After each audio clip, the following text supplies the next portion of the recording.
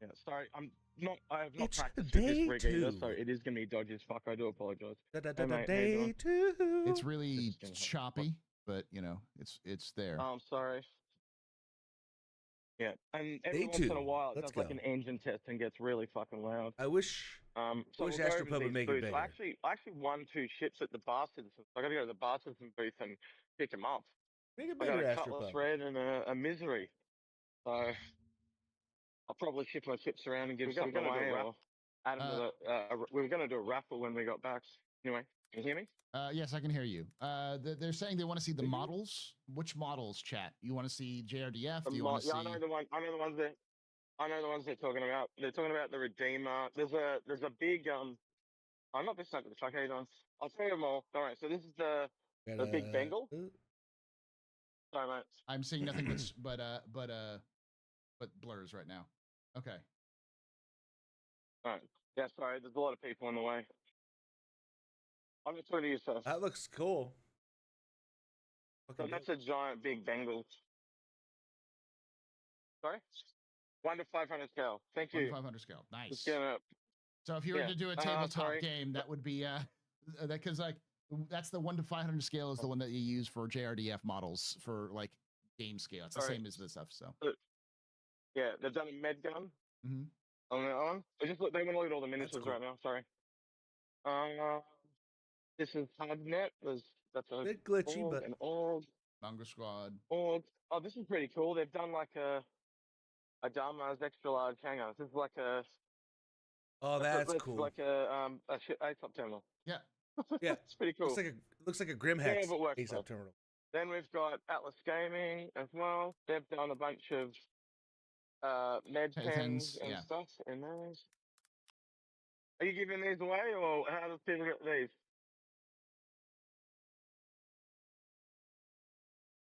Crypto key game. All right, thank you. So they are giving those away. This is Tom. Say hello, Tom. It froze. They're not going to be able to hear.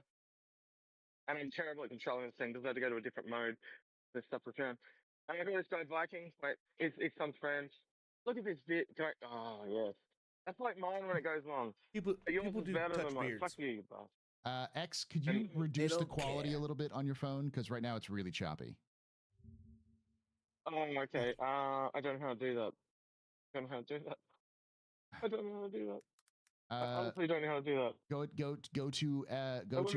Go to your settings in Discord. Calm down, X. Go to your settings. No. I've got people talking to me at the same time. Okay. Sorry. Settings. Hang on. Go to settings Discord. Go to your video settings. And there's probably a setting that's like smooth and cool or something like that. You go into voice and video. I know you all can't see this, but do you know much about Discord on the phone, Tom? He wants me to turn the video settings down. On the phone, yeah, it's too high because of my phone. Sorry, my phone's like in 4K or something. I don't know how to turn it my down. headphone wire is stuck under my chair. Oh, it's having problems. It's really choppy compared to what it was before when he was just looking at his own face. So. Yeah, but I wasn't moving. Now I'm moving. It's not choppy. Yeah, I don't know how to get to it either.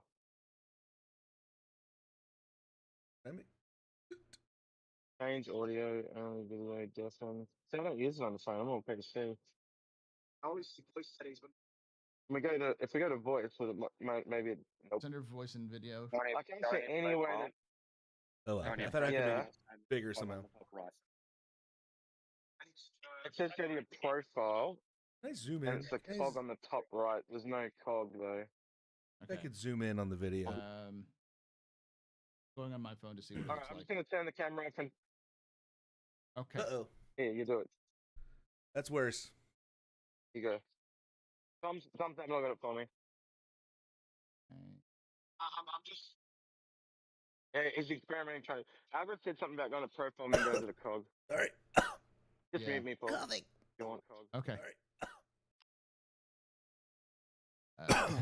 Thank you, X. Oh, my God. All right, I'm looking through myself. Yeah, there's really no video here. Interesting. Well, I don't think they're doing anything. I thought that would be. Advanced.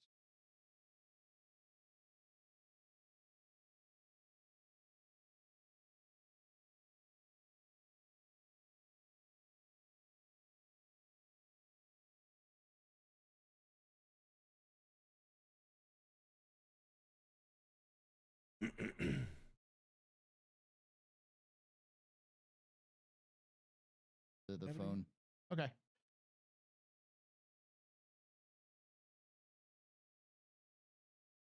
I'm really happy you guys have the setup like this. It's given me a better insight into what CitizenCon is outside of the Might have presentation. to check in later because it's urged me to go next year. Okay. Yeah, I don't know.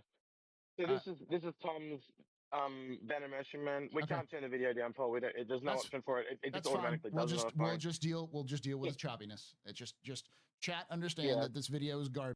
This video is garbage because this is just what we have right now. So yeah. But blame Manchester Central. All complaints go to Stephen Gould at Manchester Central. Anyway, yeah, he's gonna have me. So he's done. I can't see behind me, sorry, bro. He's done the whole thing. I want to rewatch how many pieces was it before he connected Squadron it together? 42 gameplay. 26 pieces. So pretty yeah, much, and they much took it cinematic. from the files and got someone to model it out, 3D print it. He was Shelly! standing it on stream and painting it and all that. So he's done. Back day 2. And I want him to hang it above the bed, so every time he sleeps, he can. Let's go. The game trailer. I'm going to rewatch it because I guess they had some technical problems. So I mean, 3D. So they got, it wasn't as bad as it could have been, but 3D I guess they redid it. I'm so going to zoom in on that so they can. And there's more. So there's more of an ending printing, to the Squadron 42 gameplay. This guy. Like a single player game. So that, 3D printers is the guy that helped them out if you want help with models like that. Okay. Say goodbye, Tom. Yeah, everyone makes that joke. Like it's shockingly bad. All right, see you later, mate. That's the joke, though. That's why everyone makes it, because it's bad. Yeah. Oh, Eric does the same thing. Hey, buddy, how's yours? I gotta look for the Boston booth. Wish you would make the video bigger, but excuse me, guys. Can I get this on the screen so everyone can see? So this is the Hornets. These are really detailed. I know it's not going to come through on video, but my eyes are. Yeah, man, these are. Paul, it's your favorite ships. No. Astropub. It's your favorite ship. No. Yeah. No. Can we get one of those for Astropub to go, please? No. Can we get one of those for Astropub to go? No. Do you know who Astropub is? You know Astropub. You don't know him. He doesn't know who the fuck I am, dude. He doesn't know who the fuck I am. Not everyone knows me. Funny. That's funny. Yeah. 2 years do you for sell these? Squad 42? I don't think he for the release. Sell those. He can do it for. Hang on. I'm gonna rewatch some of the gameplay, but I saw that they were streaming some of the event stuff, so I wanted to check it out while they were live. Actually, that's why I wasn't even ready to start streaming. You don't have a card? As nope. I would have had my starting. Do you have a card I can starting take with soon me longer to call you later? Because I had to get some bubbly water. Paul, I didn't get much sleep. I'll put it on stream. And Words we'll are hard right now. And there's Instagram as well. I'll look at these later. We can probably scan the QR codes off the video. They are going to be very popular. I'm not even joking. CIG need to start doing that stuff. Or Daj, if you watch this later, you need to get on that. These are custom computers. This looks mad. Oh shit! I thought it was a step, and it wasn't. It's the custom computer I'm not good with this. that failed them. All right. Apparently, they used the custom computer for the game. Forward and lean in. It's a PC. The gameplay it messed up. Fancy water. Yeah, I know. It's pretty cool. I didn't buy just one. I bought like a mini case. And I don't know I'm where the currently bastards lying in are. bed watching TV on my ceiling. Oh, they said Squadron 42. What on, you have a ceiling TV? You're from CIG? Badass. Are you making the items? Oh, do you want to tell? This is Astro Pub. I don't know if you know who he is. No. You don't know? Where are you from? I like how it's like no one knows who he is. And he keeps on asking people. You Like, make oh, you know who great he is? chocolate. Like, I'm no. impressed. What are you ended up making today? Can you tell us a little bit about what you're making? Yeah, we got the goodie bag. Wish we could hear him. Yep, that's the one. Lip reading, chat. Lip reading. Yeah. Like over there, and then Vandal sword, and what's the other one? Can't really. Vandal skull. Yeah. Also, wait, hang on. I'll get it up there. So he's working on that skull up there. Mm-hmm. They're doing a Vandal skull, and what's the other item going to be? Oh, that's pretty dope. Skull. There's badass. Sandworm plushie. Oh wow, they'll both be popular. Oh, yeah. Smart. Did you hear that, Paul? Yes, I did. The Sandworm plushie and the skull. I can't hear him speaking, but I can hear you replying. Yeah, sorry. They make small ones now too. My phone has decided to play some music. Hang on, I need to. Smart. Stop it. Playing 3D chess. Right, sorry for about that. Oh God, he's flipped it. Yeah, I can try to make his screen bigger. We'll just do this. Thank you. Yep, I said that in his chat too. I was like, bigger, bro. This is JRDF, so Darks might be here. Darks is a lazy ass. No, that's honest. What? There we go. Yeah. Do you know Astropub at all? Astropub. Do you know him at all? He's on here with me and a few other people. Hello. So we sort of come by and see. What would you like to show everyone that's watching? Oh, that's the Raven model. That's in pre-order. Fully lit. Yeah. Lit. Yeah. Pretty crazy. It's got little LEDs in it. That's mad. You can light it yourself. They don't sell the LEDs themselves, but you can light it yourself. That's pretty cool. So it's going flat, basically. Projector. Yeah, so it's going flat, so it's weak at the moment. It's on my projector. So they're there already. Yeah, you can buy that right now. Shelly, what time is it there? You can pre-order it on their website. I got the times all messed up. Half a year. I only slept. Okay. I went to sleep thinking I was going to sleep for a long time, and I woke up at I barely slept. Slept maybe 4 hours. All right. He's saying CIG, they can't hear you, so I have to relay. It's 8:45 already? did the gold pass, and then they had to rework everything, and that's why it took so long. Yeah. Man, I had the times all messed up. I know these are not coming through on camera, but they look fantastic. Oh, yeah. The event starts at 10. Because I'm off on the one at home, right? Sitting there going, you can't see. But we have ships at home. It's like, the camera does not do this shit justice. Excuse me, bro. Yeah, they're really good. These are really good stuff. Like really, really good. If you, I'm impressed. Thank you very much. Oh, that's the Gladius stars I was talking about too. Yeah, he was showing me and Paul the other day. Yeah. Hold on, execute. Al was trying to say something. Yes, Al. They look pretty cool. I didn't think they would have gotten in this early. It's earlier today. Gold pass on the Raven is actually boarding. It's an hour earlier, and it's not that long today. It was for so I'll be able to sleep at some point. The bar system boost. It's all right. Event. Good. I'm gonna live. Yeah, you can grab a picture. There we go. That's the CitizenCon experience. Hang on. That's the authentic CitizenCon experience. Is. Yeah, and Paul. Hang on. Oh shit! I hit it twice. Fuck's sake. There it is. Should have this ready. All right. So let everyone. Should have it at the ready. There we go. No, you're welcome. Yeah, we'll do. See you, bro. So, venue opens at 8. At 10 o'clock is crafting your home. Raid. Thank you. At 11:15, it's Captains of Industry, and then at 12, it is the Stars. The Stars My Destination, Star Citizen 1.0. And that's it. Anything else? Anything else you want to see, chat? And the venue closes at 2:30. For fuck's sake. It's not long. All right. I'll send this around and we'll talk to him. I'm here to pick up my ships. I won't have another time. And for those who are wondering, yes, we will be doing ship giveaways. I'm talking to them, chat. Oh, okay. Oh, so it is an early finish. How does it normally happen? You just give out codes or what? I mean, yeah, I'm surprised it wasn't like Can they just at least send a it to me little on bit Discord longer, later right? If I give my Discord name? Because the last event starts. Yeah, well, 12. Can I get a pen?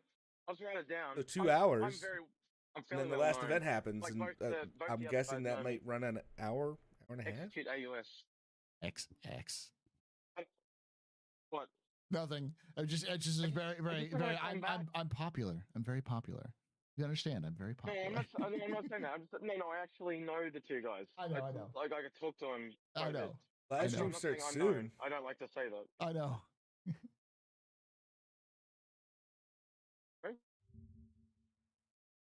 Thank you. Do it on this side. I'm kind of a big deal. People know me. Chat's roasting you right now. No, I never said that. I never said that. I said they know me as in I know them. Sorry, they're giving me shit in chat because they're saying I'm using the they know me thing. No, I know them because I talked to them at the bar Citizen is what I mean. Execute AUS. Just via Discord. Oh man, it's actually starting sooner than I thought. But like not being here is a bit of a pain in the butt because it's the only time I've got because I'm streaming honestly. Means we at least gotta watch the end of the last video. Yes, they are selling. I haven't seen it yet. I'm on your Discord as execute. So this was the Squadron video. It's an hour and 16 minutes. The gameplay of the single player version of Star Citizen called Squadron 42. And we all hope to win. We left off with a couple problems. Honestly, we've been out here so long, I don't know what to pull for anymore. And we went to a part where I guess it was glitching out. I will. And they said, screw it. So yeah, we'll start here. Ooh, kind of loud. I mean, the Vandal look badass.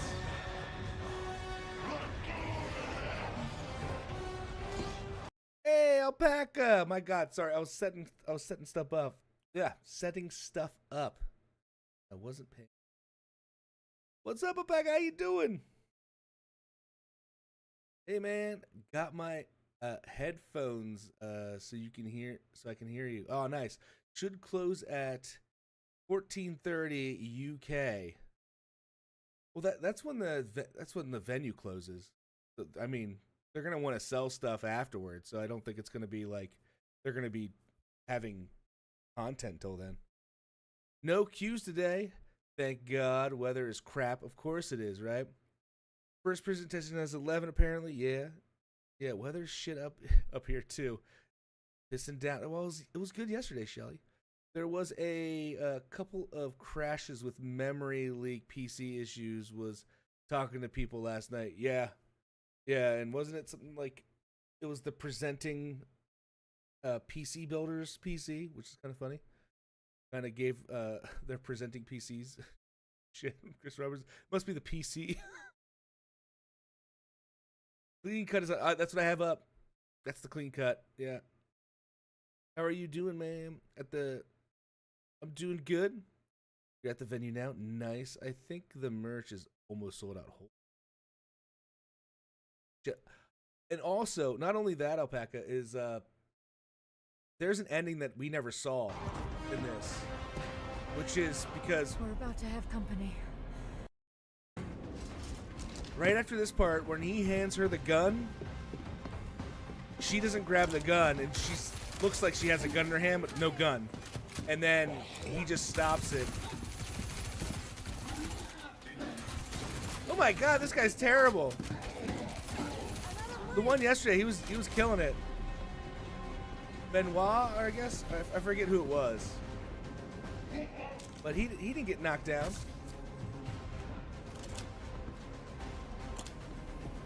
All right. How you doing, man?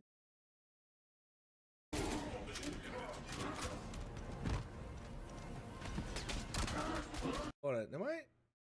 I'm at normal speed, okay.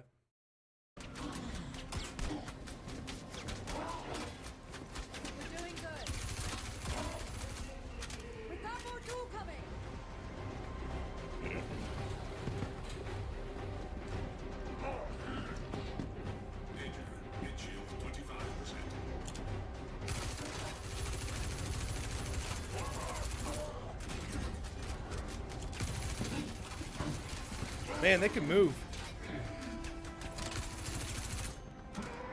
Man, he's having a tough time. What's his name did really good. Didn't get knocked down once. Oh, through the wall.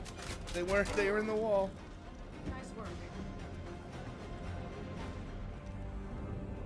On me, quick. Oh, no worries, man.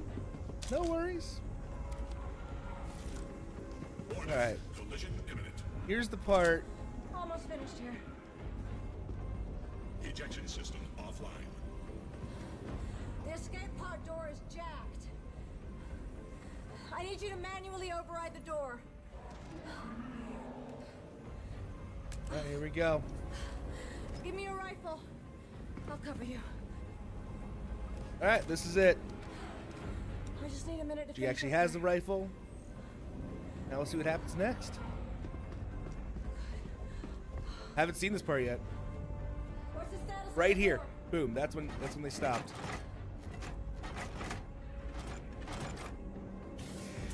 We're good. Down! Uh-oh. Oh, right in the head. Ooh, not good.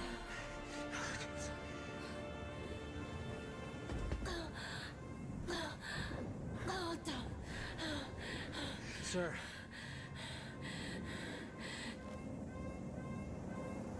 Don't argue. Just do me a favor.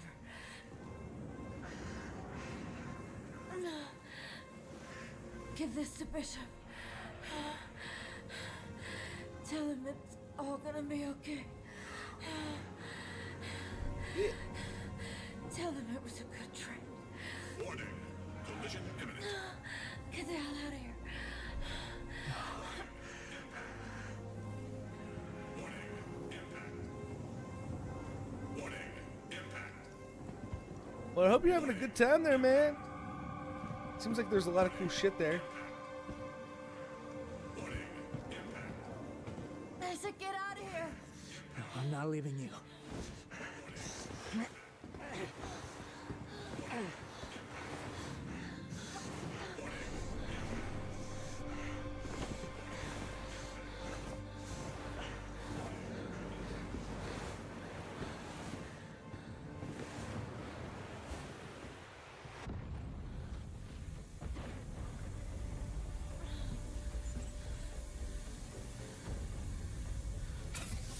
Well, get out of there.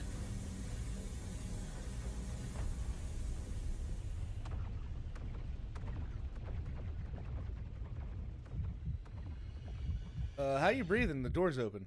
What?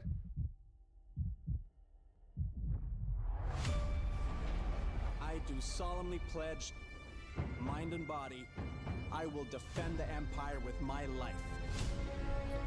Okay. So we actually saw this. To the Flight Academy has been reconsidered. Captain McLaren It was just had that submitted a letter of one point recommendation on your behalf before the battle. where she almost dies.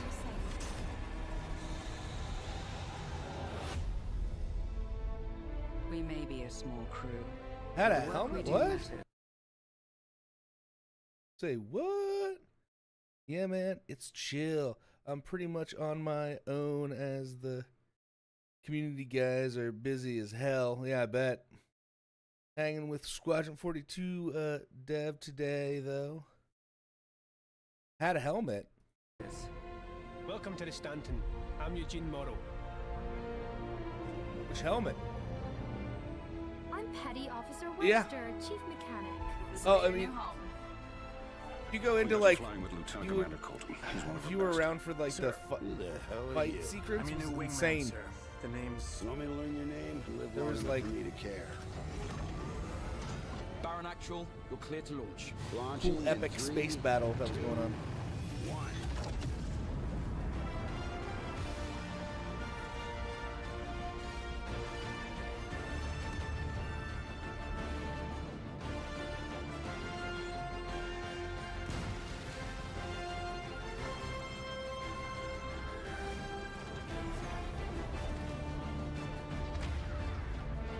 Looks dope.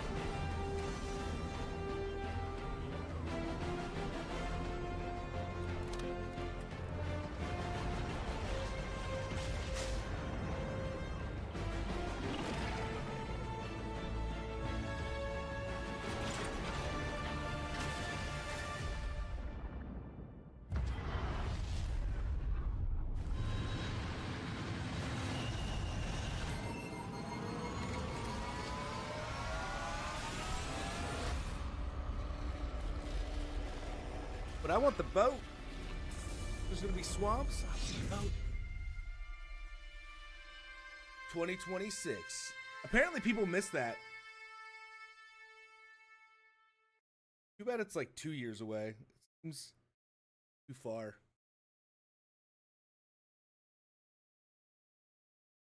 Was it? It's CitizenCon logo in hologram. Yeah. It's not going to come through on camera. Yeah, it's coming through as hologram. It's definitely coming through as a hologram. We can see it. So.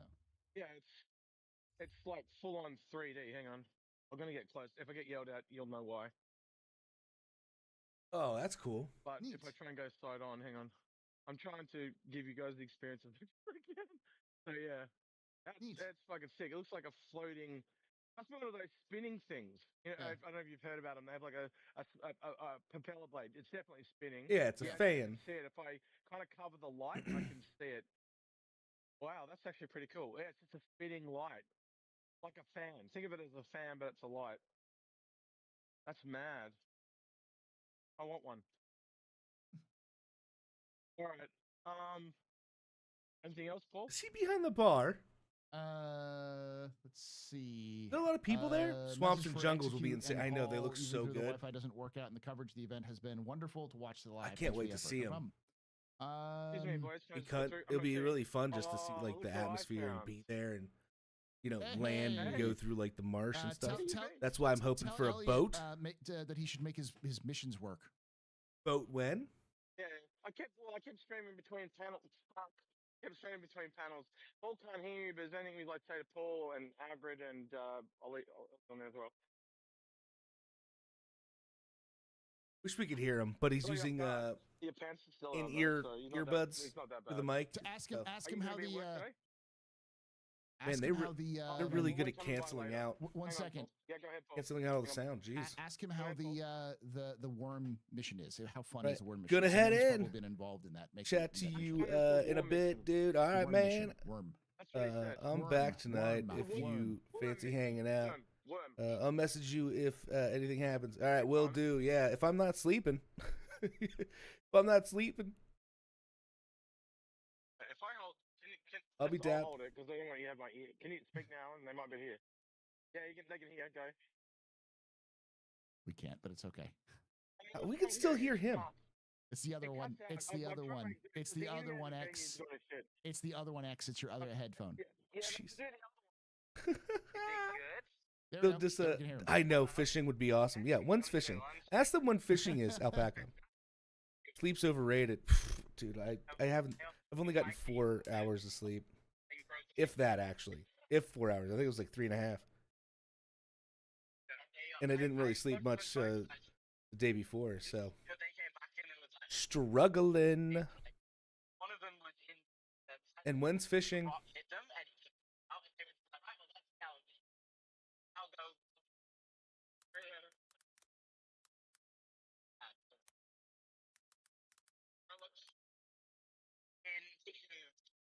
that is a team of very talented people.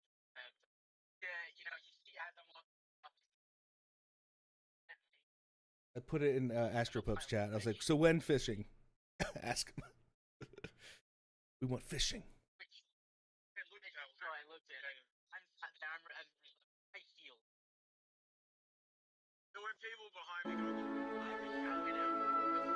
Look at the chat go. Mute that because, noises. Oh, it's actually kind of nice because I actually have the other screen, like the picture-in-picture, but you guys can't see it. I mean, it would be fine if you guys saw it too, but at least I could actually see the time going down on it as a reference. Shelly, wake up! Did you get coffee yet? Man, this sucks because he's probably saying like a bunch of cool stuff. Yeah, I know he can't make that a thing. I'm basically just humoring it because if I ask him to do anything, he's gonna get stressed. So just chill out, chat. Yeah, execute. I worry about his stress levels. I called out to Aaron Rob some speed the I didn't see. It sucks. I must have missed it or whatever about the T-shirts. I have to go back. I was actually. I didn't think it was. I don't know why. I thought it was going to be later. I thought it wasn't going to start till 5, like another hour. They did an interview afterwards, after the event yesterday. Execute, and I was going to see if they talked about the T-shirts I made. I'm behind that dude. Where are you?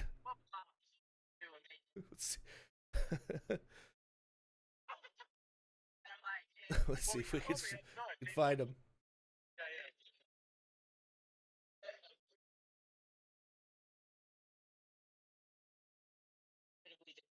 We need to send up a complaint box for it. It's just got a shredder under it. Have like a load. All right, X. The only thing I'll. He can't even talk. Can't even hear him.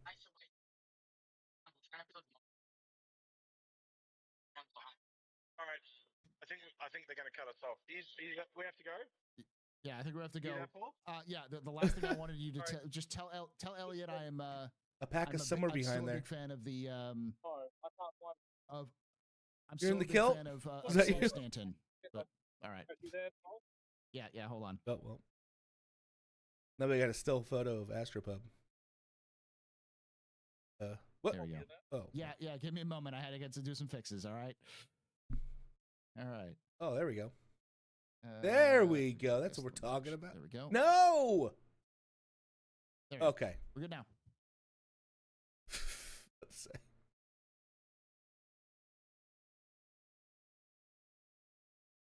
Me, right? All right. X just left. Okay.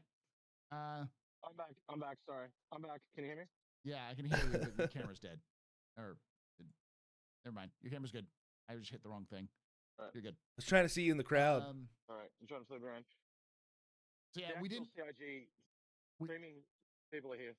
So I was going to tell you right now that absolutely nobody heard anything you just said with Elliot. Fuck's sake. It's just the noise suppression. Talking about the missions. Yeah. Oh, okay. Sorry. Can I say hello real quick? Do you want to say hello to real quick? Yeah. There's no point for people to say hello. I'm drunk. Sorry, I'm drunk. There we go. Hi. Yeah, there you go. Yeah. All right. Have a good night. Good things. That actually made sense. We could understand that he said hello. Lingo, man. I'm learning. No, I'm shocking. They should cut me off. Alpaca, you need to wear like an alpaca shirt. Just a shirt with an alpaca on it. He's punch drunk, chat. We easily spot you. He's tired as fuck, is why. No, I'm tired as fuck. Yeah. My feet have got blisters on it, the sides of my blisters. Yes. At this point, you know. Right. Hagrid's muted. Right. Going backstage? Yeah. Where's he going? So this is from the door to the stage. Yeah. See how big the hall is. Yeah, it's pretty big. It can hold 4,000, right? I thought they said 5,000. I can't count. 5,000? Yeah, I thought they said 5. Pretty crazy. Okay. So that's the kind of. They have that's the whole production area back here that you wouldn't see. So walk behind because this is the shit again. Oh yeah. You would never see if you don't here. see it at CitizenCon. Yeah, this is pretty typical. This is what I saw at 2016 and what I saw. It's really interesting though because it's 2018 as well as last year. Like that whole team. What is the folks back there? These are all professional. Those are professional folks who do live streaming and video production stuff like that. That's right. Oh wait, do you guys work for CIG or who do you work for? Yeah, you feel like it. Yep, cool. So that's the whole production team. Yeah. And who do you work for? The guy was very serious. Yes, because he works as a in a professional production crew, and you just filmed them without permission. So yeah, he'd be pretty pissed. Yeah, lots of people don't like being filmed without your permission. Yeah. It's not just an permission. It's not an Australian thing or a UK thing. It's an everywhere thing. Yeah. There we go, Agri. I'm not used to it. Again. You're on camera all the time. That's why. Yeah, true. True. I don't know. I've never had a problem with it. I guess it's because 3 of the jobs I've done have all revolved around cameras. It's not illegal. It is if you have any sort of it is illegal if you have any if you're not doing any if you put someone's face out that didn't want to be put out there, it is illegal because they can sue you for it. That's the answer. Like it's not illegal. That's why you. It is illegal if you do it for out in the background of various for like shots, commercial because use. In Australia, it isn't. It is in the U.S. I don't know about the U.K. Not in the U.S. You're being a little bit too light on what the actual law is there. Because it's not. It's not. If you don't make money, it's legal. You can still get sued for it because some people don't want to put their faces on camera. So it's based on state law. That's. Look, even in school. Hey, well, that means you get another flight back to England. Woo-hoo. Even school stuff. If we're doing stuff, got to block the kids' faces out. Yep. Or not take pictures. You got to be really careful when you take photos of kids. I just put you can sue for anything in the U.S. doesn't mean they win. Doesn't mean flash are legal. It really is. That level. That's in Australia. They are wondering about the specs for the demo PC. I don't think X can get that information, but he could probably ask at Chris that if he manages to get an interview later. So yeah, I think the only thing I'd really ask Chris is just about the release date. I know, but I was just out there. It'll be there for later, Agus. Harry's still up me off because apparently he brought me a bottle of water. Like I'm not gonna need another one. Yeah. Sorry. What's that? Drinking. Sorry? Hey, Badges.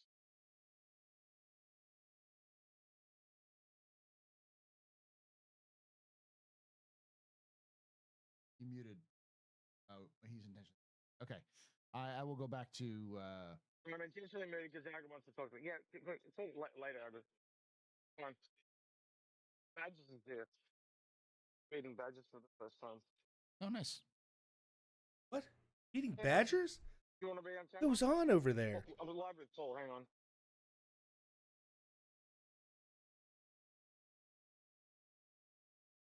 Yeah, there's Badgers. Hi, Badgers. Oh. They're waving at you. I know you can't see them, but person. they're waving at you. I thought it was an actual badger. They wave. Yeah. All right, I might head off for a little bit, Paul, if that's all right. That's fine. Save your battery. Yeah, we'll talk about it in here. We'll do. Later. I want to see the sandworm thing. Bye. All right. I'm gonna mute X for now, and I'll unmute him later. Go back to guest camera 1. All right. Oh, he has legs? Yeah, I know. Legs. Oh,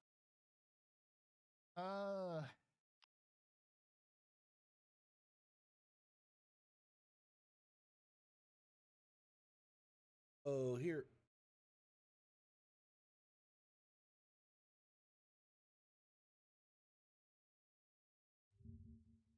I want to see these sandworms.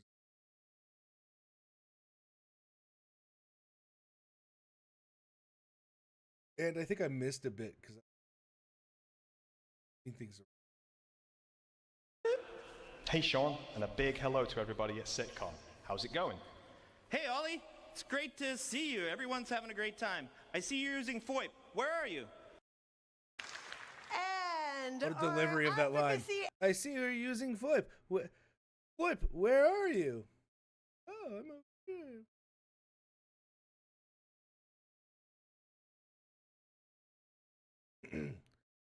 The beginning.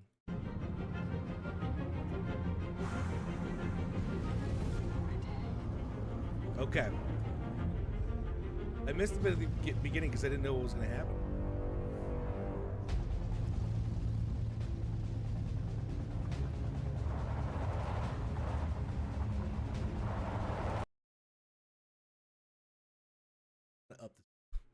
I'm going to up this up. The next level. 1440p. Ooh, that was cool looking.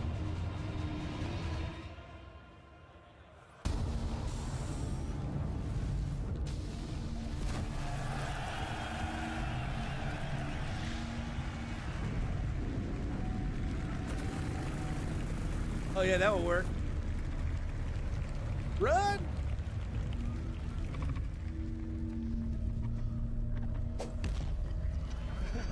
That worm.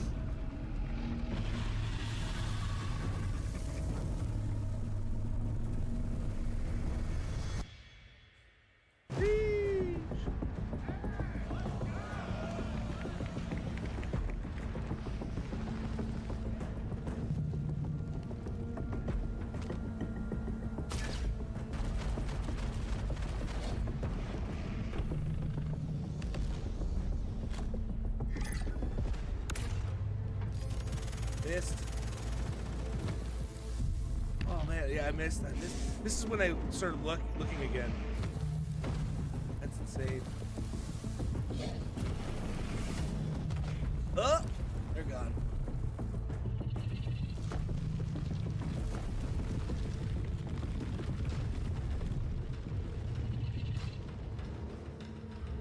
That's so cool.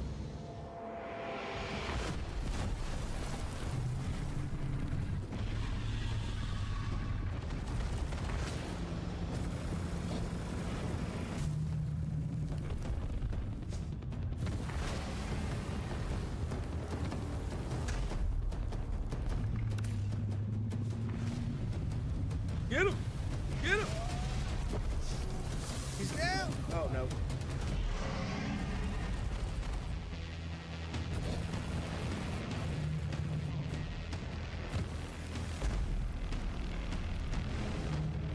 Oh, this will be so much fun.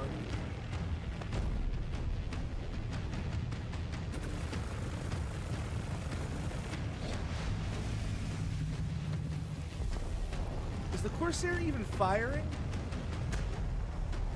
Thanks.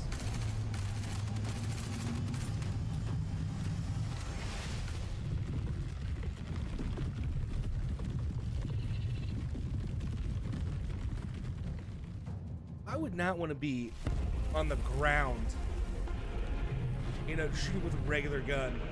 You know, like just chilling there.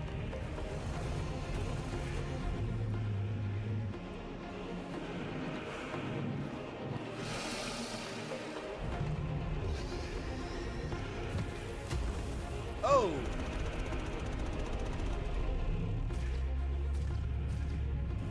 Yeah. Keep it up. Yeah, good. That vehicle has a gun on the back. It wasn't doing shit. It's just driving around. Deserved it. Deserved.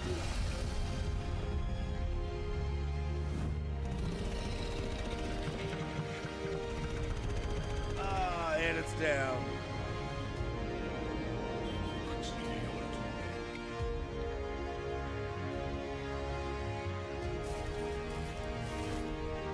It does look cool.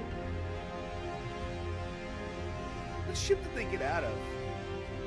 Is that canopy? I don't remember what canopy that looks like.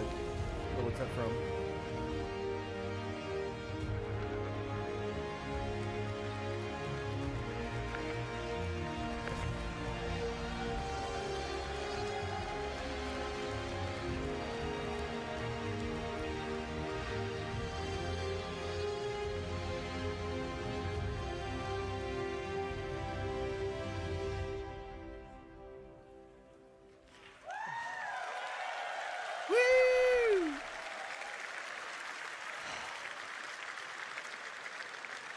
Oh, that was cathartic. Absolute cinema as far as I'm concerned. The teams at CIG have worked so incredibly hard to get to the point where what we just showed you was no tricks, no hacks, just gameplay of the Valakar.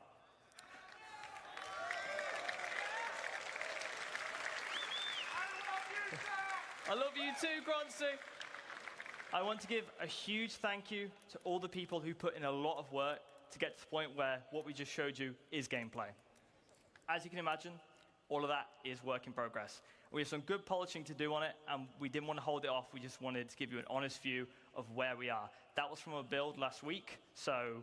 Wooks knows I tried to tell him. I tried to tell Wooks. With that said, monster hunting is coming to Star Citizen. Wooks, hold on. And the best part was starting off this epic series of fights with the infamous Valakar. Wooks in here? Some of you may remember from 2016. Like somebody said, I think the Squadron 40... This absolute monster of a creature is 300 meters long and sees your light fighters just as puny little ants. You're going to need to assemble your quickest and most nimble pilots to dodge the Valakar's ranged attacks, as well as your fastest drivers to bait out the Valakar from the surface, as it's the only way to bring this mighty creature out of the ground is by disturbing the surface with a ground vehicle. But how does the Valakar stack up to our crew? Well,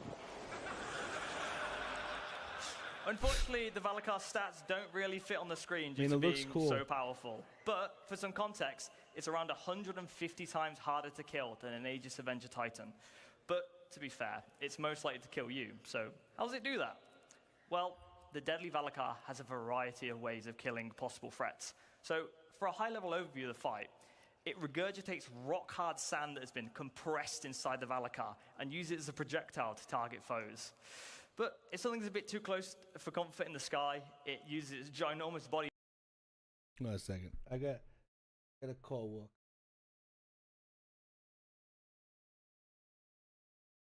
Voice.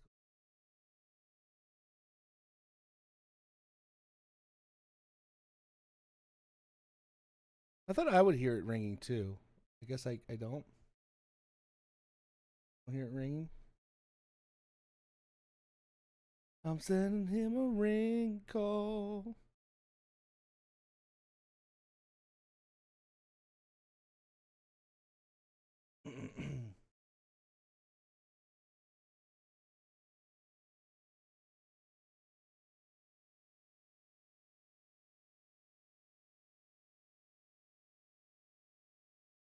Why can't I hear it? I want to know that it's working. You know what I mean? I want to know.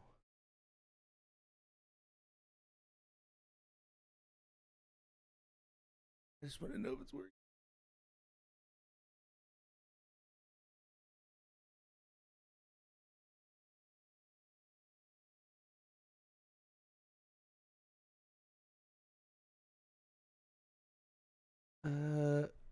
Apparently, he's not answering. To swipe ships out Apparently the way. He's not answering. Anything on the ground that it sees as a Still threat streaming. have to contend with its bite or its deadly Let's slam. give a shout out to Wooks. So, little bit fun Still bit of streaming information. here. As the Valakar becomes more injured, it will retreat back into the planet's surface, and you'll need to make sure that your ground vehicles stay alive or have backups to bait out the creature again, as well as keeping it interested. So, the big question... Forgot, I can't do it there. In a game like ours, how are we going to communicate the health of this creature? Well, things being physicalized is at the heart of Star Citizen. And we know how much of a large fight the Apex Valakar is, and we need to communicate that in a diegetic way. So you'll see here the Valakar's health from 100% to 1%. You'll see its skin getting more battered and bruised as the fight progresses, to give you an idea of where you are and how close you are. It doesn't really tell until you get to like it communicates near the the end. Valakar's health without needing any UI or health bars, and just purely keeps you immersed in the experience. So, Valakar. Number one question, why do you want to kill the Valakar? Well, because it's fun, but balls. I know you sweaty gamers, so it's got loot, also known as harvestables. The Valakar has two very valuable harvestables. Firstly are its pearls. You'll need to mine growth in a variety of locations of Valakar to reveal these pearls. And once you've destroyed the growth skin, you'll see disgusting squidgy innards. But next is its big apex teeth. These are within its mouth, and you'll need a very strong tractor beam to be able to yank these things out. And these harvestals will not come out at the same quality. Take a saw? So you'll be able to learn more about that and how harvestals are going to be used tomorrow in crafting your home. And use a vehicle and just... So a fun thing here is you'll see the character is standing within the Valakar's mouth as well. So when it dies, it keeps its collision, meaning that you can climb on it, land ships on it, and it's essentially your playground. But this really shows how big it is. But how big is it really? Well, fun bit of information. When we first made the collision for this model, Star Engine actually gave us an error saying like, no living thing needs to be this big. You've accidentally added an extra zero onto the size. Well, I mean, it's in-game, but it's like, it's not a player ship, to give you an idea of the sheer ridiculous scale of this monster, you'll see here in they should have put like anyone who's done 890 knows how big the Idris is. You feel like an ant when you're in the Idris, and this makes the Idris look small. There's also an Aegis Avenger Titan here as well, but if you look even closer, there's actually a Copion in this image. I'll give you a second to try and spot it. Right here. There it is. Oh, that's a Copion. So well done to anyone who spotted it. So it's big. So for some fun numbers, it's 250 Copions long, 47 Aegis Avenger Titans long, and for our American friends, that's about 3.5 football fields. Crazy. But lucky for our one American. One American. Yeah, I'm American. Let's hear that again. Here for the American. 47 Aegis Avenger Titans long, and for our American friends, that's about 3.5 football fields. Yeah. One American. Yeah. But looking for our Copion friends, the Valakar actually comes in different sizes. So you'll be familiar with the variants we've done before with our 6 minutes left? 6.5 minutes? They're in different biomes and they have different aesthetics. But moving on, we want to also introduce different creature sizes. So these sizes will have unique behaviors, animation, audio, and harvestables associated to each size. So for our first size, we have the juvenile. These juveniles will respond to stimulus such as noisy footsteps and loud mining beams. This will cause them to burst out the ground and attack anyone who's disturbing them. And you'll find these in caves near valuable harvestables and minerals. So for our next size, adults. The adult Valakars and then they jump, right? And tend to remain to themselves. Still not that big. However, if you exterminate too many juvenile Valakars, this will cause adults to show up, which are 3 times larger and a lot more angry. It has to be like creature sizes are great because they allow us to create varied experiences as well as show you how creatures grow and evolve in the environments they live in and grow up in. Right? Beyond that, we have our Apex, which has the most valuable harvestables and the most deadly attacks. It's also the biggest living thing in the verse so far. So, in summary, monster hunting is coming. As I said yesterday, this looks like an RC car. How tall that is and how big it looks. It just makes this look like, you know, you have an RC car. This is the first in a large series of Apex creatures that you need to gather your crew together to take down this mighty beast. You need a diverse lineup of ships, ground vehicles, loadouts, and skill sets to take out the Apex Valakar. Everyone at CIG is incredibly excited to get the Valakar into your hands, and we hope it shows that we're not only doubling down on creatures, we're also committed to bringing you gameplay experiences that only a game of our scale can provide. But that's all for the Valakar, for this Valakar. Let's take a look at some other fauna. Now, the Valakar is very exciting, but I also want to share with you the bigger picture for creatures. So let's start with some Valakar variants. Variants so far have typically just had alterations to their loot and appearance. The next one, though. However, we want to go further with what variants can be. For example, what if the Valakar evolved and grew in a swamp environment instead of a desert planet? Or if that's a scary vagina. They made a scary vagina.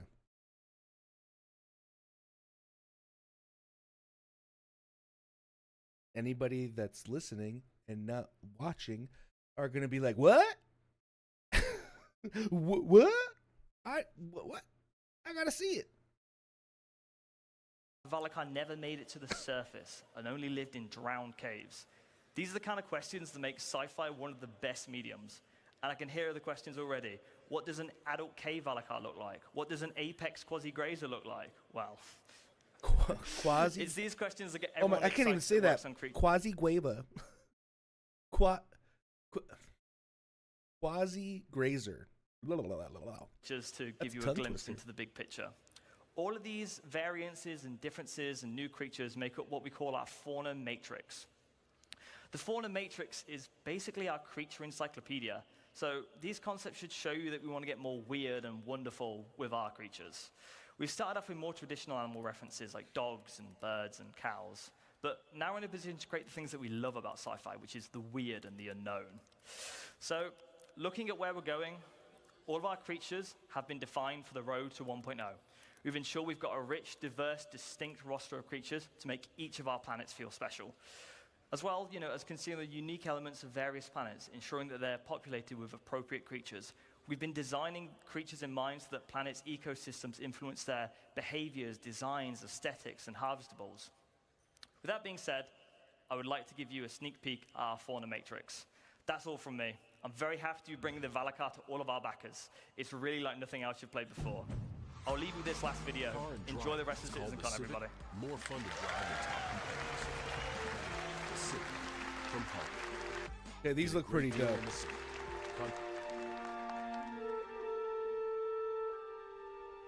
Sandworm, and then we're gonna zoom out here. We got like a land, like an ostrich, but like, more of a reptilian slash, pterodactyl, but, land-based, right? And then you have like Swamp Thing, right? This looks like Swamp Thing. Amphibious webbed kind of creature. Anteater up here. A ram-esque kind of thing. I'm guessing this one's kind of like a boar. Don't have any eyes. Maybe they don't. Oh, this top one. Is that like an insectoid? Or is that like maybe it floats? Maybe it's like a space whale, but like a worm. What else is here? You got some what are the maybe a crow. No, not a crow. What are those birds that scavenge, that hover around you when they think you're gonna die? Right? Scavenging birds. And then we have a bunch pop up. These are like biped, like dinosaur-esque kind of creatures up here. And you have I think this pterodactyl's already in the game. Or is it this one? I guess it's a different version. We got like a fox up here. We have like a rat. Got like, I guess this is kind of like a bear-esque kind of thing. Another pterodactyl, another kind of pterodactyl. A squid. Like a space squid. We got that snake. What else? Okay. Anything. I really want to look at other like fly or space kind of esque, like a lizard maybe. Or we got some more birds. Goat? Jellyfish. See, there's another guy.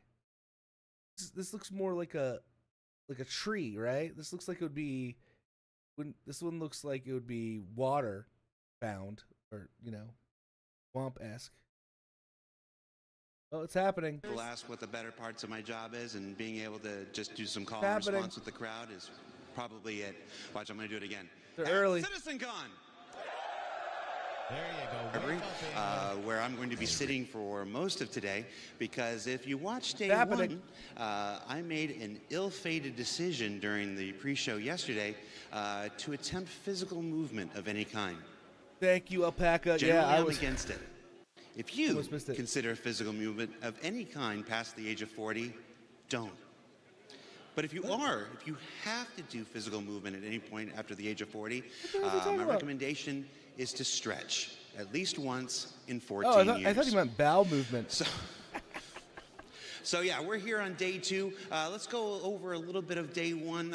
Day 1, we saw the Brave New Worlds Genesis presentation. It was a fantastic look at all the new Planet Tech tools that allow us to build planets, like the newly revealed Castor Sherman.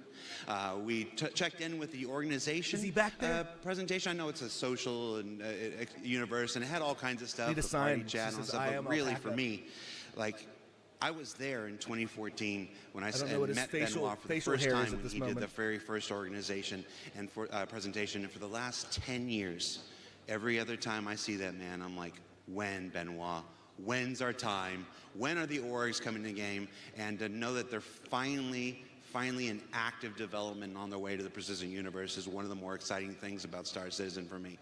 It's just, you know, we're all in these orgs. Everybody's in an org. There's med runners over there. There's ADI over there and stuff like this. But that's outside the game. To finally get these orgs inside the game is a major, major milestone that I've waited for so long. And yeah, it's not happening today or tomorrow, but it is in active development. We'll have more updates on that when we do our other shows, the ISC and the SAL, over the remainder of this year and well into next year. Then we had that cosplay contest. Who actually won? Who won the cosplay contest? It was that giant Pico, right? I won the fan. Check. I was unfortunately doing some other stuff, but I hope it was the giant Pico that won. But of course, Ken Shadow, last year's winner, was back and everything. I haven't seen Ken Shadow. Ken Shadow, are you in the building? Ken Shadow, if you're in the building, come find me in the general lounge.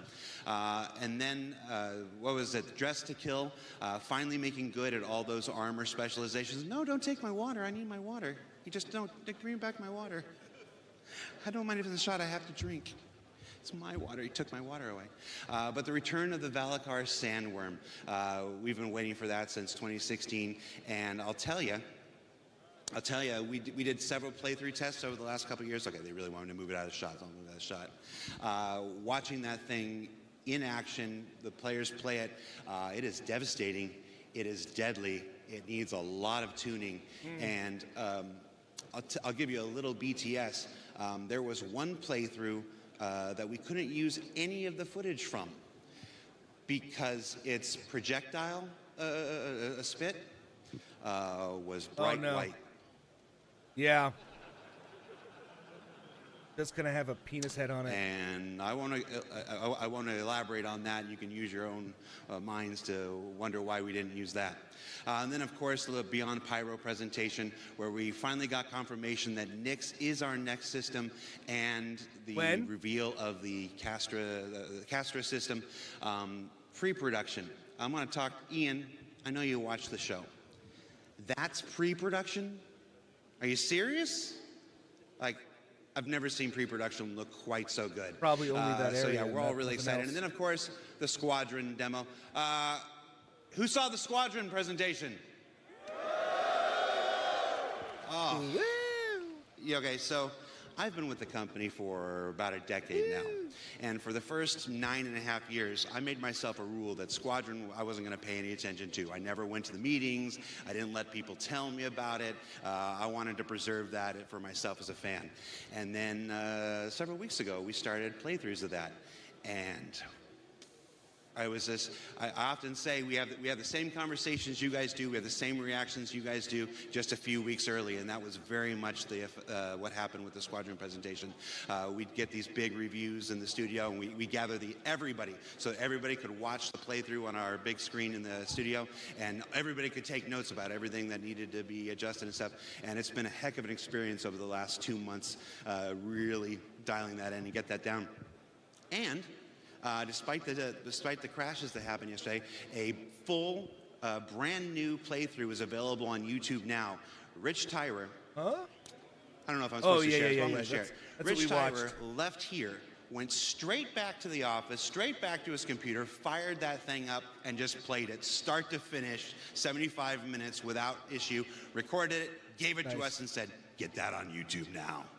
So, Rich Tyrer, fantastic player. Everybody, a round of applause for Rich Tyrer, please. The other guy did better because he didn't get knocked down at the end.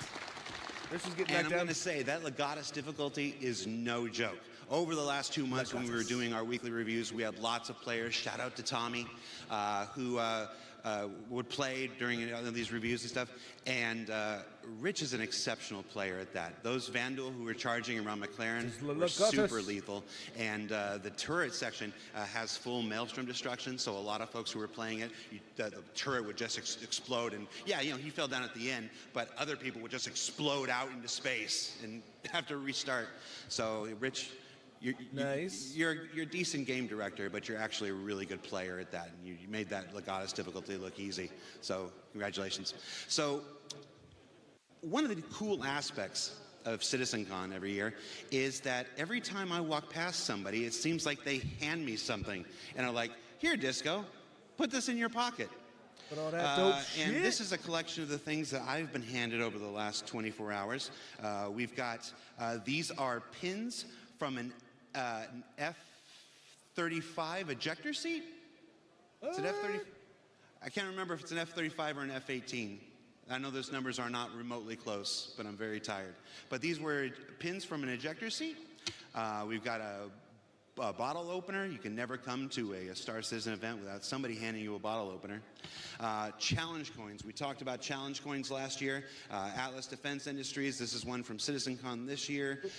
Different orgs. This was somebody's personal giant challenge bar, I guess. I'm not. These challenge are all metal. These are really nice. And then patches. We love patches. Both Tyler Wicken, shout out to Tyler Wicken. Both Tyler Wicken and I have a huge board in our office where we collect all the different patches that folks give us. We've got Bar Citizen patches from all over the world, including one of my most cherished, a patch from Bar Citizen Iraq, where it was just 4 enlisted servicemen having their own Bar Citizen quite a few years ago. A poop lollipop. And then there's some curiosities, like this guy. I don't know. I asked him what I was supposed to do with this when he handed it to me, and he said, "Put it in your mouth." Nice. I understand that's what a poo lolly is for, but we'll do that after stream. Maybe. And then, of course, shout out to the Med Runners. I'll tell you, Med Runners, one of our favorite orgs in the game, dedicated just to helping other people. I ran into the Med Runners at breakfast this morning. And because I had a long, painful walk into the studio, they literally put me in their car and drove me to the event today. So shout out to the Med Runners, helping people in the game, they're doing the running out of the game, doing the kind of things that we love. So, and this was very cool. I don't know what this says. I think this is the manufacturer. I think this is the manufacturer name. This is Gatak, or I can't think of the name of the other one right now. And then this weird Copion thing. So how are we doing on time? Oh, the time's not up there. All right. There's with a B, by the way. One more it's, thing we do before we throw it to Gatak. Dan and Sam. I wanted to do, back in CitizenCon, our first digital CitizenCon in 2021, I made the mistake of reading online comments after the presentation during the show. And there's nothing I like more than repeating the same mistakes of the past. So our lovely social media team, shout out to Galactica and Mickey, put up a thread asking for your comments about day 1 of CitizenCon, and let's go through and see some of what people said. Citizen of the Verse said, "Castra, my new home." Lovely picture of Castra there. We've got Serious Fun says he loved that the PU got clarity on its next 2 systems, and that the visual fidelity of Squadron 42 is off the charts. Oh, and that Zeus bomber jacket. I'm not wearing mine today. Who's got that Zeus bomber jacket on? Somebody come over here. This thing is amazing. I want to shout out 2 members of our marketing and merchandise team, Mandy and Kat, who led the charge to get the coolest jacket we've ever made, based on an authentic M1A jacket. I do like the interior.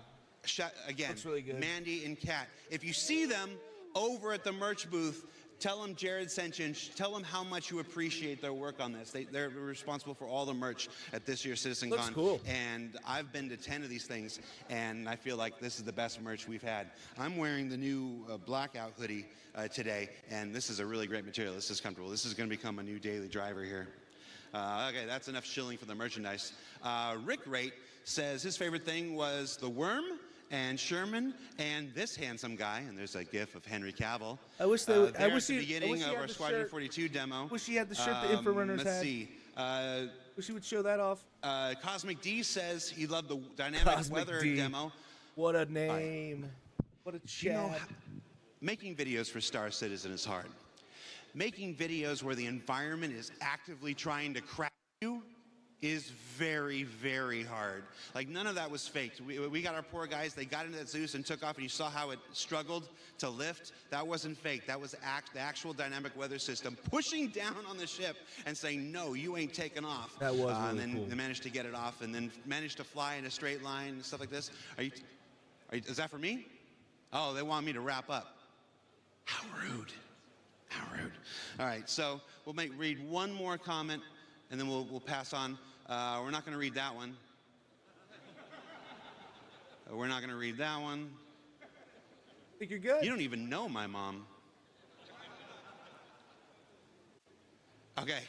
Uplink says, my favorite part was when the sandworm said, it's sandwormin' time, and then sandwormed all over those guys. Yeah. It's sandwormin' time. We remember it exactly the same, Uplinks. All right, so that does it for me. I'm going to throw it to Dan and Sam, who I believe are over at the Sim Pits, and see what kind of hijinks they're getting into. Guys? Hi, everyone. Welcome back to CitizenCon Day 2. Woo! I'm Sam, and if you didn't meet me yesterday, I kind of do some voices and stuff. I also flew a carg. But I am supposed to be here with Dan, and for some reason, he's not popping up like he did yesterday. Oh, what happened here? Hang on. I think I can smell incompetence. What? Oh, Dan, there you are. That reminds me of Josh Gad. Are you doing okay? Dan Gad. I'm not doing all right. Look at this. I'm keep blacking out. Dan, I don't think you should try playing this game. I don't think I should either, but it's so fun. If you guys are here on the show floor, these Monster Tech Sim Pits are really haptic. My ass is vibrating right now with the ricochet of bullets hitting my rear. Dan, shall I take over from you? Please take over. Okay, maybe I'll give him a break. Come on, Dan. All right. Help, thank you. Turns out, not very good at video games. And Sam's really good at video games. So this is going to go well. Yeah, let's see you get in. All right, well, maybe it's not so easy. Maybe it's not so easy. To be fair, I left you in a pretty shit situation. You were set up for failure. Come follow me. We're going to move away from my abject failure as a video gamer for a moment.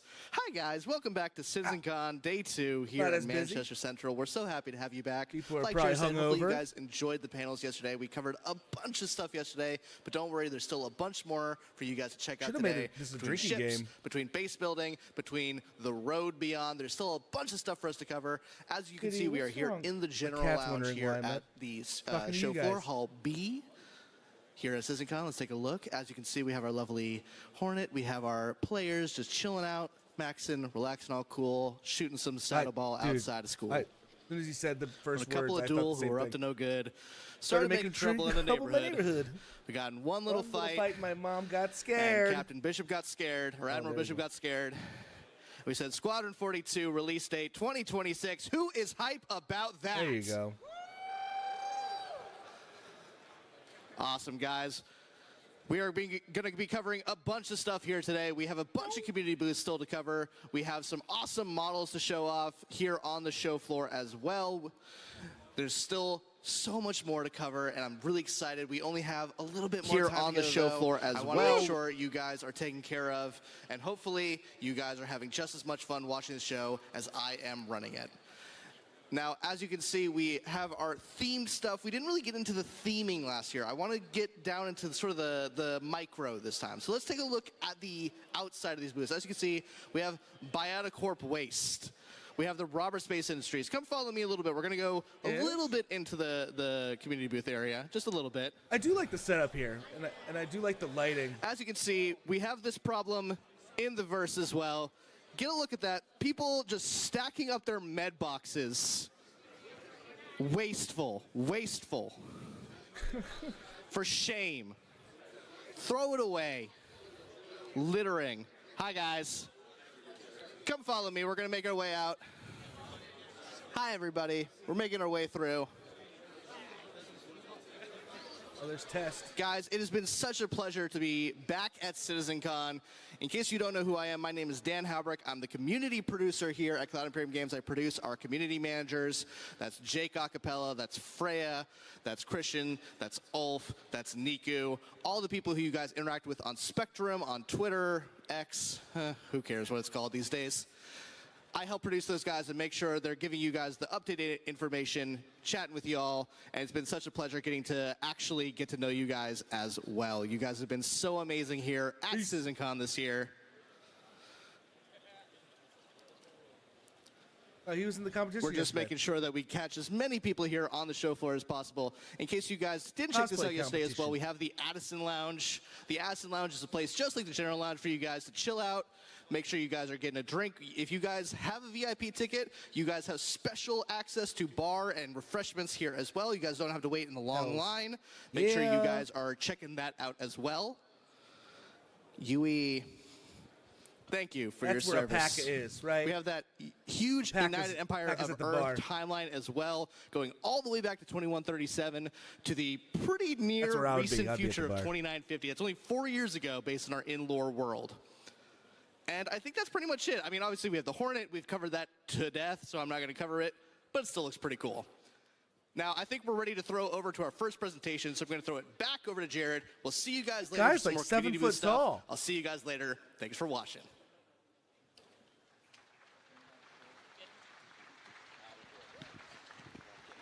Now I'm just hydrating on camera. Just he's just doing his job. We are backstage now. This is an area that we don't usually get to see at CitizenCon. This is the backstage area where the nerve center of the entire live stage show here. These are the folks who are working tirelessly to make sure that all the right slides go on screen, all the right videos play, all the right sounds play. Hey everybody, how you doing? As you can see, they're very, very focused. You excited to be here? Consummate professionals dedicated to doing their job. Hey, how am I doing? Yep. Thumbs up. Oh, was that a thumbs down in the background? My mom likes what I do. All right, so guys, that's it for the pre-show. We're about, what time is it? How much time we got? We're about, oh, that's not even my clock. We're about 10 minutes away from the proper start of day 2, so we're going to take a break here. This is your last chance to get a snack, get a drink, go to the bathroom, kiss your loved ones goodbye for the next 4 to 5 hours as we present day 2 of CitizenCon. It's a different beast. Yesterday was the universe that we create. Today is dedicated entirely to the destiny that you're going to build. So stay tuned. You're not going to want to miss it, and I'm really, really excited about today. So thanks for watching. We'll see you in about 10 minutes, everybody. 10 minutes.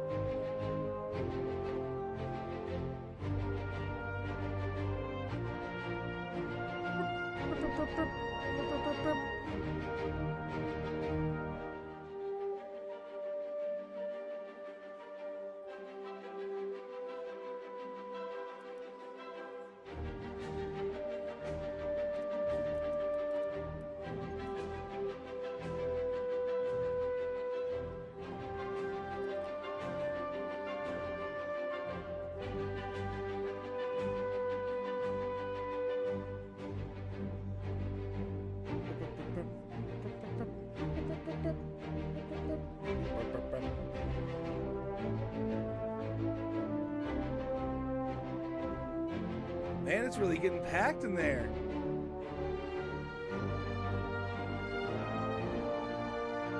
It's getting packed.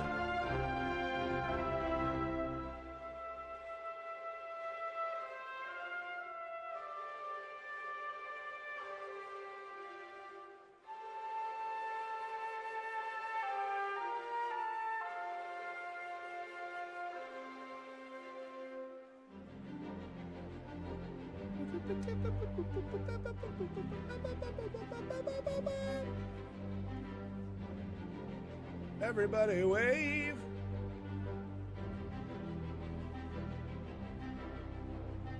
They heard me. See? Yeah. Wave. Yeah. See, look. Eat that cookie. Yep.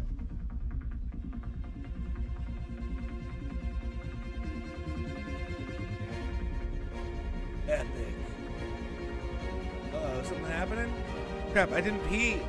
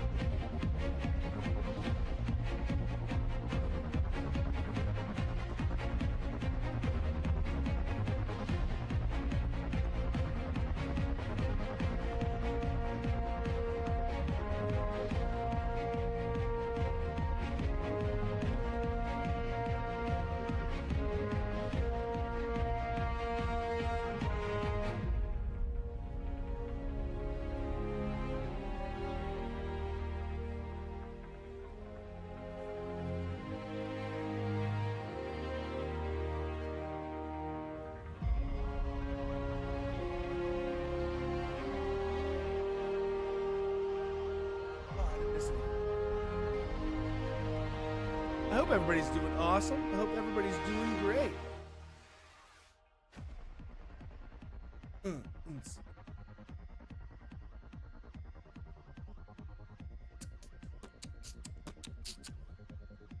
I lost all my viewers. Nami. Nami. My God, just walking all over shit.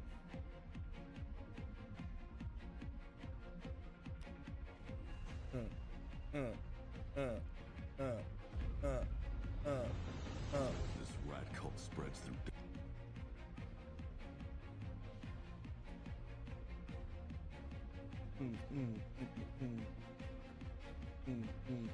Waiting for commercials to be over.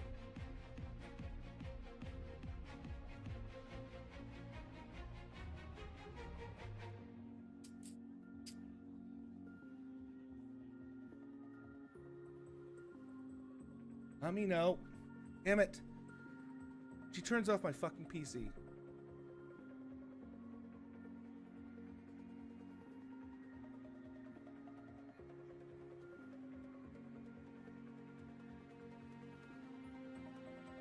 Oh, he's on. It's nice to have Nick's back. That was awesome, and the bass was sweet. I still think it's going to be a mess. I still think fucking the air traffic around the opening in that hole, it's going to be a fucking mess. I'm telling you that right now. It looks cool as shit, but it's going to be hell to try and land there. But I did like the larger tower, sweet, and that new game mechanic also sweet. Who in here is a trader? You got any traders up in here? I do some trading from time to time. I got into salvaging last July. I haven't been doing a lot of the industrial stuff because I'm waiting to hear from Tony, man. You know what I'm saying? It's like, I want an economy that means something. I'm a looter. I want an economy that fucking means something, dudes. That's what. Never played the game. So this is great for me because, like, this is kind of my passion. Like, what we're gonna watch today, this is what I'm really into. What's the that crafting, passion? the building, the Tell me, survival-based kind of shit. Making the game real, the realism, having a place you can call home, and have a community in the game. The social and the homes going together, so they mesh so smartly. Like that is smart.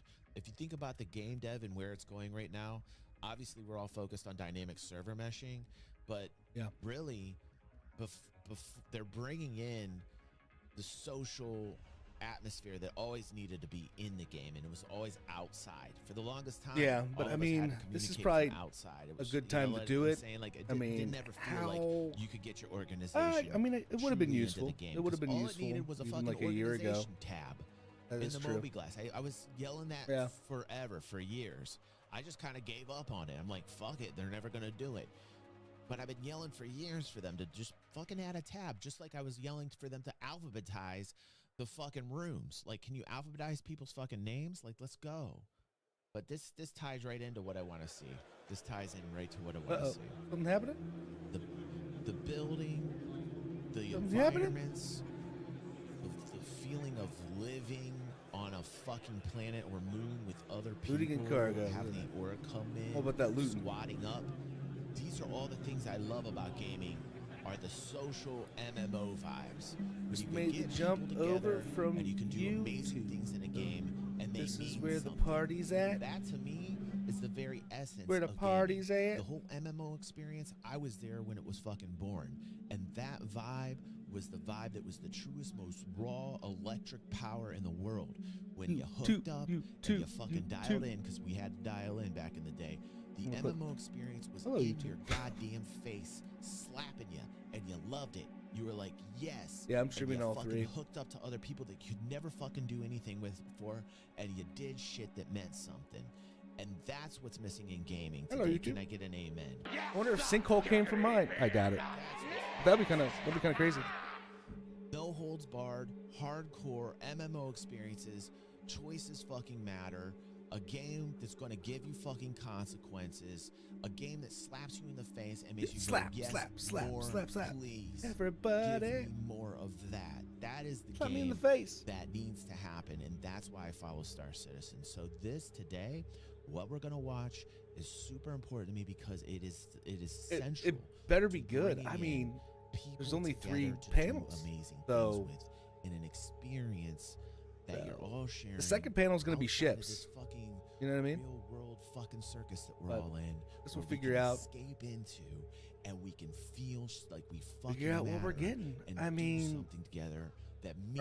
Are they gonna be? Are they gonna? Is this gonna be better? Is this going to be better than yesterday? I don't know. You could reduce it to space. What are they? But when I see space, what are they going to do? What are they going to release?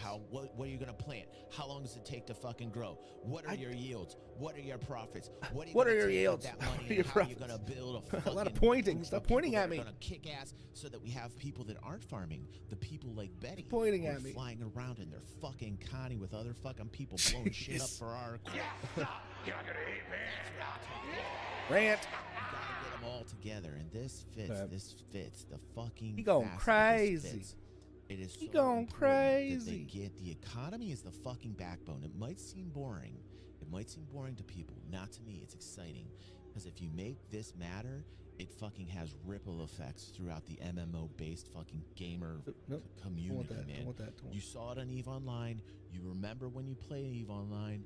You remember how that fucking shit I've never played EVE Online. EVE Online players. I've never played it. You know what I'm talking about. Never played EVE Online. Shit, that economics of that fucking motherfucking don't know what it is. That had to matter. That alliance, what they were doing with their ISK, that shit had to matter.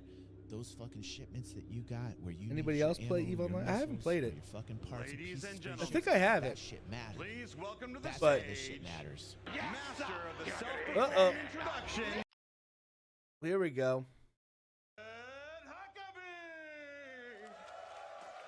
Hey, I don't think it's. I think it's Jared.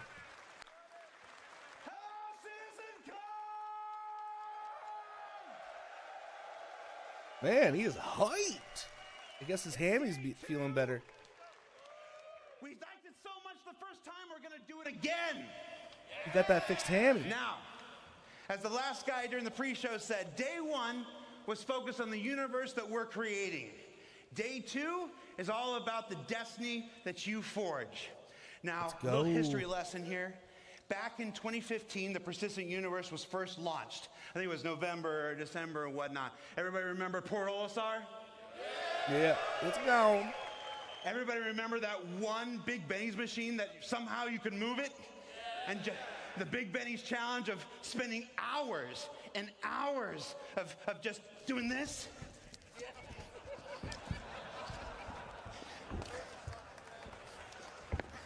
Jeez. Trying to get that thing upstairs, downstairs, back into the hab. Shout out to Bad News Baron if you're watching. PC 101, that's something he would do as well. Now, since that time, something he would do the Precision Universe as well, has grown. 100%. It's expanded. 3.0 arrived, and it had a whole bunch of new planets and moons and stuff like this. We've got Microtech. we've got Hurston, we've got Area 18, and what's the last one? We got Lorville. If you live with the developers, they still call them Stanton 1, Stanton 2, Stanton 3, so it's hard getting the two realities to reconcile in your head. I'm a really big fan of Lorville. But always since get lost this time, in there. you've all been visitors.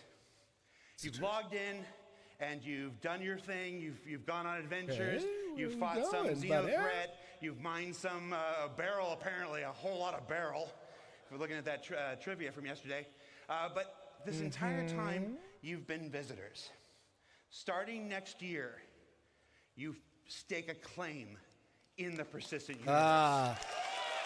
Yes. Base building. Starting next year, the persistent universe truly becomes yours. But how much? And we have got a handful of gentlemen to tell you how they're going to do it, how you're going to do it, and how amazing it's all going to be. So please welcome to the stage design director for Star Citizen and Squadron 42, one of my dear friends, one of my DMs. Hey, when are we playing again? That's not a good look. All right, please welcome to the stage design director Rick Porter. Rick Porter. Thank you. Thank you, Jared. And thank you, CitizenCon. It is an honor to be here. Yesterday, we presented the verse that we're creating for you. We shared new tech, locations, creatures, giant worm, social features, things we're doing with orgs. We even played the first chapter of Squadron 42 live. How great was that? Yeah? Few minor it glitches, looked but great other nothing than when it sorted out. crashed, but you know. So today, we got something just as exciting to talk about. But instead of focusing on what we're creating for you, we want to show you the world that you can build. With crafting, we're going to give you the tools to create your own loot, to build your own home. Crafting will fundamentally change not only how you play the game, but why you play the game. So, what is crafting? Why does it matter? Why should you be as excited as I am about this? I'm actually excited about it. Well, first off, crafting is a profession. It requires its own set of tools, the knowledge of how to use them. Crafting offers progression. You become a better crafter by learning new blueprints and upgrading them. Okay. Crafting builds on the existing gathering professions. There's blueprints to learn. When you would go out and you collect your materials for crafting, we are adding new depth and meaning to those activities. Crafting provides customization. There isn't just one way to craft something. Like I said, we have upgrades. Okay. How you make and upgrade I might the things become you a craft crafter. is sometimes just as important as what you're crafting. Might become crafty. In addition, you can earn cosmetic upgrades, craft unique items, even subscriber flair. What? Unless, I guess, Nowhere if is you're a this subscriber. versatility more obvious than base building. We're going to have nearly limitless options for how you construct your home, how to customize your base to meet your own goals. Most importantly, crafting gives you a lot of new choices. The choices will impact your goals in the game, your interactions with other players, and eventually how you see the game itself. So where do we get started with crafting? Well, you can't craft without materials. Okay, tongue. Luckily, we've got a lot of ways to gather resources in the game. And crafting is designed to complement and expand on all of these existing gathering professions, as well as future additions. I guess that's farming. Are they saying Let's farming? take a closer look at mining as an example. We've got hand mining and vehicle mining and ship mining. That's a lot of mining. But with crafting, we're going to introduce a lot of materials. So there's not just more to mine, but we're also going to specialize. So for instance, each type of mining will have its own unique materials to gather. Gathering specific materials efficiently will require you to use the right gathering profession. What do you mean gathering profession? Let's talk about refining. Currently, only mining resources can be refined. You mean but like doing so allows you to turn them into more different valuable heads? processed resources. All right. With crafting, we're going to expand refining to include options for all raw materials. In addition to expanding the variety of materials you can gather, refining lets you create processed materials that you're going to need to craft your upgraded blueprints. Okay. So now that you've gathered all these materials, what do you do with them? Currently, your only options in the game really are to like sell them to a shop or maybe complete a contract. Adding crafting to the game radically changes your options. You can still mine, refine, and sell your resources, but now you have the option to make valuable and unique items. Can we Weapons, armor, even we have this on vehicles our own and base? ships. I'm guessing we can. Right? Because I guess it's a crafting machine, right? Big 3D and by printer. valuable, I mean that the crafted gear that you create has the potential to be better than anything you can buy in a shop. Yeah. But crafting just doesn't end with shiny new gear. Think much bigger. Crafting enables you to build your own home among the stars. All right. I mean, I want to find a cliff, you know what I mean, or something. Choose to make a farm, a hunting lodge, an industrial complex, I want to live in the swamp. Your own trading hub, a military outpost, even a sprawling town with your friends and org mates.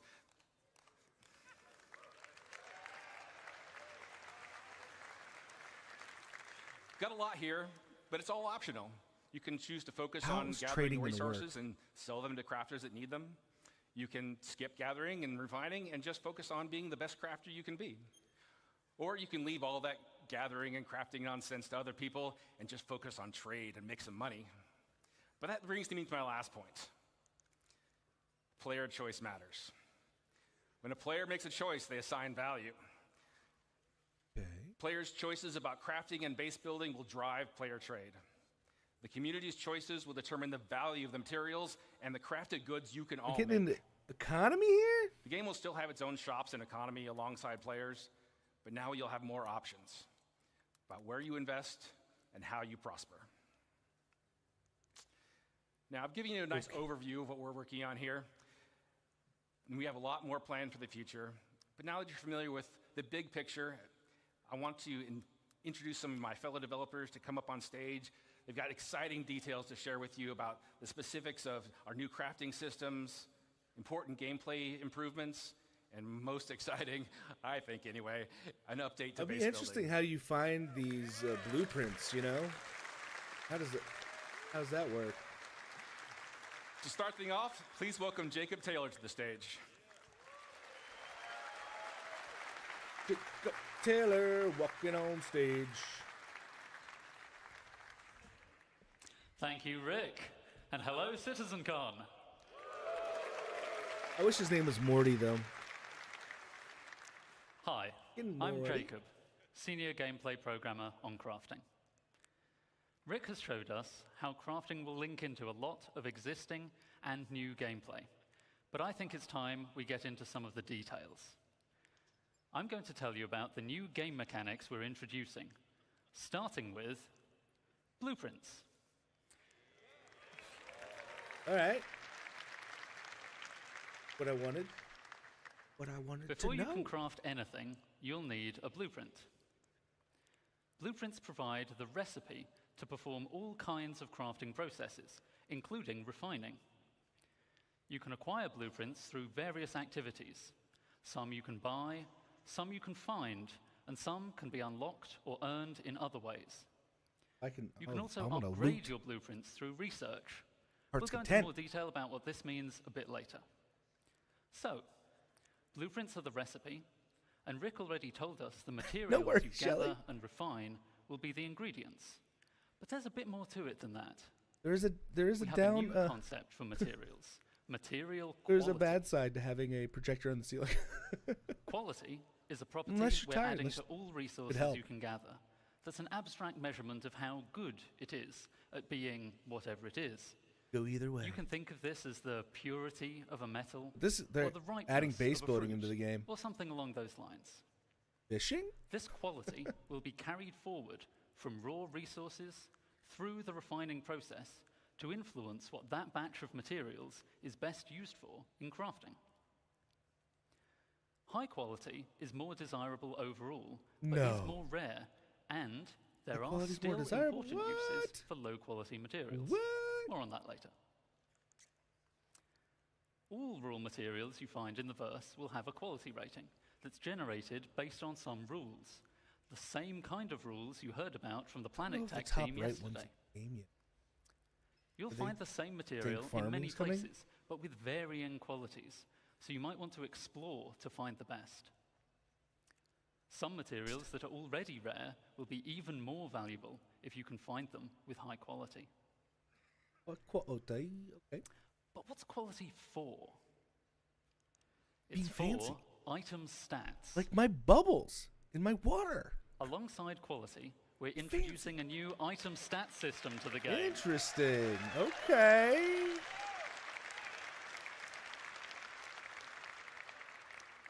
This will allow relevant properties of craftable items to be affected by the quality of materials used to craft them. Does that mean we could For change resources, colors? just a single quality rating is sufficient to provide variation.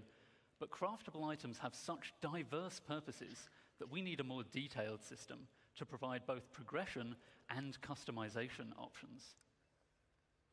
We aim to have meaningful item stats for all craftable items, but some examples would be the damage and fire rate of a gun, integrity, the wear resistance of a ship component, or even the satiation provided by eating a hot dog. That looks nasty. That was one nasty hot dog. So, as I said, the quality of materials will directly affect the item stats. I want all gold. Such that higher quality You know what I mean? results in better stats. Gold. Most items require multiple different materials to make, which may each influence different stats. Mm-hmm. And in many cases, you'll have a choice of materials to use, which lets you decide which stats to focus on to tailor your items to your playstyle. Mindspace. Yeah, Mindspace. Like Minecraft. Here we see I'm making a gun with high-quality aluminium, giving me a nice bonus to integrity and weight. But someone sold me low-quality copper, so I don't get as much fire rate bonus as I could have.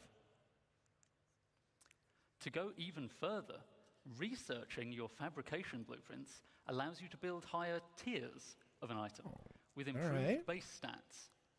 So a higher tier item will be better than a lower tier item that was made with materials. This would be more my jam because I like looting. Making high tier items requires more advanced materials, looking at but stuff. is also how you access greater choice as to which stats to improve. If I could make stuff to look at This means that your high-tier items can not only be better overall, but also more specialized in the areas that are important to you. Most items will have tiers 1 to 3, with tier 1 being the most basic version of the item, and tier 3 being a highly advanced version made with appropriately impressive materials. But you can also craft vehicles.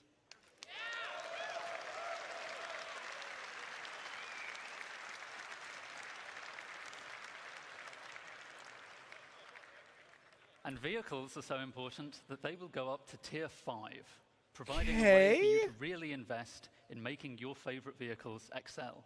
You can craft vehicles? Of course, many of you have already bought your favorite vehicles. I wasn't expecting you don't really that. need to make them from scratch, right? Or maybe you've pirated, salvaged, or otherwise commandeered a vehicle. Okay. Not to worry. You can still benefit from crafting by using an upgrade blueprint to increase the tier of an existing vehicle, including the ones we bought. Can we add stuff to it? Including the usual stat improvements and customization. Upgrading a vehicle can save a lot of time over crafting it from scratch, so it's a convenient way for established vehicle owners to bring the benefits of item stats to their fleet. Let's take a look in-game at the difference it makes to have high-tier equipment made from high-quality materials. Be able to customize it like in GTA, like the chain, like. See how the recoil is reduced on our high-tier gun. The other gun's shit. The spooling is faster on a high-tier quantum drive. All right. Is it the same drive, though? I'm guessing it is. And a high-tier scraper beam is much more effective. Oh, yeah. They're going to love that. Oh, those scavengers. Or scrapers, or whatever they call themselves. So, That's an overview of crafting's key game mechanics. I'll now hand over to Torsten to walk you through the full crafting process. Thank you, and have a good day.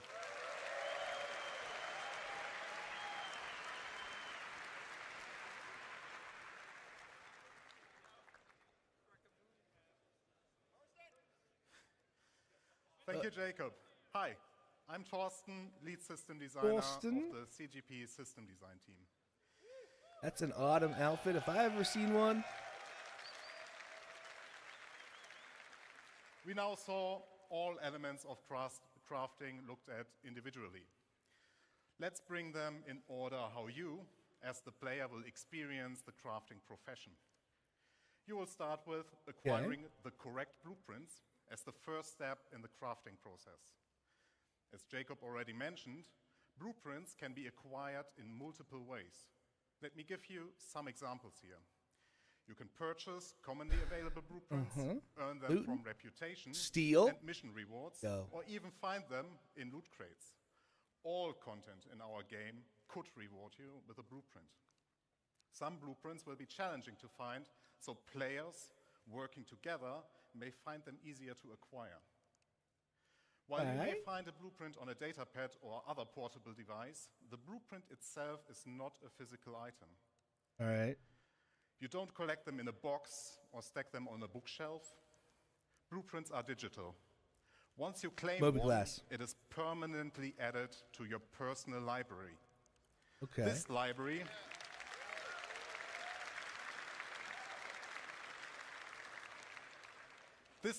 is persistent to your character, and every blueprint you claim is yours forever. Hey, thank God. They cannot be stolen or traded once claimed. Okay. But it does not just end with acquiring blueprints. Those tiers of quality that Jacob mentioned are unlocked through blueprint research. Research requires a research data bank which can upgrade your blueprints.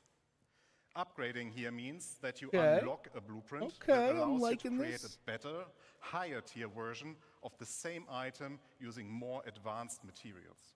I want to start building. Note, you will still have access to the lower tier versions if you want to craft the cheaper version. In order to upgrade a blueprint, you may need to perform certain actions. In this example, we need to craft 100-volt pistols and have one with a higher fire rate. 100? Other examples would be collect resources, complete missions, or acquire research data from the Science Guild. Research is time-intensive, in addition to the action requirements. Everything in the game is time-intensive. It will take time time-intensive. for the research data bank to process your research data and unlock the upgrade. You are also limited in how many research projects you can pursue at once. I was about to say, can I have like multiple machines? Now that you have your blueprint and you decided what to craft, you also know what resources to look for. Every blueprint you find will have unique requirements in their resource needs. It will not just be you need iron. We want to make use of the professions we have to meaningfully involve them in the crafting I do have a prospector. I can go mining. Especially for the more advanced blueprints, you can expect that it will require materials from multiple sources. And, as already mentioned by Jacob, pay attention to the quality. If you want to have the perfect item, you also need the best quality. You want that crap. Here, the best way to find the best resources is to get out and explore the worst. If you want to find the best hidden materials, then you get yourself a top quality radar. Best gold. Once you collected the raw materials, the next step is refining them. Refining, like crafting, requires blueprints. Refining blueprints take primary, secondary, and catalyst materials and produce refined materials. The rule is very simple. Interesting. The quality of the primary raw material defines the quality of the refined material. The secondary material you put in has an impact on the quantity and the time the refining process will take. An optional catalyst can speed up the process further. Let me give you a simple example. Yeah, thank you. If you want high quality steel, you need to put in the best iron you have in the primary slot. You can put in You can put any quality coal in the secondary slot without affecting the quality of the steel. But the quality of the coal will influence how much of it you need to produce steel. As an example, if you put in low-quality coal, you might require 4 SCU. It will burn faster. Versus high-quality coal that only requires 2 SCU. This Makes is sense. one of the important use cases for low-quality materials that Jacob mentioned. You can use refining stations in the world as they will be converted to this new process. You can build your own refineries for yourself. You can get your org to help you out. Or you can simply trade for the materials that you need on the open market. What about the catalyst? Now we are reaching the final step. Is that what it said? You got the blueprints, you gathered resources, and refined materials. Catalyst. Now you can create the item you want. And this item can be anything. You will be able to craft anything from FPS equipment to vehicle components, even entire vehicles and buildings. You just need access to the relevant crafting machine. I mean, that's pretty dope. I can build a homestead. Talking about crafting machines. We will have a variety for you that differ in what process they can support, like a refinery or a dedicated vehicle crafting machine. We will also find them in various places. There will be communal ones like the station refineries you already know, player-owned that can be in your personal hangar, a vehicle, or your base. As all that we have talked about just now, these crafting machines also come in tiers. Here, the tiers will affect how well those machines do their job. You will not only progress in the products you produce, but also in the infrastructure to produce your wares. Just to give you an idea what you will encounter, here are some examples of the crafting machines. There is the nutrition fabricator, the chemical fabricator, an item fabricator, and even fabricators of a much larger scale we will talk about later. Okay, I want to see these freaking things. Oh, the one in the back. Wasn't even thinking about it. Yeah, the giant ones in the back. Talking about scale, I would like to talk about the future of crafting and the scale it will have in the game that you all know, and how it will change the game moving forward. As you all know, we have a lot of items in the game, and they all require their own unique blueprints. That means our aim is to have more than 1,000 blueprints that include the creation and the refining blueprints. And each of those can be researched to unlock tier upgrades up to tier 3 or tier 5. They did show some smaller scale stuff. They didn't have any of the larger things. And it will they surely didn't take a lot of time to unlock everything. Change anything out. So I, personally, recommend that this you, event isn't as long the as crafter yesterday. you are, focus on a specific field first and extend your knowledge from there. Collaborate and coordinate with your friends and fellow players. If you're part of a group, we invite you to share responsibilities.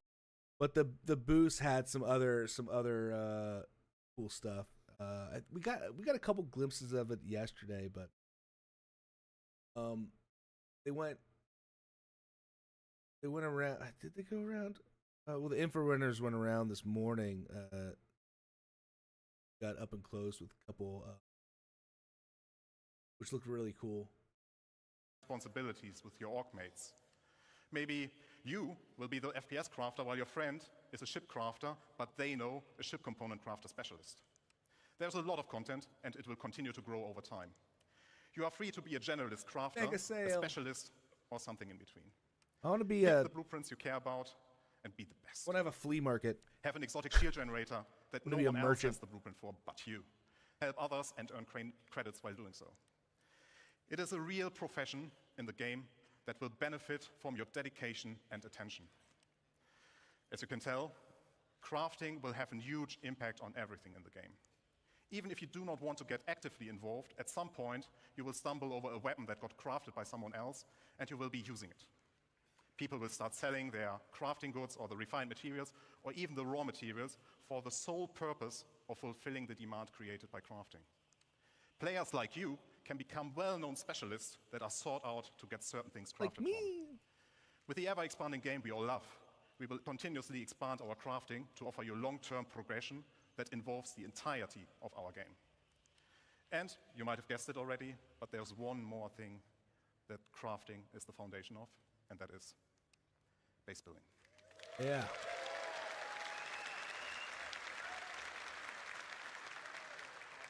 I will now hand over to Luke.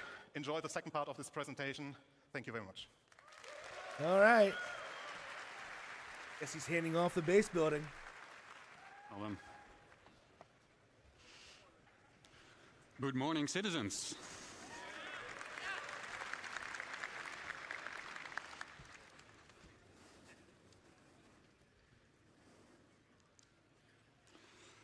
Who's excited to start talking about this next topic? Fishing. Let's get into it. My name is Luke Gijsbertse. I'm the rod? lead environment artist on base building structures.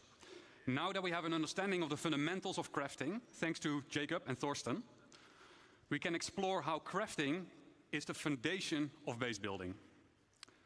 Up until now, everything in the game we made for you. From here on, we will give you the tools to build your own stories, your own homes, and truly make the universe yours. Yeah. Join me on a journey on building our own habitable home on Pyro.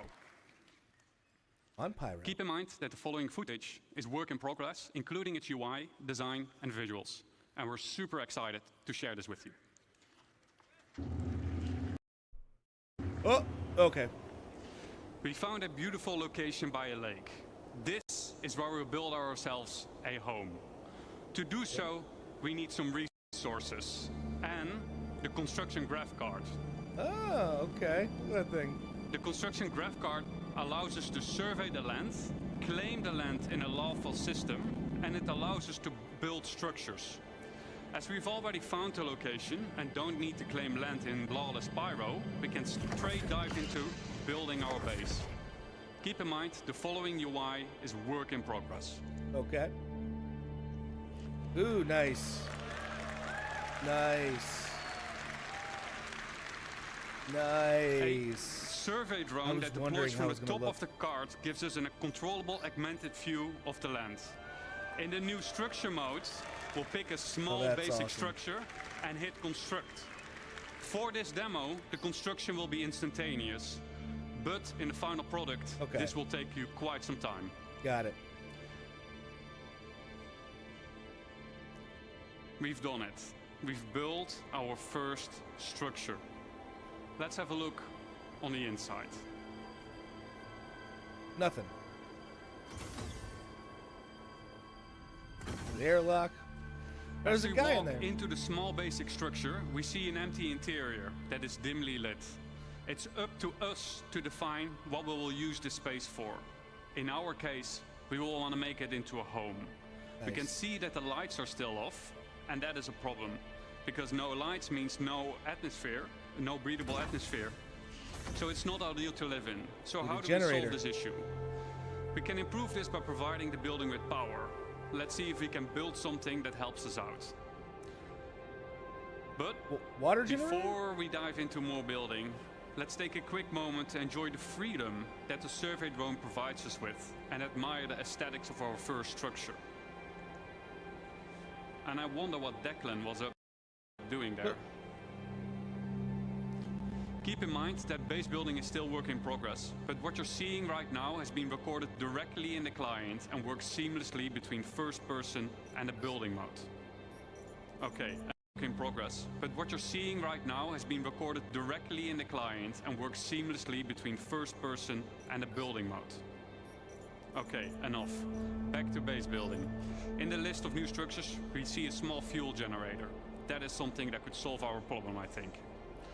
Power providing structures need to be hooked up to other buildings inside construction ER mode, but we'll explain this later. All right. The fuel generator is one of several structures that provides power, each with their own benefit and drawbacks. Fuel power is quick and easy to build, but it requires a constant supply of fuel besides its regular maintenance. If a structure is not maintained, it will halt its activity. Players will need to maintain fuses to keep the building operational. The better crafted fuse, the longer it lasts. This is where the fuse goes on this building. Next up, we have a terminal that gives us access to the status of our building.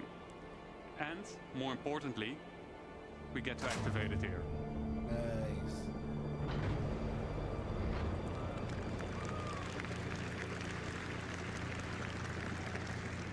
That should do it. Let's see if we got power in the building now. As you notice, some of the crates in the background have disappeared, as their content has been consumed during the construction process of the buildings. All right. And it looks like Declan is now hooking up the power to the building. I wonder what he was up to earlier, though. I wonder, is that foreshadowing? Wow, Declan has been busy decorating the place. As we can see, the lights are now properly working. We got atmosphere, and we can start to use the item fabricator now that there is power. Always handy in case we need a fuse. Let's have a quick look at what we've done so far. Got a bed? We've decorated the place. We made it our own little home. Means we can log out. We hooked it up with power. I would say we have a place that we can live in. It might not be much, but I think it's just enough to call it a home. Thank you.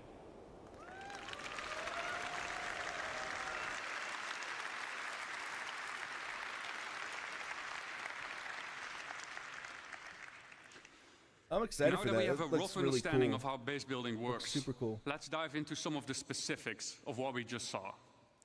The construction graph card is one of 4 devices used for base building. The graph card is a mobile device that lets you construct a variety of small structures and has been designed specifically to fit into the smallest ships, like the Drake cutter. Ah, nice. The graph card allows us to survey the land, to find a good location, to claim the land with credits when we're all in a lawful system like Stanton, and most importantly, it lets us build structures. To use the graph card, we will first need to deploy it. Once deployed, we see 2 small construction drones inside the card, and the interactive screen gets revealed to us. From here, we can deploy the survey drone from the extended top part of the card. This survey drone gives us a bird's-eye view of the surrounding area using augmented reality mode, ER mode for short. Let's have a look at some UI concepts of how this augmented reality mode will look like.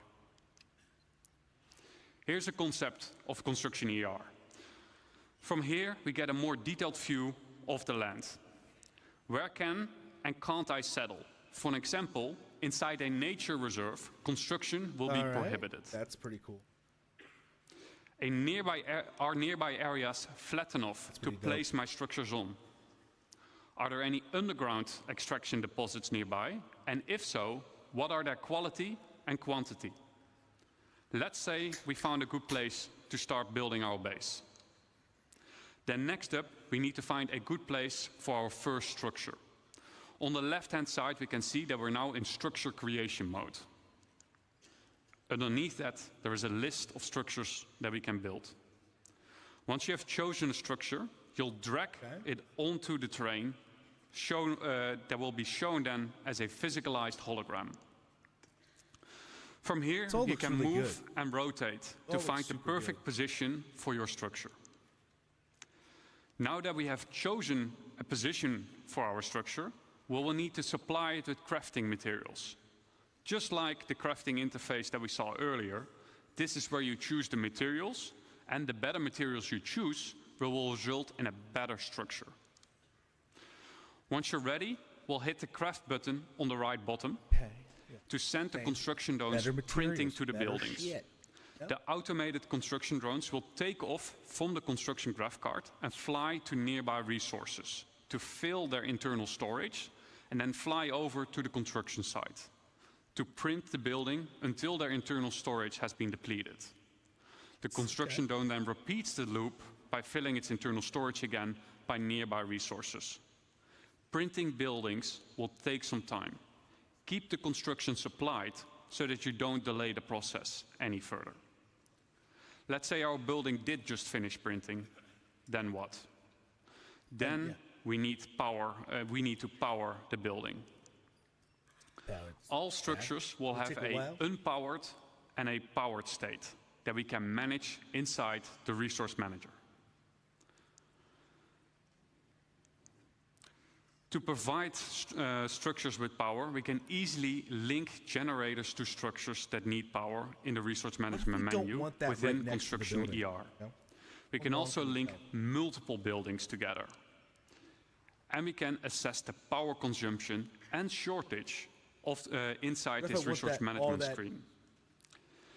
Keep in mind that operational structures, like power generators, require maintenance of their fuses and sometimes need to be sometimes need supplies coming in and going out to be managed. Now that we have a structure and power, what can we do next? Then we can actually upgrade our structure. Structures can be upgraded from tier 1 till tier 3. The better material you provide, the better the improvement will be. Just like Jacob and Thorsten explained in the crafting presentation. Tier upgrades can, for example, improve the structural integrity of the building or make its resource consumption more efficient. Kind of looks like binoculars. To really make your base feel like home, you will want to decorate your base with a wide variety of furniture pieces that can be bought, crafted, and found in the universe. Bunch of trash in mine. It's up to you to define what you want this space to be. Do you want to decorate it as a hospital? Do you want to make it into a workshop? Do you want to make it into a luxurious bedroom? It's up to you. Furniture can easily be placed and moved using decorative ER mode as a hologram. This is so your furniture can easily fit through doors. This feature is accessible to nearby construction devices, allowing you to place down furniture pieces or even crafting machines that otherwise wouldn't fit through the door. And you get to place them directly from your local inventory.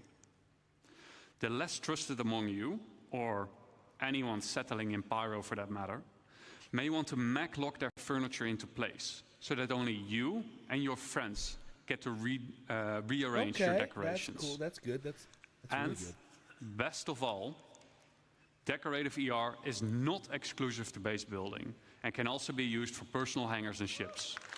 Yeah, and ships, nice. Okay, good. Is there a tool? Say there was a tool or something? Or no? To recap, what are the essentials for any base? 1, come prepared, bring the right resources and a construction device with you. 2, use the resource manager, power generators to make your base habitable and functional, and maintain your base with resources and by replacing out worn fuses. And 3, personalize your base, personal hanger and ship with decorative ER. And there we have it, our home in Pyro. Now that we have an understanding of the basics of base building, we'll explore how you can go and make more than just a home. But and then somebody just before I hand you over to Declan, the designer behind base building, I'd like to say a quick thank you for those who made this presentation possible. So a quick thank you to Eddie, Brandon, Jack, Dan, Mark, Xiao, Stefan C, Dom, Stefan T, Carl, Joel, and Rob for your efforts and dedication. Hey. I can't now wait. give me a warm welcome for Declan. Try this out.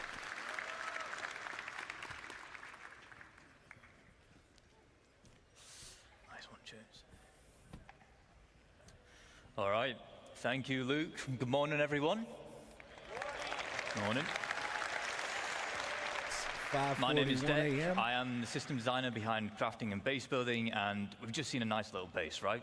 That's good for cabin in the woods. Maybe you want to place it down next to big redwoods, go and explore, or a place to stash some loot you perhaps shouldn't have. But do you want to see a big base? Good, because we're going to industrialize. Nice.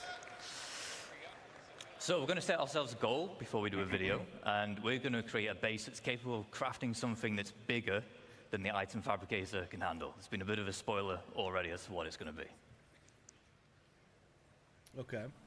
So to kick us off, called in the help of a friend who has a specialized, not yet revealed base building vehicle, and he's built us this. It is the construction hub. This has 4 automated drones compared to the GravCarts 2. They can build small, medium, and large buildings. So far, we've only seen small. Automated drones are capable of building 1 structure each simultaneously, so 4 is quite a big advantage.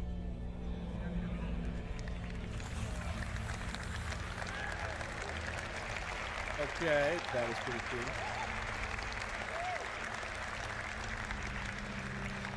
We'll pop into our construction AR and we'll get down a generator, we'll connect some buildings together just so we have a place to call home before we begin.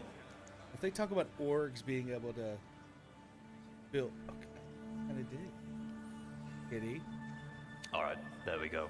So we've settled on one of the brand new underground resource deposits and we're about to exploit it using this. It is our extractors. This particular one is a large solid extractor.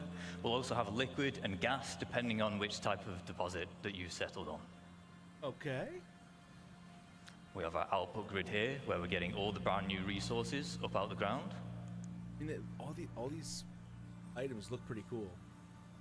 Kind of reminds me of Satisfaction.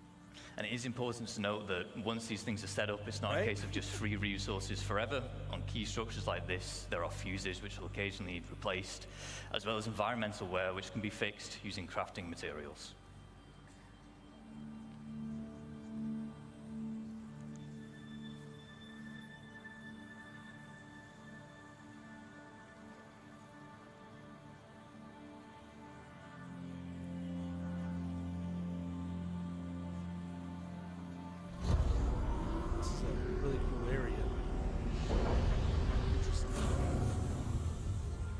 I'm wondering, how long do the wires go? Because what if you don't want to be here and all this is, you know what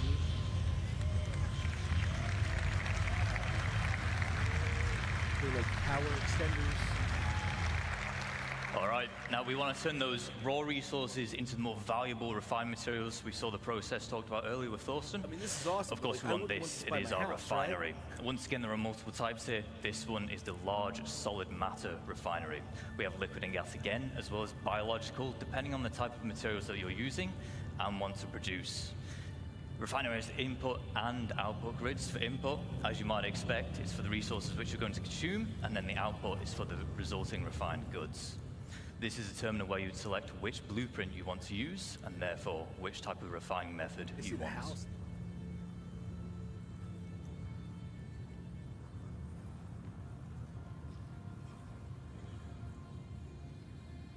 I mean, it looks like you're pretty much making it out. A lot of crates here with our extractor and our refinery, so we're going to put down our elevator storage. Elevator storage. Go underground? This is really starting to build up now, but it's worth me mentioning again here that whilst we're putting these buildings down instantly in this video, large structures like this, they will take some time with the automated construction drones, but the smaller scale base we saw in the previous video, that can be done in a single play session.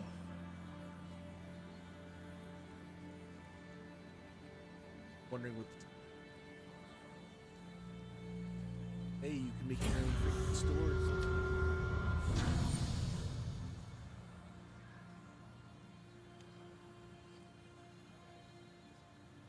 Here's Mike one. We'll just keep on putting down more extractors because we want as much as that valuable resource out the ground as quick as possible. If it degrades, like what happens? With base building, we're introducing the concept of a freight elevator network. What this will allow you to do is it will allow you to link multiple freight elevators together, and in turn they will share the same storage. So as we're doing here, we'll deposit an item on freight elevator A. Will that do that to your hangar? And then we're retrieving it on freight elevator B. There is a distance limit, but you can daisy chain the elevators together to extend that. And it has to all be contained within the same base. Is all your stuff gone then? It degrades? Like, you know, you lose your build? Or if somebody takes it over, they just rob you of all your... Now, as we expand, we might want to invite more people to join us. This is easy to do. There will be permissions that we can set up, granting people access to our base, and they can even build their own structures if they wish. We can also give them access to existing structures, which is how you can form your org storage using those freight elevators.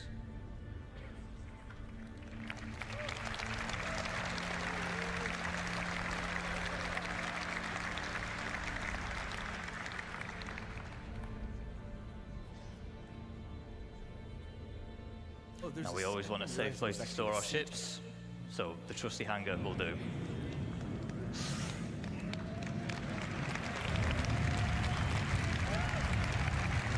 Trying to see if there's a ship. There's a ship somewhere. You see, it has this large, we call it a foundation tile. It's quite special in that it can actually deform the terrain around it, making it easy to place such a huge structure like this. You can also place other buildings on it, so it's easy for making large, sprawling bases. However, there is one final piece of the puzzle that we need to achieve our goal, and it is this, our very own fabrication hangar. Does anyone want to guess what we're going to build in a fabrication hangar? An Idris, maybe not an Idris, if I'm honest. We'll have a drive around, we'll go to the entrance and we'll see what's in store for us.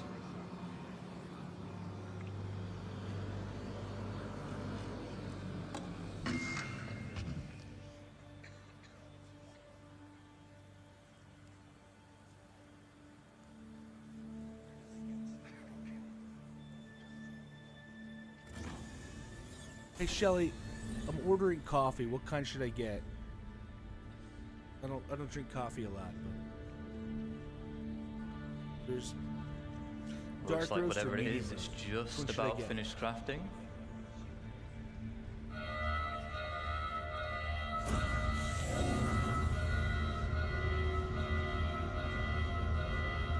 Oh, there it is, the spirit. Of course, we were going to build ourselves a ship.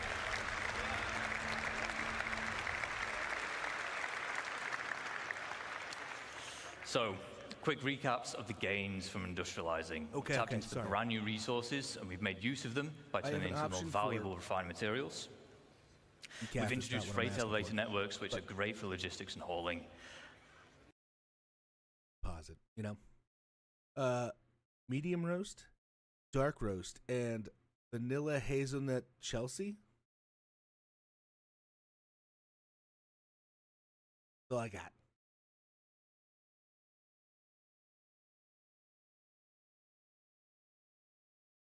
I'm very quiet.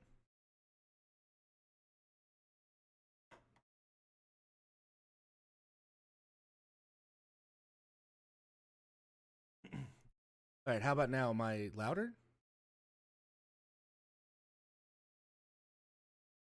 Or no? Or no?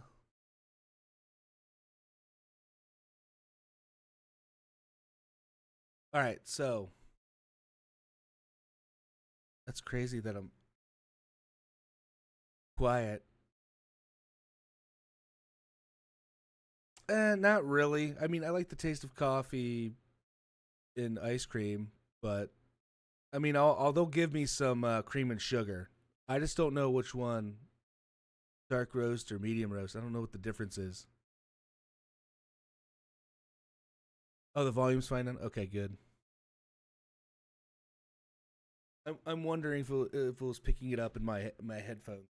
I mean, I had put earbuds in.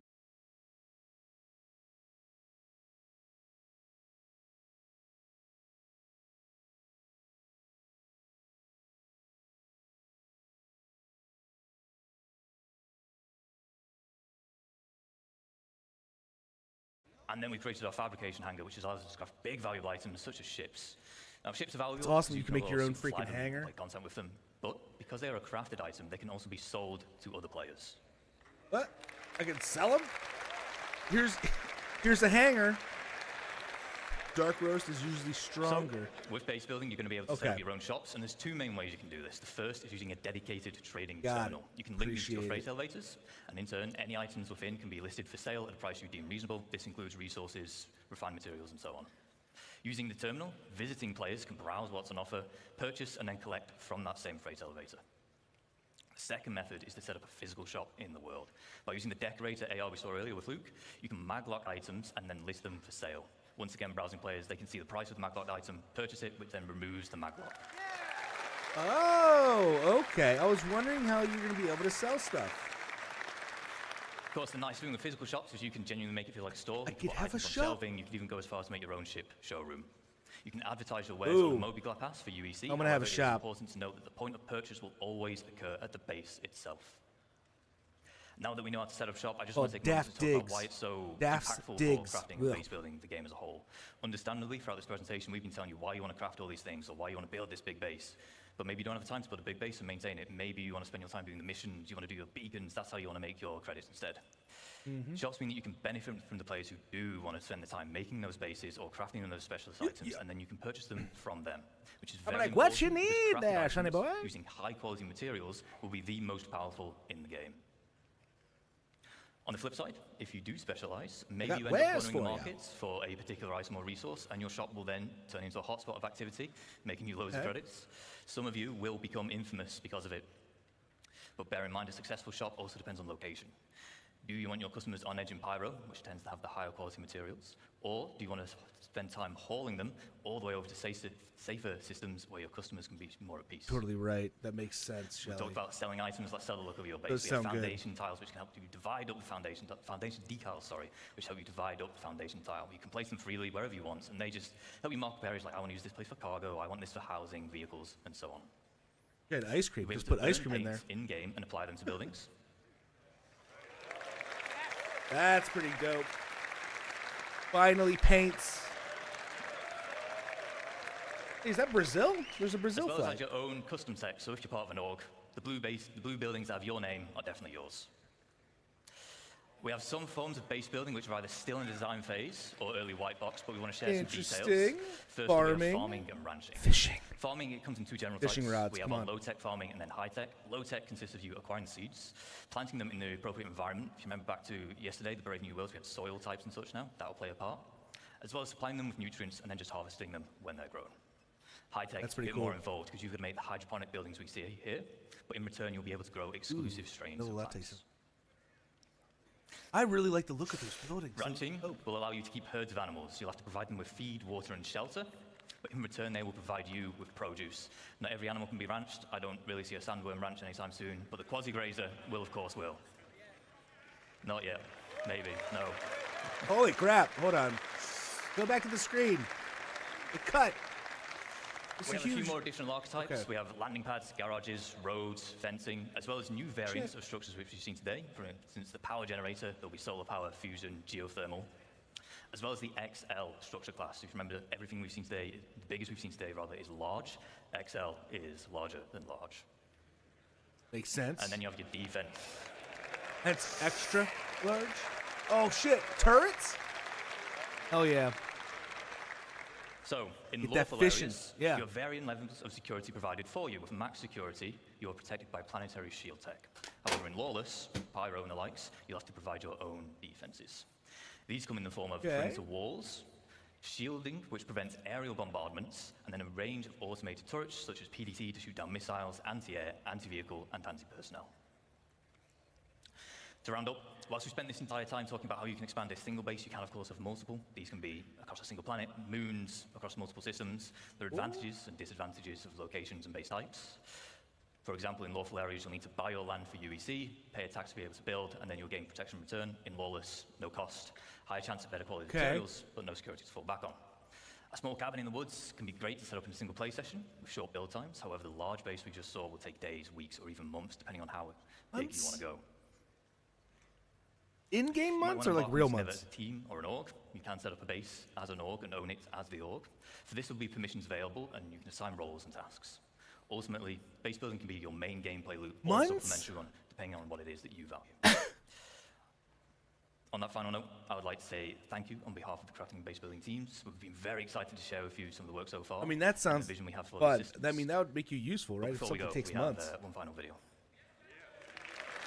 You like get hired by orgs, you know? Get that fishing. I love the color of that water.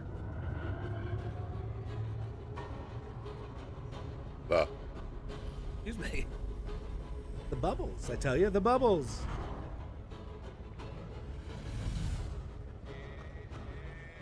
Farming.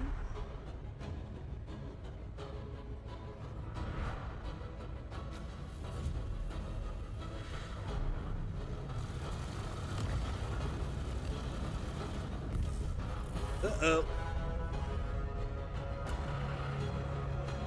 Oh, that's so cool.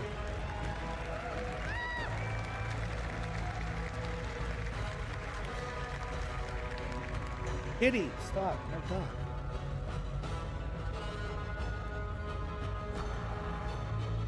I need to feed the cat suit. What's happening? Something happened. Oh, damn it. The music was swelling. I thought something was going to happen. I'd just like to say thank you especially to Kian and Zheng Shui. They worked very hard on this, and you might see that base again later today. So stick around. Thank you. Okay.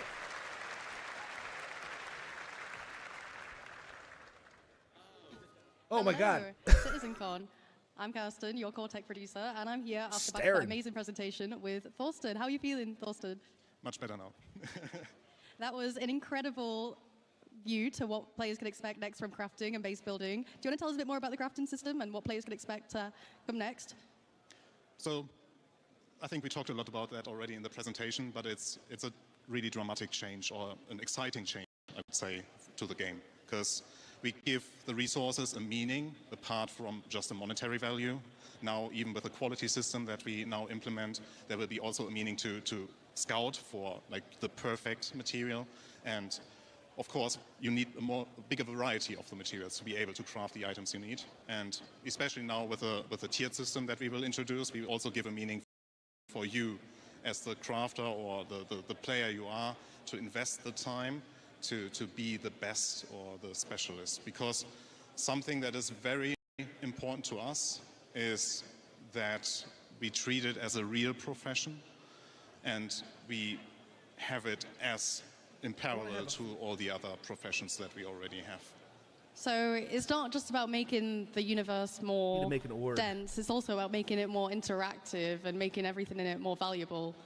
And more meaningful, yeah. So something that is also important for us is that everything that we do for this new feature is that we meaningfully integrate it into the game, so it all makes sense, right? So also with like the recent changes we did to the itemization in 324.2, we also, like, this is the starting point of all the changes we will be doing for all items, and that the reason why we did those changes were just because of crafting. So what impact will the crafting system have on orgs? Well, as also mentioned in the presentation, like, we want to see what about the flea bags? An empire of crafting, or like a flea market, manufacturing items, and being like the flea market org point for players to like a merchant org go called the to flea their bags base and buy in their particular shops the items that they heard that they have the best, for example, FPS weapon for. And I'm guessing that'll tie in quite well to the biomes we saw yesterday as part of the core engine presentation, right? Yeah, the biomes will also heavily affect what we do for crafting, because it also will give us a good opportunity to spread around resources in more interesting places, like the giant forests you saw, right? For example, if you have a prospector as a miner, it might not be efficient, or you might not even be able at all to go down into the trees to mine anything that is below it. So you need to grab your ROC or your they're probably FPS telling her mining these gear questions to to grab ask, to be the honest. resources that you can only find in those particular areas. So yeah, we will benefit a lot from this. Super excited. Well, on that note, how has this CitizenCon compared to previous years? You were at LA last year. How is it to be back here in Manchester? It looks a bit smaller, but I got told it's actually bigger. So yeah, so I really like the location, like the theme it has. They're probably doing that on I purpose. like the community area with the cargo crates. So I think it's really nice. Yeah. Is there any specific highlights so far for your CitizenCon today and yesterday? So it's a very it's a very subjective take on it, but I really liked our presentation about the orgs and the social stuff, because I'm part of an org myself. So I really looking forward to better tools to organize our trainings, our works, our events. Do you want to give a little shout out to your org whilst you're here on camera? Yeah, so shout outs to Aras. Nice one. All right, well, on that note, we're going to throw to Dan. Okay, he's There's live. Test. Back to the community booth section here at CitizenCon 2954. We are here back. Where's Montoya? And we are with some old friends. We are here with Test Squadron. And I want to give a quick apology to my good friend O Lefty. Sorry for calling you D Lefty last year.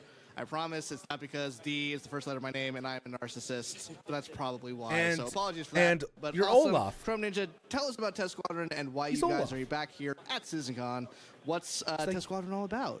Yeah, so Test Squadron, we're the largest gaming org in Star Citizen. We've only got like 3,000 people. I think we just checked it the other day. We're just hitting over 23,100. But we're a casual gaming org, and we're here giving away free stuff. We've got all this stuff on the table.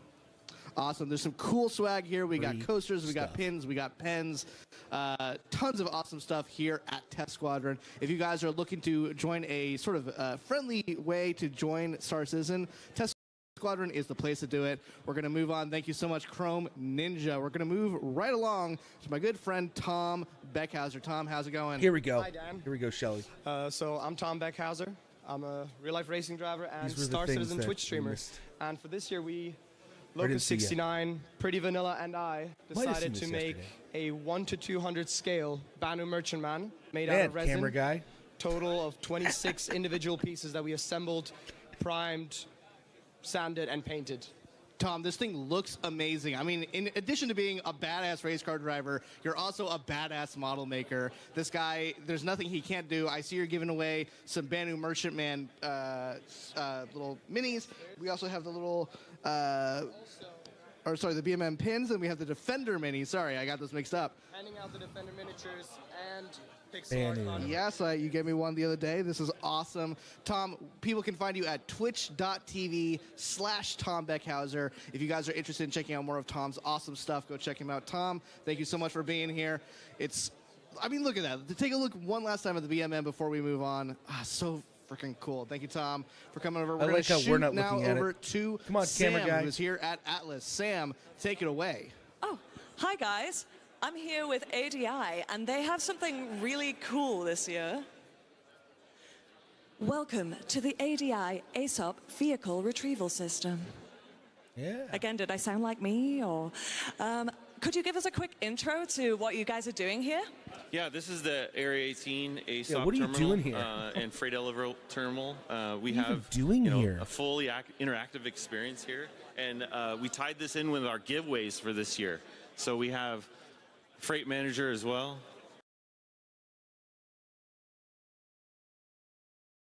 Oops. And this is where you can take, what's this? A hacking card. And that's pretty awesome. Claws that we've been giving out. You have to search for them. You That's put in, pretty and you freaking go awesome. through the hack experience. Unfortunately, ADI is an Yeah, it is the anti-piracy woman that org, does the and voice. this is a mongrel hacking chip, so we don't want it. Boo, I'll go take it back to Mongrel then. Come on, let's go take it back to those guys. Come on, guys. Crime never pays. Piracy is not a real game. We only grief and kill for fun. Amazing. So, right, thank you.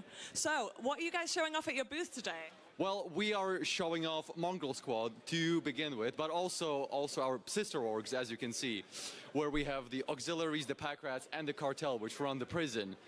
But also ourselves, the premier pirate org in Star Citizen. Thanks so much. Thank you. Yeah. Well, we're going to have to move right on to the next guys. Success. Thank you for showing off your booth, and hopefully we'll get to some folks to visit you throughout the day today. So, I have bumped into this guy again.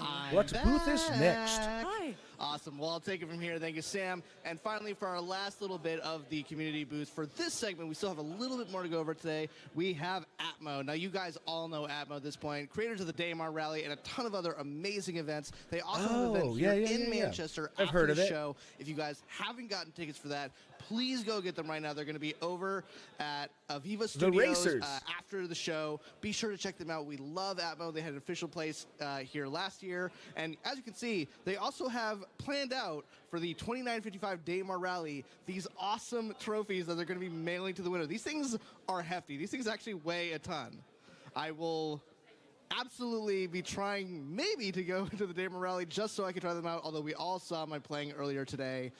So maybe not. But you guys do some awesome work. Thank you guys for all you guys do at Atmo. We're excited to see your guys' event later tonight. Be sure to check out Enter Atmosphere at Aviva Studios later tonight if you're here in Manchester, or check it out on the stream. Well, I think that's it. Oh, they're going to stream it later. Now That's we'll be pretty dope. checking out the rest of the community booths later. Maybe they're Sam, Atmo anything streaming else to add? Nope, just straight over back to you guys. Awesome. Thanks, guys. All right. Nice. On the main stage. Oh, the hammy. Crafting and base building. Fundamentally change all life in the persistent universe. Just a little bit, right? There's more of that coming later today, by the way. Does that mean we can grab bottles and then recycle them? Because everybody leaves bottles around. Introduce so if we can two of my grab a favorite bunch people. of bottles, I do want to call out these then lovely use that for the little plastic. note cards here. Come on. You've seen many of our presenters and our hosts carrying them here. I have not been carrying mine, and I probably should have. This one just says, "Don't run." Nice. This one says, "Thank Kat and Mandy," but also Tyler and Leah. Guys, can we get a round of applause for Tyler and Leah, please? Now, Tyler, you probably know, is our Director of Community. Tyler is what we call internally as a product owner. He is the product owner for CitizenCon. So everything that you see here at this event this year is touched in one way, shape, or form by Tyler Wicken. So please give a round of applause for Tyler Wicken.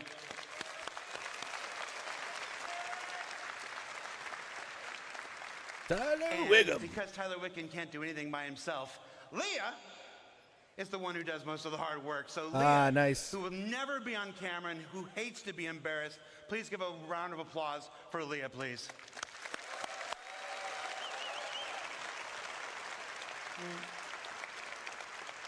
This one just says, "Learn to stretch." One big ass screen. This one says, "Don't let the intrusive thoughts out." I almost lost it with that rabbit weasel thing yesterday. This one says, "Hi, Dad." Hi, Dad. And this one says, "Don't run," crossed out. "Don't roll on the stage, dummy." Yeah. All right. So that's enough for me. Guys, our next presentation is our annual ships presentation, this year titled Captains of Industry, being presented to you by two people who almost certainly need no introduction. We're going to spend our money. Anyway. Bling, bling, bling. Ben Curtis was born in Manchester. No, I'm just... Vehicle art director Ben Curtis. Money, money, money. And, gosh. Oh, I was going to do something really embarrassing. All right. John Crew, you're safe. John Crew. Come on out, John Crew. And Ben Curtis. John Crew, wear the shirt.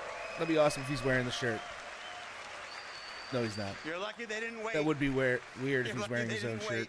His own face on the shirt. Hi, everybody. It's good to see you all again. Love you too. Excited to be here. In case you don't know me and you weren't listening to Jared there, which I do quite a lot, my name's John Crew. I'm the vehicle director. My name's Ben Curtis. I'm the vehicle art director. I see these guys a lot. They do a lot of ISCs. And I like ship. I like ship. And the clicker is not working. Of course. So if you've got technical difficulties... You have to do a dance, John. There we go. There we go. We're good. Right. So. Oh. Today, that's the We're Pioneer. going to talk about the That's like a vehicles $900 ship. Your universe. And for those of you that watched the previous presentation, which is awesome about base building and crafting, you should be familiar with the construction grav cart. Wow. Okay. Of course. And of course. You've seen how this works. You might be wondering, well, if I've got this, why do I need some vehicles to do things?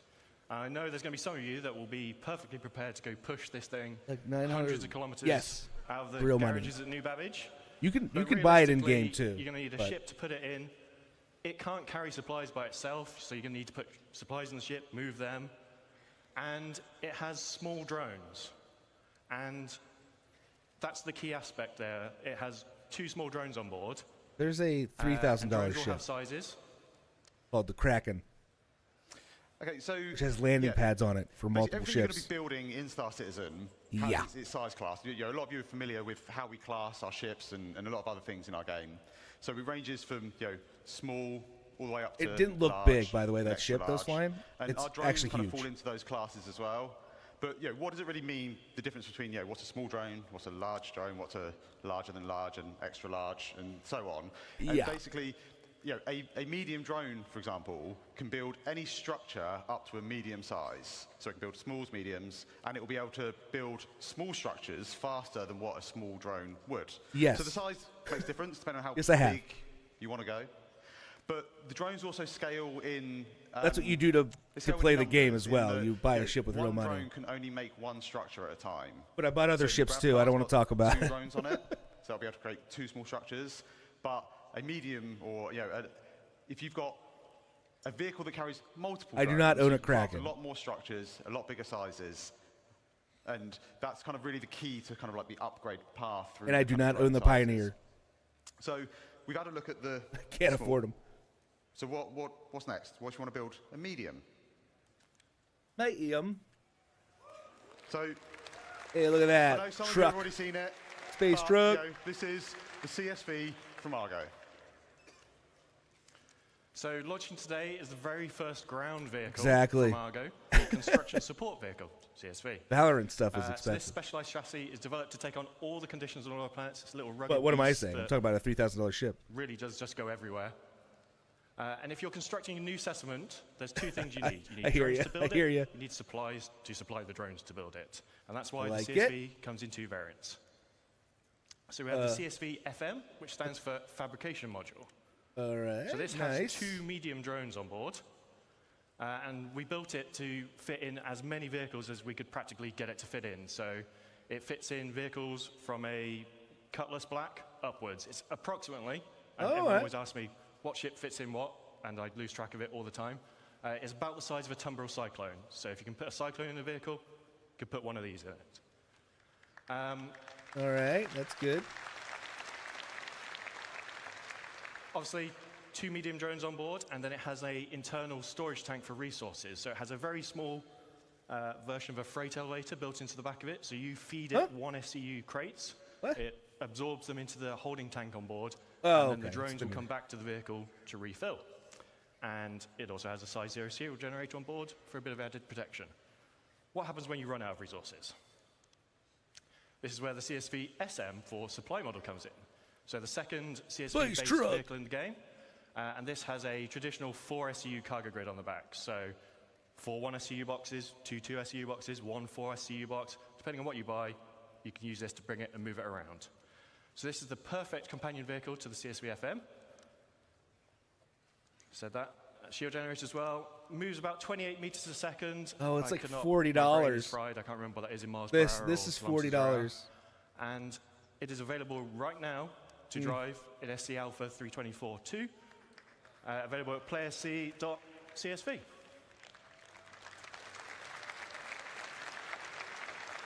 So now, let's take a little closer look at the vehicle, and Ben's going to go through it.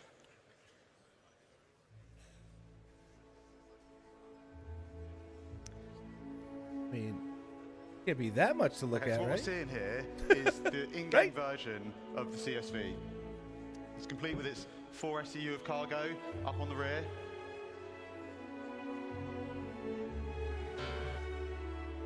And I think the CSV kind of really builds on what Argo is known for as a manufacturer. It's got those kind of like really kind of hard industrial looks, and I think it helps it kind of feel at home on any build site. All of its components are easily accessible. I know.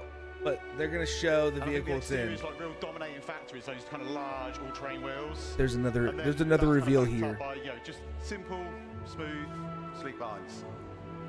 We've got the front-loading cab that puts all the controls kind of right in the kind of where the player needs them, and I think that's one of the keys to the ship as a whole, or the vehicle. I was like, I thought that music was coming from somewhere else. It's pretty freaking loud. And I think that just kind of just helps it to kind of feel part of that Argo family.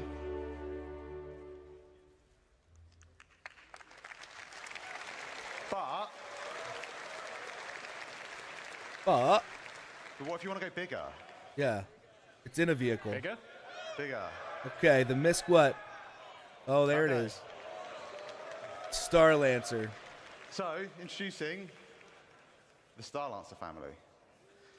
Which has like a retro. Yeah, the Star Lancer is basically a whole new family of vehicles, from Misk, and these are covering a range of different roles. Today, we're going to be talking about the first three, which are the build, which kind of makes sense, and that basically is for all your large structural construction needs. We have the tack, which is going to be for people that want a little bit more defensive or offensive excursions in our universe. Got it. And then we have the max, which is a dedicated hauler, but it can still pack a bit of a punch. So we're going to take a bit of a closer look at all of them today. We're going to start off with the build. All right. So this is the Star Lancer build from the outside. How much are they? The key thing to take away here is you'll see it has the drone bays on each side, and then it has the drone resupply arms for allowing the drones to come back and resupply. I think it kind of looks cute. Inside that room, you have the drone control center. So you have a single station inside. Looks a bit dumpy. I kind of like it. Control all your drones from, much like Luke showed you in the previous presentation. So there are 2 large drones held on each side of the room, so 4 large drones in total. And then there are 2 filler stations right at the front here, and these each hold 16 SEU of capacity, which can then go and load the internal resource tank to feed the drones. Drones that will then be deployed out of their little secret garages, and they go off and do what you've asked them to do. When they need to resupply, they will come back, sit on these arms, suck up their resources that they need, carry on their day. Drones aren't in the game yet. The really important thing here is that all these base building vehicles have enough storage on board to supply your drones. Obviously, if you're going to build 1 million things on your base, you're going to run out. But we want you to be able to have these vehicles and have knowledge that you're not going to be doing endless cargo runs initially to build your foundation, your base. You'll be able to build your base and have storage on that eventually, but these all get you going in the short term. Okay. So, let's have a quick go over the stats. It holds 4 large construction drones. It's 83 meters long, 52 meters wide, 15 tall. Saw lots of rumors and chatters that people thought this was Freelancer size.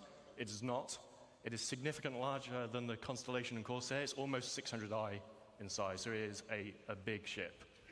Damn. 2 S4 guns for the pilots, 16 missiles, remote turrets, and then 128 SU of cargo capacity in the build specifically. But what if you don't want to build stuff? What if, like me, you just want to burn stuff and destroy stuff? Burn it all. Sorry. So introducing the Star Lancer attack. Oh, they're turrets. So I was like, what is that? This is designed to be a bit more aggression into the verse. So I think the first thing you're going to notice is the kind of the dual man size 5 turrets. Now these give much better kind of broadside coverage from any of the other variants. I wonder if the front opens up. And then on top, we also have like a dedicated hangar that is been specifically designed to fit a Mirai Fury inside. Nice. And I'm sure we will see plenty of other ships try to be fitted inside. Successfully not. We'll see. And I think John's going to run you through the interior now. So yeah, let's have a look over the tack from outside to in. So this is the tack in its default paint, so sort of military drab grey. I like it. Then internally, obviously Ben talked about the size 5 turrets. Then we have some drop seats behind, and these are on a... Drop seats, got some... Man, I really like this, because I have a weird thing. Misk would be a brand I would like. I do like vintage kind of things and stuff like that. And I guess it's the hipster in me. But Mysk always fell short a bit, where it's like it wasn't quite there. It was, I don't know how to describe it. It's just, it felt like it missed the mark, but it still kind of looked like the retro, like Arrow, the Airstream trailers, whatever, from the 40s, 50s. This one, digging it. I think they really got like space age meets like that retro vibe. Good mixture. Look, there's like, what is it? The showers over here or something? Oh, there's bunks, there's lockers, airlock. Go down here. It's kind of out. Kitchen area, generators. Cool. Deployable ramp, so you can do some ground assault. They will drop out down. If you're doing a bit of ground assault, chances are someone's probably going to get injured. So there is an onboard medical facility directly behind there with 2 tier 3 medical beds. And it has medical beds. Oh, let's go. That's what that is. I thought that was a kitchen. Upstairs, obviously, there's the Fury hangar. Right here. Behind that is engineering. And then forward of the hangar is the refactored habitation and mess hall area, which is specific to the TAC. Just because there's so much other stuff crammed in there, we had to redo the upstairs of it, basically, to fit that in. It's upstairs and we'll go over the more normal layout shortly. Can't really see it. Okay, so yeah, to sum up, I think the TAC's obviously going to bring a lot more firepower from the other variants. Its shield's been boosted up to two size 3 shield generators. It's got the med bay with the tier 3 med beds, drop seats, it's got the hangar, and it's still able to carry up to 96 SCU of cargo. And you can secure yours today by going to play.se/StarLance Attack.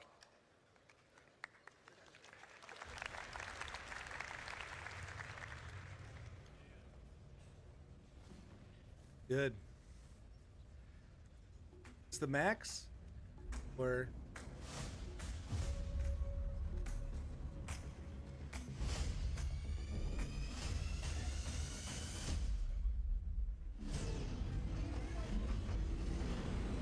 What do you think? I think it looks good.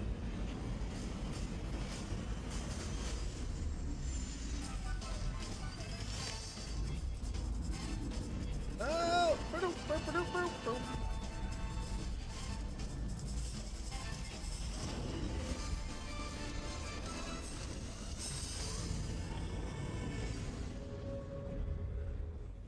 Noise. Oh, they're going to... This is Nyx. As you said. A little retro looking. Like that style. Yeah.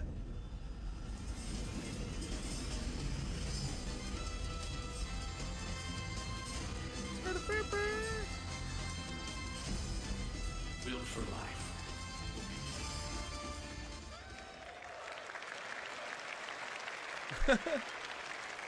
I thought they didn't go through the max.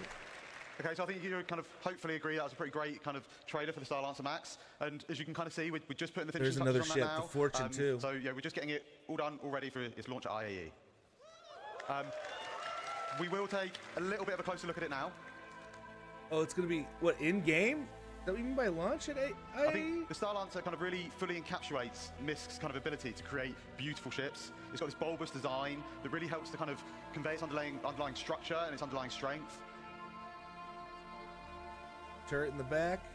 I think when the engineers were trying to kind of put this together, they were thinking about what's useful, what's great, and one of the things that we thought about was the deployable cargo grid that just brings the cargo down to the ground, makes it much easier for loading and unloading. And they also wanted to put the crew, they wanted to put what was important for them. So they've added a lot of windows out so the crew can see out into the verse, and it's one of the things that we know people like, is being able to have these kind of little windows out into space. And then above the kind of main habitation area, we've got these big skylights, and they just allow kind of like more natural light to cast down into the cruise area. For a bit more protection, you've got look at that. 8 size 3 missiles up front, and then a further 8 on top. Hey. And these are backed up by a set of size 4 remote turrets, both front and rear, that give good topside coverage. And then finally, when we get to the front, you'll see we have a further set of size 4 gimbal weapons. And again, these just kind of help to fill in those blind spots. Yeah, nice. I think as a whole, I think the engineers or MISC have done an exceptional job in creating a vehicle that kind of fully encapsulates the functionality needed, while still ensuring that the crew's kind of well-being and livelihood is protected. It's all in the package that kind of really dominates the sky, and I think it really shows off MISC's ability to deliver in the swamp quite beautiful ships. Right, so don't worry, this is not an Origin 404 moment happening here. So let's have a look inside the Starlancer Max now. Okay. That wasn't the Max. So, My bad. love it or hate it, we love it. The MISC traditional letterbox view is back. At the front of the ship, you have the pilot, co-pilot seat with 2 support stations at the rear. These are the ones that control the remote turrets by default. Then behind that, we have the escape pod room, 4 escape pods, full crew. And then behind that, we have the traversal. It's sort of a traversal room. It has a lift, goes between the 2 floors of the ship, and goes to the exterior of the ship. And then a ladder for emergency backup. Okay. Behind that is the mess hall area, so nice shared communal space for you to relax with your crew. And then we move into the 4 individual crew rooms, each with double beds, so very luxurious for a spaceship. En suites for all.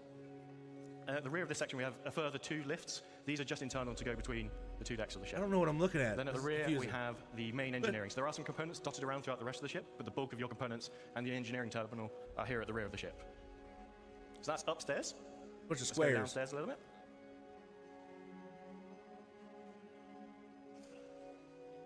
We have the main vehicle entrance and cargo entrance for the rear section. This can be used as a garage, but it's also a cargo hold. Can fit for the vehicles rear up to section. Ursa rover in size in here.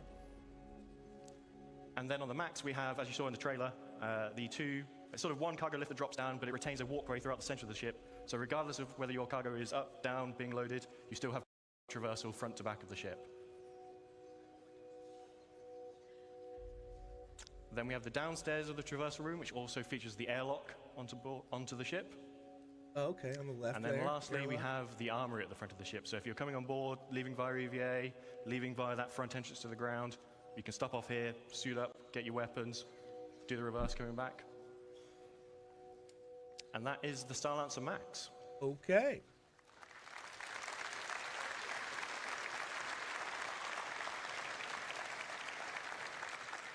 So we'll quickly recap the stats.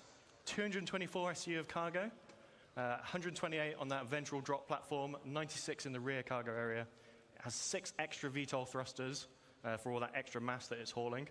And it is available to pre-order now and will be flyable this IE at play.se Starlancer Max. And if you pre-order now before IE, you will get this exclusive sapphire paint, which is in the CitizenCon colors and looks super cool in my opinion.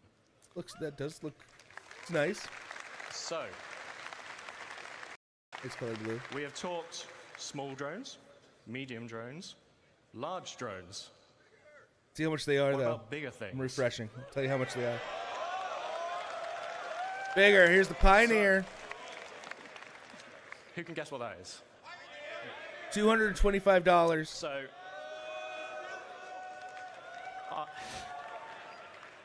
I talked to you all quite some time ago about this in Germany, and the tech is $295. Now, some time has passed, and whilst the core concepts of base building have remained the same at a high level, how you physically build your bases has changed slightly. So, back then, you were building everything on board the ship here. You would fly your Pioneer. This is the area I want to build in. I'm going to build my base on board the ship, and I'm going to drop it down. As you've seen, bases are a lot more expansive now. This doesn't work anymore. So we need to do a little bit of some reconcepting. All right. Okay, so one of the first things we really wanted to kind of solve was the arm. I don't know if people were happy. We know a lot more about how we're going to be constructing these structures now. Is it smaller? And kind of the arm didn't really make a lot of sense anymore. All it really did was it made the space you need to land the ship almost twice as big as what it's kind of needed. And we're not real spaceship engineers. We don't make real spaceships. But what we do try and do a lot of the time is we try and take as much reference from kind of real life manufacturing as we possibly can. And I think that's really it's really key to what I think Star Citizen is as a whole across like all the different departments, in that we're trying to make a believable universe. And if you think about the arm, and whilst I can't deny it's a cool idea, I think really from a manufacturing point of view, all it really does is it adds a lot of complication and a lot of manufacturing costs onto what is already a very advanced, very large, very costly ship to make. So that was kind of like one of the kind of real first things we wanted to do. The second thing we wanted to look at was kind of have a little bit of a shift around of kind of like the egress points on the ship. The cargo position has moved, so we needed to kind of update that. We wanted to make sure that the landing pad made sense and had space to kind of come into the ship. And then we also needed a way of getting things out of the ship that we will be crafting. On top of that, we had a few other goals. Like I say, it needs to support all the updated kind of building mechanics. It needs to support all our current metrics, and I don't mean just character metrics, I mean all metrics, because we're going to be creating a lot of things inside this ship. We wanted it to kind of become a true self-sustained mobile base. We wanted it to kind of, be kind of like the cornerstone of your crafting and construction ventures. And to do that, we needed to add a few extra kind of onboard facilities. So, a med bay, like I say, the crafting area, the ability to refine or extract and refine materials. So let's have a quick look over the updated interior of the Pioneer. So at the back of the ship, we have the classic bridge, looks out over the expanse of the ship. And then top and bottom of that in this image, we have the escape pod rooms. And then leading off those is the access to the manned turrets that remain. Then going downstairs, we have the cargo area at the top. Doesn't look like a lot. That's 1,000 SEU of cargo now in that space.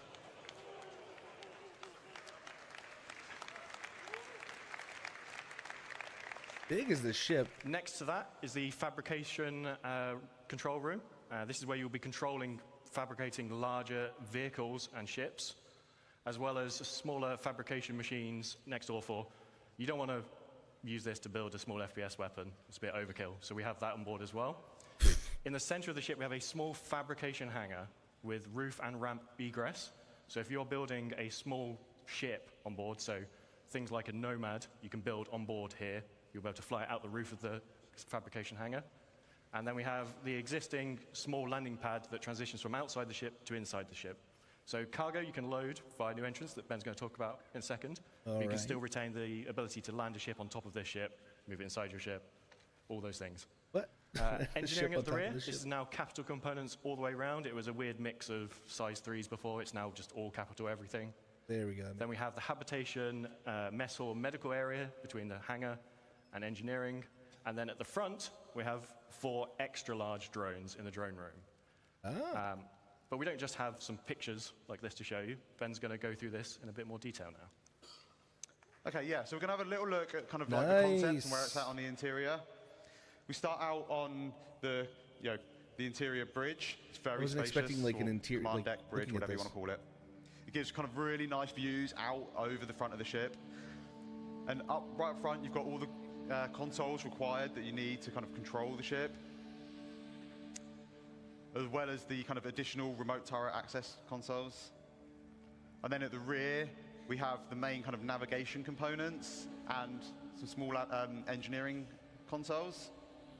And kind of flanking either side, we've got these 2 corridors, and they lead out to the manned turrets that kind of sit above the bridge. And they also have all the escape pods needed. Manned turrets, Man City. That's where they are. Like I say, we want this to kind of be a home away from home. Oh, that's a cool look. So we have look. a very large, comfortable habitation area. Like a loft?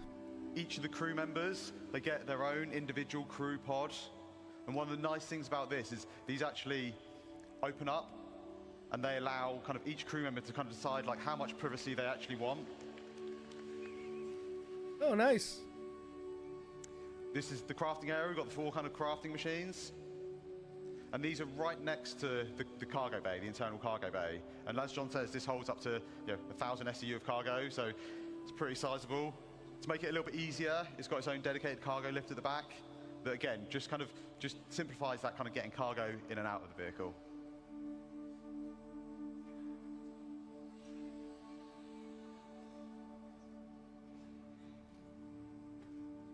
Down at the front, we have the drone room. Now these will be 4 extra large drones, so they'll be able to craft our larger structures in game. They exit the ship out through the roof, and they're all controlled by the construction console in this area.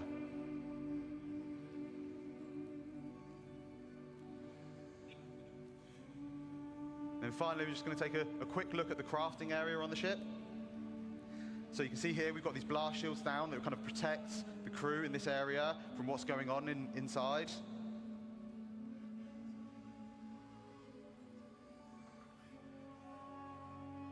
And then as these open up, we just finished making a storm. And as we see, there's a ramp that leads out, so you can drive any ground vehicles straight out the front. Between all the landing gear, and you get this really nice kind of like sense of scale as you're driving underneath out the front of the ship. And we've also got the top exit for any flight vehicles. That's pretty cool. And then finally, we have the landing pad, and this just allows us for any ships that land up on deck, we can just bring them down into the belly of the ship.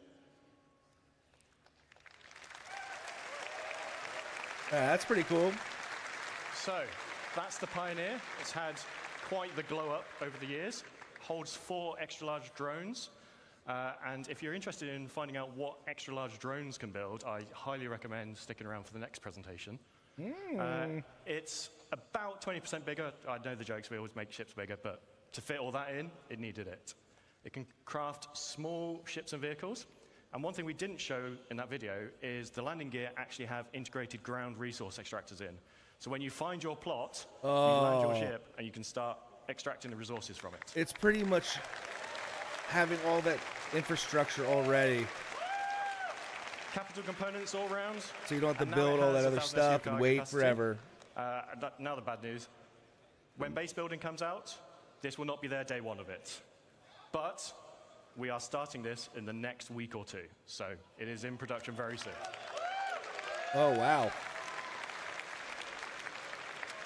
So. What happened? Why is everybody screaming? To finish up, we'll do the classic one last thing. CitizenCon is usually about looking forwards, but we'll do some housekeeping and look at the now and a bit before. At the Galaxy? So, sorry, this is Ben. Yeah, so you remember last year we teased these 10 vehicle silhouettes. Now, these were vehicles that we were planning on working on this year, and we've not quite delivered all of them yet this year. But we did come quite close. So far we've delivered 6. We've delivered the Pulse, the X1, the Medvac, the Argo and PUV 1T, the RSI Zeus, and the rework on the Retaliator. Oh, but what about the rest? Sorry. So, all but one of these will be released before the end of the year. So the Legionnaire is the one that's going to miss out. And Really, the Legionnaire? With hacking gameplay. But the rest will be here Mirai for the end of the year. Guardian. So, Crusader Intrepid, Mirai Guardian, and the Polaris. I wonder what the Intrepid looks like. Are you going to show them? We have a few patches between where I am today, standing on stage, and the end of the year. Show them. Let's start with some things that you're going to see at IE. Let's go.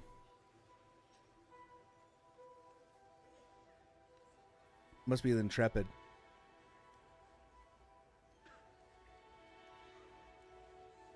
Medical? Yep, medical. Is that a medical terrapin?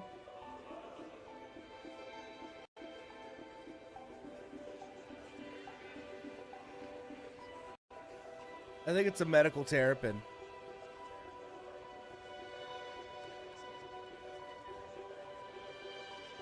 Yeah, this is the Intrepid.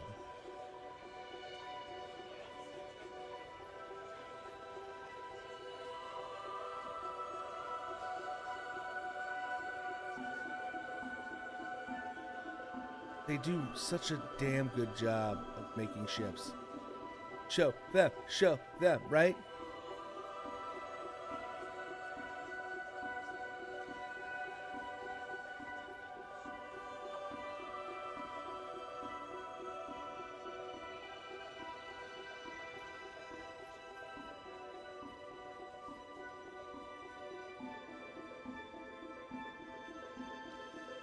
Single-seater? Okay.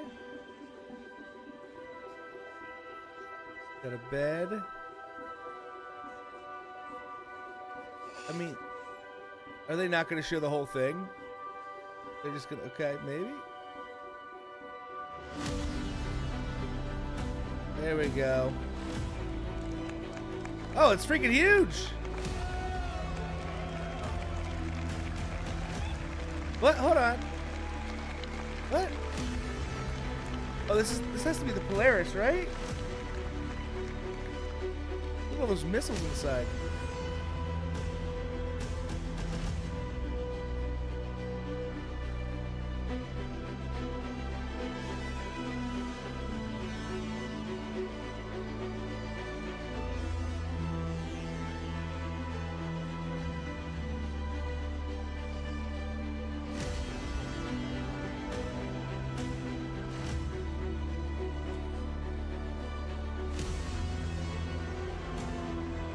Wow, triangle? Alright.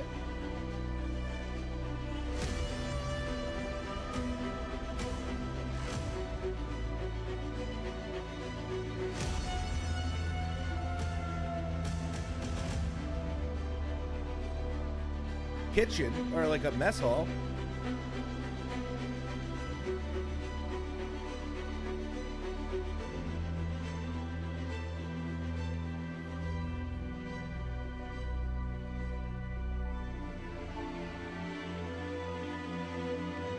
Nice.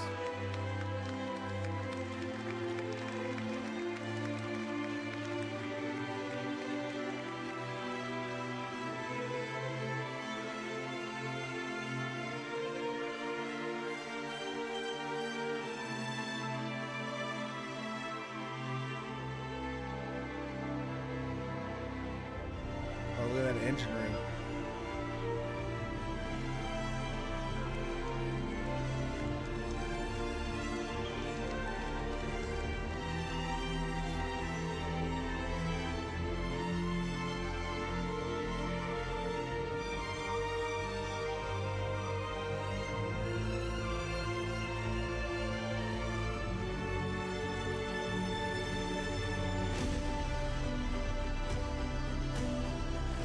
And that looks cool as hell.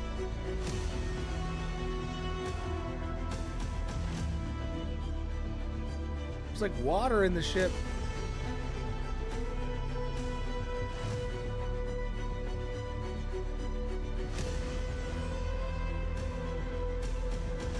Hold on, what ship are we in? It is huge.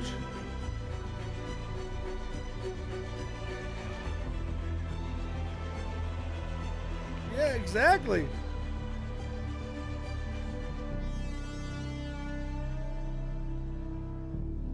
I mean, is this still the Polaris? This thing is freaking ginormous. Got a turret.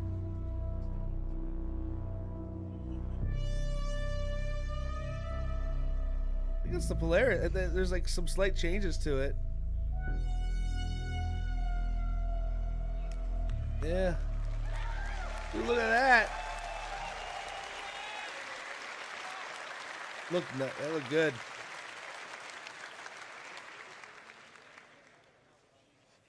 Okay, so on top of those ships we've talked about, we also worked on a number of other ships this year. So we're just going to quickly go through them before we get on to what we're doing next. So we delivered the Sulen. Sulen was cool. The Storm. Ugh. The Cutter Rambler. The F7A nice. and F7C Mark IIs. So I always get tongue twisted with these. And the F7A Mark Is. They also did the Santok EI, the Sabre Firebird, the Peregrine, and then most recently, the Argo Atlas. So, like last year, where we did a little tease. Oh no, not this to me again. Can't just leave without I love ships too much. So, I love ships too much. Let's have a quick look at just some. I love emphasis ships on too some much. of the vehicles that we're working on in the next 12 months.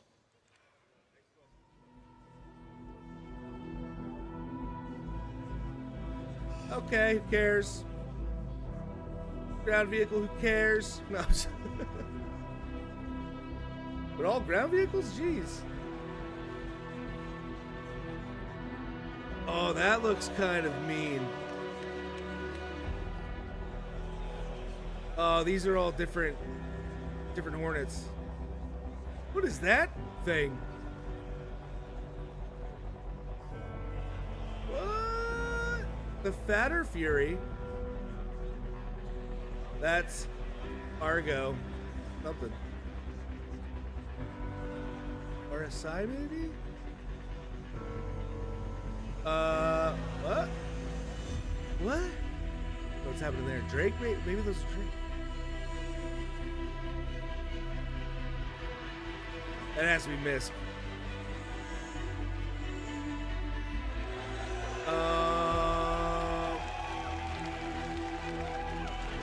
Was that giant ass guns?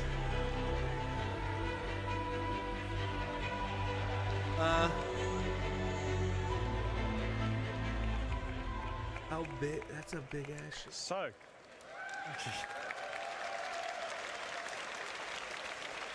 I just want to say a big thank you to all of you, and a big thank you to all the vehicle team in all the studios around the globe. They give us all this really cool stuff that we can get to stand on stage and talk to you guys about. Some of them are probably hiding at the back, but I just want to say a big thank you to you all, especially for all the hard work on these recent ships. Yeah. Massive, massive thank you to everyone involved in putting these vehicles together. Damn! Right. Thank you. Thank you.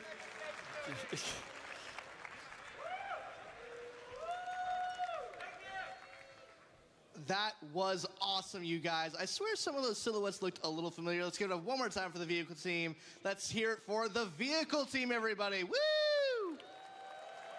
Call and response. We'll work on it for next year. Speaking of awesome ships, we are here at the Planet Ring booth here on the show floor at CitizenCon. These guys have some amazing models that are in prototype right now. We're going to check them out right now. Let's check out some of these awesome prototype models we have right here. Let's check those out. We're going to give our cameraman just a quick moment to check them out. I am here with Ray of Planet Ring. We're going to be asking him a couple questions about these prototypes in just a second, but I want to make sure that the camera has time to check out the details on these awesome models that we're hoping to get out in the near future. Oh, look at that. That is some sexy detail work. All right, so Ray, what inspired you to make models of Star Citizen ships? Well, actually, we have been Star Citizen bankers for many years. Myself, I joined the wars in 2015, and my colleagues joined it in 2014, which is 10 years ago. It's a long way for us.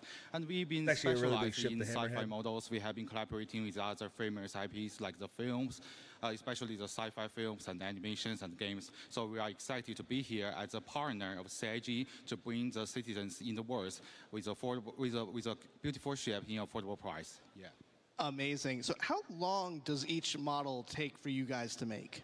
Well, we've been working for 7 months for now, but our prototype now is still an early stage of what we are going to do in the future. So it's roughly like 5-6 months for now. That's what we have been building for everything you see here in this booth. Yeah, and they are amazing. So I have to ask, which model is the hardest to make, but also which one's your favorite? Yeah, it's a good question, but I would say the Star Citizen ships are very in detail, so each one of them are very hard to make, actually. But my personal favorite should be the F8. You can see the F8 has a very beautiful panel lines. It's very beautiful in details, and it has a brutal weapon system that's crazy. And also, I want to make sure that everyone knows that our final products come into 2 versions, assembly version and the finished version. So for assembly version, we have injection pieces, so you can cut it yourself and build it yourself, paint it yourself, and it's glue-free, it's snap-fit, it's easy for everyone to build in 3 hours. And the finished version, we have it printed for you, we have it assembled for you, and we have some actual layers, painting, welding effects, and some actual decals. It's amazing, fine quality. Amazing. And so we're actually going to show these really quick. And as we show these details over, we're going to actually throw it over to Sam. Let's give a quick detail on this. Thank you again, Planet Ring. We're really happy to have you guys here. Let's throw it over to Sam back at the community booth. Thank you, Ray, again for having us here. We'll see you guys at the community booth.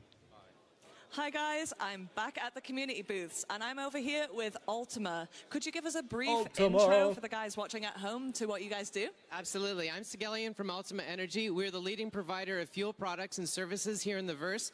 We do a lot of Starfare operations. You can find us on our website at altima.energy, and we have Discord as well. So hit us up there. Amazing. Thanks so much, guys. Let's move right on over to MedRunner. So, Jared talked a little bit about you guys earlier today. So, how have you found the convention so far? What's been your favorite bit? Oh, man, it's been amazing. Squadron 42 looked so good. I mean, I'm an Idris owner myself, so I'm super hyped to seeing Squadron 42 in 2026. Just the love from the community has been amazing. It's been so much fun here. Thank you so much for being here. And if you guys haven't already, do come check out their booth because it is really amazing. Okay. And I am here right on the end of our amazing community booth area with our Avant-Garde guys. So, Avant-Garde, would you mind introducing yourselves and what you guys do? Yeah, absolutely. We are a PMC organization. We do PvP both in the sky and on the ground. We also a trading division where we trade rare guns, rare armors, and everything. Our goal is to have at least 100 members, but because we value people below quantity. We want to create a legacy altogether. When I create this organization, I don't consider myself the commander of everything. I just planted a seed for a tree. Maybe I will never see the fruit, but I want to create a legacy. People need to have fun, maybe win sometimes also, but especially win. Be a healthy community and having fun altogether. Amazing. Thank you so much. Right, let's move on over to the other side, where I am joined by my partner in crime, Dan. I don't know which camera I'm looking at. That one. That one? 2, 1. Hi. Hi, guys. We're back here at the community section with my friends at Imperium. They have, again, awesome ship model we saw a moment ago. Look at that awesome ship model they have here. It's even better than the one they had in LA last year. Guys, quick elevator pitch. What do you guys here at for Imperium have here at CitizenCon this year? Well, at CitizenCon this year, we brought another one of our 1 to 500 scale Bengals. This one is actually in Imperium colors. It's the ISS Sovereign, which was picked as the name for our flagship by our members. God. And then also over here we have 1 to 2,500 scale Bengal Krugeri Battle Group that was made by one of our members that we're going to be donating that's a big ship. to Holy shit. Cloud Imperium and to Chris Roberts. That is amazing. You guys have Did made you get some a coffee? awesome stuff here. We're really happy to have you. As Not always, yet. Imperium creates some awesome showcase stuff here at CitizenCon. We're going to move on. Thank you guys at Imperium so much. And we're going to move be here right shortly. along. Thanks, guys. Next up, we have Black Star Initiative. If you guys are interested in a private military force with weekly events, Black Star is the place to check out. Guys, again, quick elevator pitch. What is Black Star all about, and what do you guys have here at CitizenCon for us? So, Black Star is all about helping other people in the org, getting to PvP battles, and also doing security and protection. Over here we have got, at our booth, we have a med gun made by someone in our community. We have got our challenge coin, which we provide to other leaders within organizations that we meet out in the verse. Coasters and patches. So if you ever need anyone to do protection for your bases that are coming soon, look to us. No one's better. Yes, and if you want to get good at PvP, we have daily trainings that we can provide to you. We have a lot of stuff to do.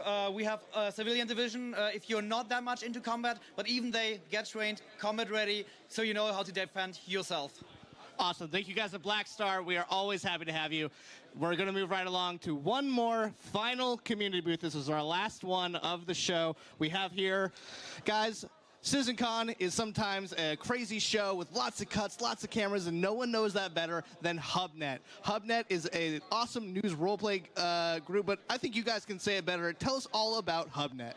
All right, so HubNet is our attempt at making content for the citizens in the verse in 2954. So not for you players, but for the players' characters. So we make a full feature-length movie like Overclocked. We make animated series like Jack of Spades, and our news report, Hubwire, is meant to report on events that are going on in the verse. And Joel can tell you a little bit more about what we do. Yeah, so if you're looking to create a project or get involved in a project, you can join our Discord, sign up as a role. You can be a voice actor, a filmmaker. Whatever your talent is, we can use you. We're effectively Netflix in the verse, so come check us out at HubNet. Awesome. Thank you guys at HubNet.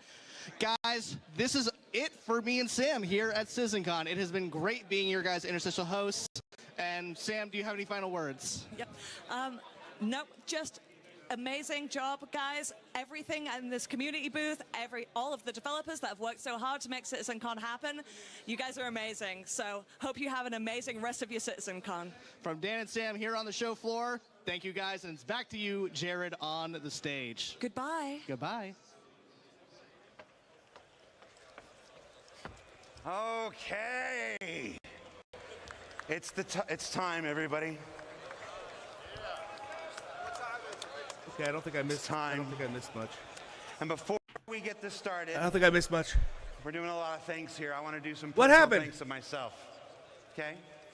So first, just got my coffee. I want to thank all the developers who took their time to build their presentations and showcase for you their amazing work that they've been doing over the last year for Star Citizen and Squadron 42. So please, a round of applause for the developers.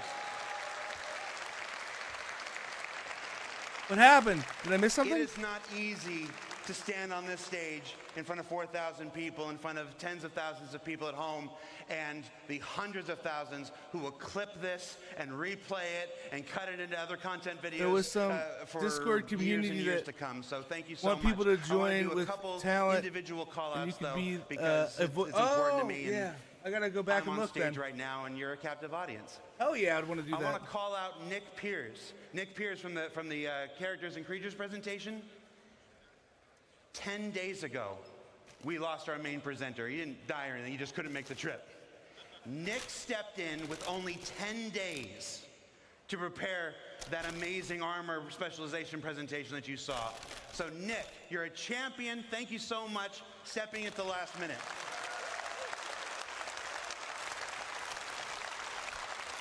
Benoit and Ian.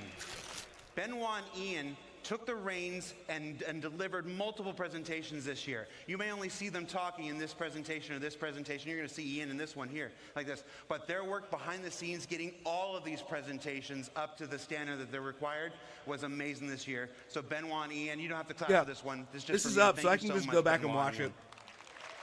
I know where it's at. All right, you can clap. That's fine. You might have noticed we went on ISC hiatus a couple weeks ago. We went on hiatus a little earlier than normal because we took the ISC gameplay capture team and we dedicated them to the work of CitizenCon for the last almost 6 weeks. Every year at CitizenCon, the devs spend their time creating their footage for you, their showcases for you, and many of them still did. But the amount of work it takes them away from the work of actually creating the game. So our ISC gameplay capture team really stepped up this year for the first time in CitizenCon history and helped folks create the videos. Those amazing looks at Nyx, those amazing looks at Castra, the amazing looks at the Sandworm and stuff. So I want to call out Will, Dave, Toby, Alex, and our newest member, Thomas. Hi, Thomas. Thank you so much, guys. All right. They had never participated in a CitizenCon before, and I think they were a little surprised at first at the sheer amount of work that goes into doing this, but they stepped up and delivered some amazing stuff. The last of which you're gonna see some in this next presentation. And then our last two groups of people I want to present. I want to share.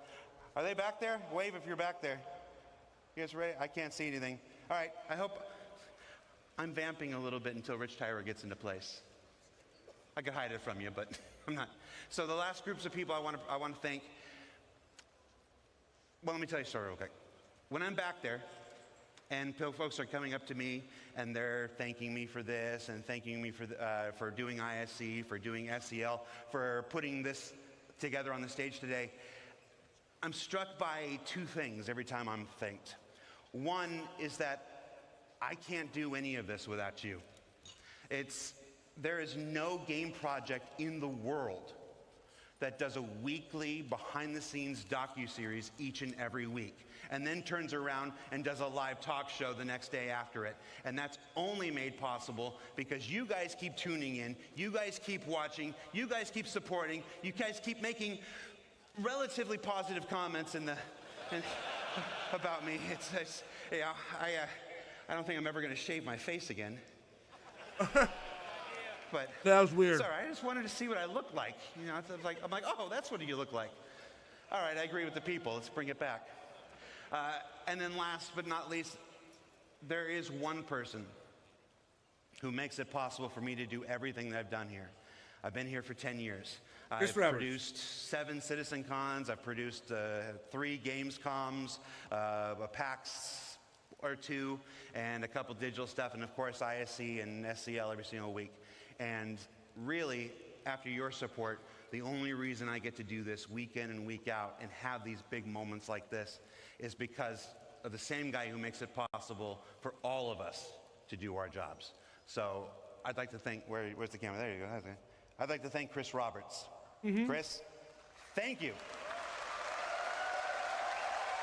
Thank you for not thinking Sandy was crazy when she hired me.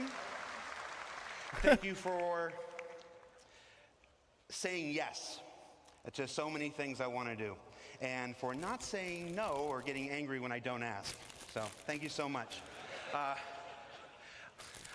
do operate a lot on a let's just do it and see if I get in trouble afterwards thing. So is that Chris there? Are you ready? All right. So with that, yes, he's angry now. All right. So without further ado, let's get to our final presentation of the night. The Star is My Destination. Introduced to you by the one and only Chris Roberts. Is he gonna have Chris Roberts is doing another one? He doesn't usually do that many.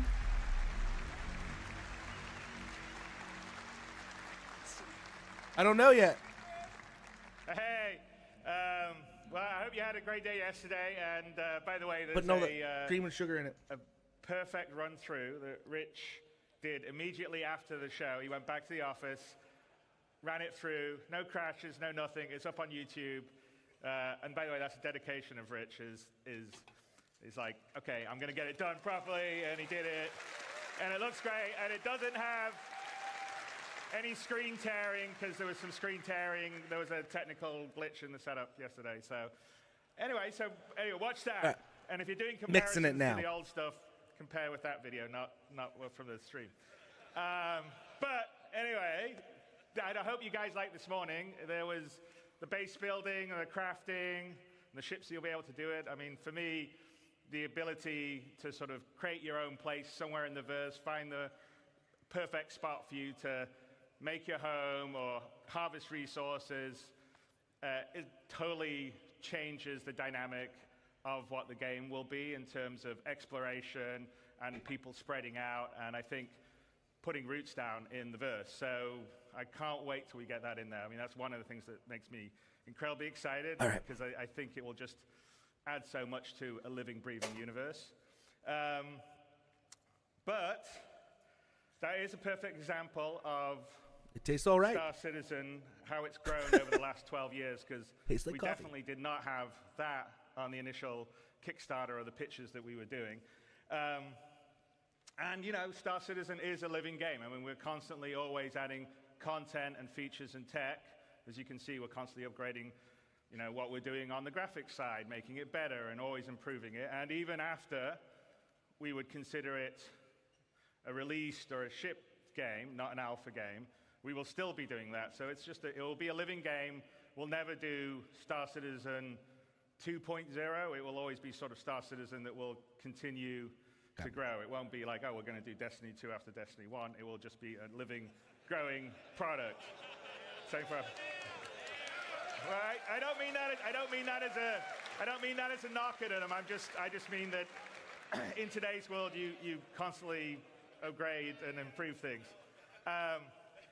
But the big question really is, at what point would we at CIG, what point would the rest of the team consider Star Citizen ready for everybody? Not just you guys out here who are beautiful, wonderful, early he's going to adopters, give a date. willing to put up with bugs, jankiness, you know, not a great new player experience. We know all those things are things that we want to fix and improve. And we want a game that everyone can just get into at the beginning, understand it, have fun, you know, pulls you into it, and then has a huge amount of depth. So the question is, what is that? And that is what we call Star Citizen 1.0. It's something that we've been talking and looking and designing and thinking a lot about over the past X number of years. And now we thought, you know what we should do, because I think half our sort of initial stuff is from a long time ago that you've seen, and then occasionally we'll talk about things we're doing in, inside Star Citizens or SE Lives. But we're like, okay, let's tell everyone the marker. This is what it is, Star Citizen 1.0. When we hit this, this is what we consider we're ready to go wide. You know, everybody in the world can get in, play it, whether you're hardcore or casual, have fun, play in the verse, interact, have a great time. And so that is what we're going to tell you today, is what we consider Star Citizen 1.0. That doesn't mean, as I said, that we'll stop at that point. We'll continue to grow and build and add things. So fishing is not on Star Citizen 1.0's list. Fishing! I'm pretty sure. What? I know, but I'm pretty sure it will be not that long after 1.0. But that is the example. We're going to tell you what the marker is. And, to do that, Rich Tyra, who's our senior game director, is going to come out. I was saying. With our other directors, and we'll lead you through. Were they hearing us? Will be. So, without further ado. Did they hear us? Were they in here? All right, Rich. Don't crash. Yeah. Hello, CitizenCon. So, my name is Rich I don't have Tyra, any vanilla. And I'm the Senior Game Director for Star Citizen and Squadron 42. Now, I've been at Cloud Imperium Didn't have any options. for many years. I was getting breakfast, and and I was many, like, well, many I'll just get a Spectrum coffee and with Reddit it. posts.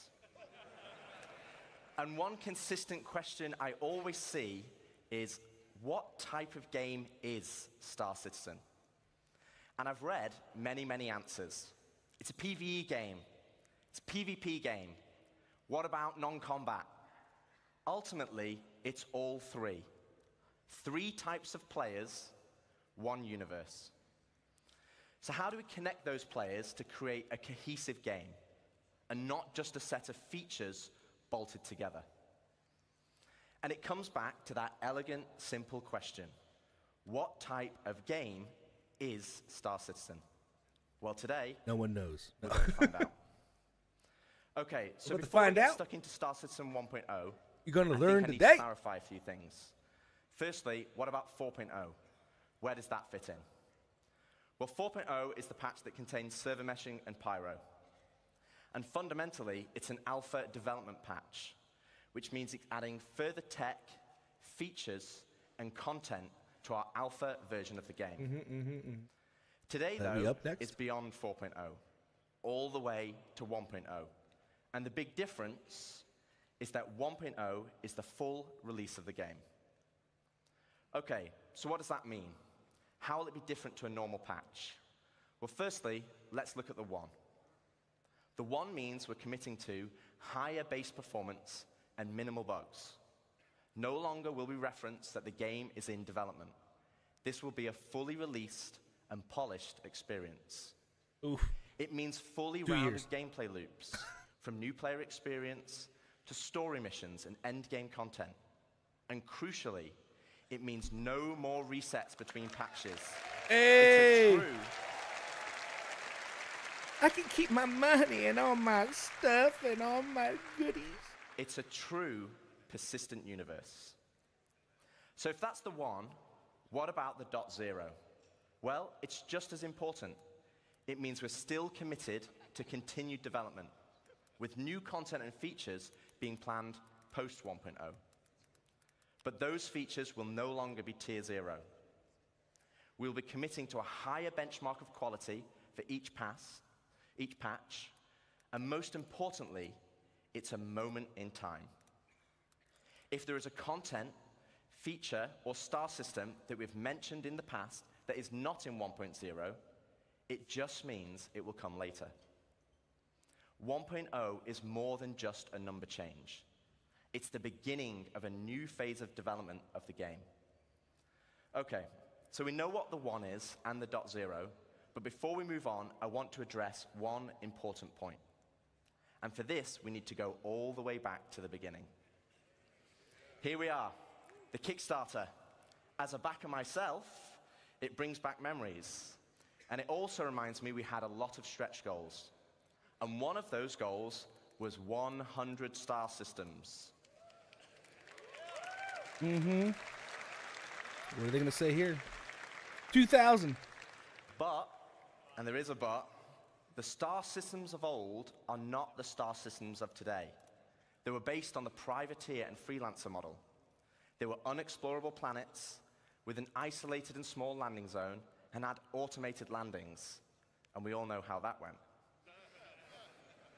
To give you an idea, Stanton had 4 points of interest, and the entire 100 systems only had 90 POIs. Compare that to Stanton today, and we have 1,626 points of interest. And that is going to be dwarfed once we start using the Starchitect tool you saw yesterday.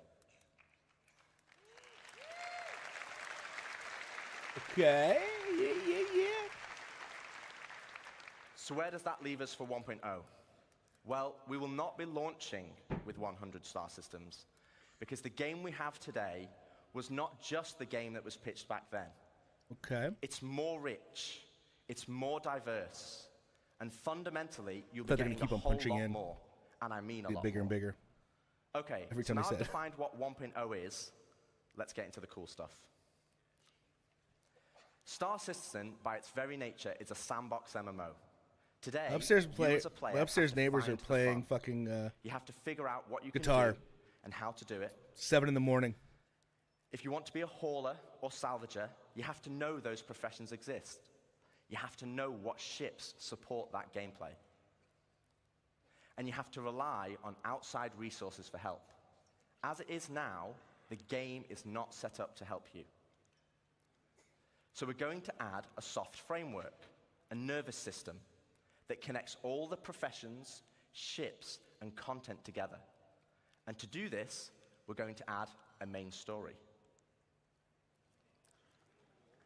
To help... Nice, all right. To help new and existing players, to help discover all the exciting features and content we have, to take them on a journey of discovery of what the game has to offer. This story will become the spine of the universe and help onboard players with understanding how to play the game and understand what's available to them. This story will also introduce each of our guilds and what professions we have to offer. Like the United Resource Workers, our core industrial guild, which supports 2 of our main professions, mining and salvaging. Hopefully. They also Hey, I support appreciate many you other hanging features out. and professions, like Get those repair errands technician, done. crafter, and builder. Guilds are hugely important in Star Get some Citizen. coffee. And as you know by now, guilds are comprised of many factions. As you work for each of these factions, you will gain guild reputation. You can then use this reputation as a currency to purchase guild-affiliated rewards, like ships, blueprints, and items. And each guild will have a unique inventory of what they offer. Alongside economic growth, guild reputation will become a core progression of the game.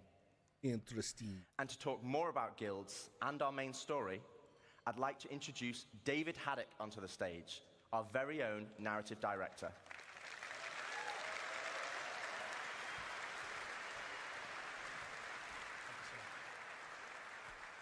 Thank you, Rich. Hello, This is gonna be CitizenCon. awesome! So yes, 1.0 is very exciting, and it's going to provide us probably our first real opportunity to finally inject a massive amount of narrative into the game. But we're looking to do that in several of ways. Wow. Now, Rich introduced the main story, so let's get into what exactly is that. First, it's a narrative experience. This will be a crafted story through the star systems and professions of the Star Citizen universe, taking players on an exciting adventure that will finally kick off the growing tension between Earth and Terra. Yeah. It will be NPC-driven. Okay. So while Squadron 42 will always be the place to go for AAA cinematic adventure, we're bringing a lot of the techniques that we learned from that to capture and build a cast of dynamic characters, some of which may be familiar, for both this story and the PU. And the main story is also designed to be sort of like a tour bus structure where you can hop on and hop off at any time you want to. So we're not also requiring you to do it. So if you want to log in day one and just go off and do your thing, you can do that. Or maybe you want to put the story on hold so you can go explore a new facet of gameplay that you just discovered. Go for it. The point is that you can complete it at your own pace. So that's the what. So why do you want to do this? What's the motivation to want to go on this ride? Like Rich said, for new players, it's a great way to ease into sort of the vast lore that we've been developing over 12 years. The gameplay, the locations that the game has to offer, and also give you a sense of upcoming stories that are about to come. But you've been playing Star Citizen for years. You probably know the lore better than me. So what's in it for you? Now, of course, we'll have rewards along the way as you complete missions and whatnot. But we're finally going to offer a big prize for completing the story. Okay. Citizenship. All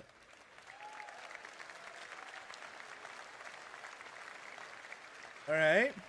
So, many of you already know this, but for the uninitiated, in the UEE, there are citizens and there are civilians.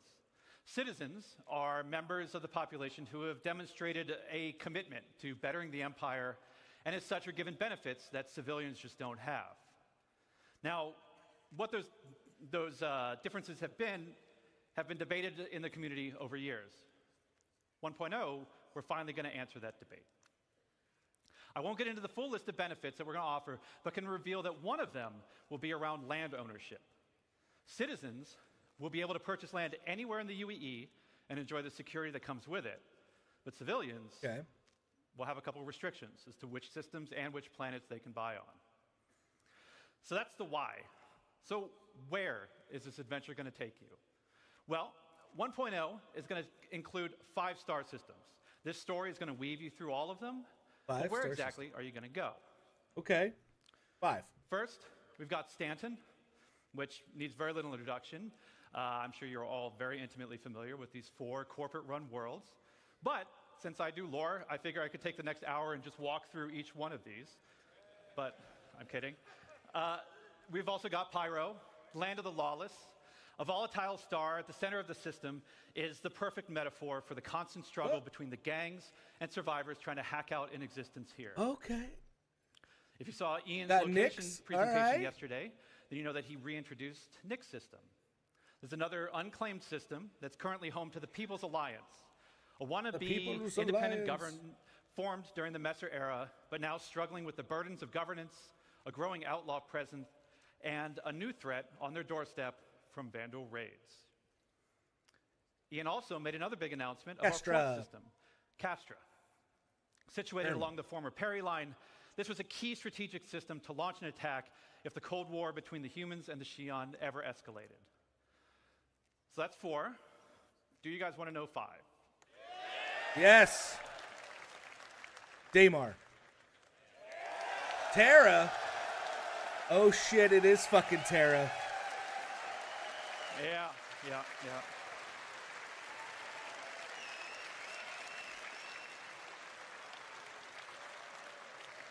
We're finally doing it.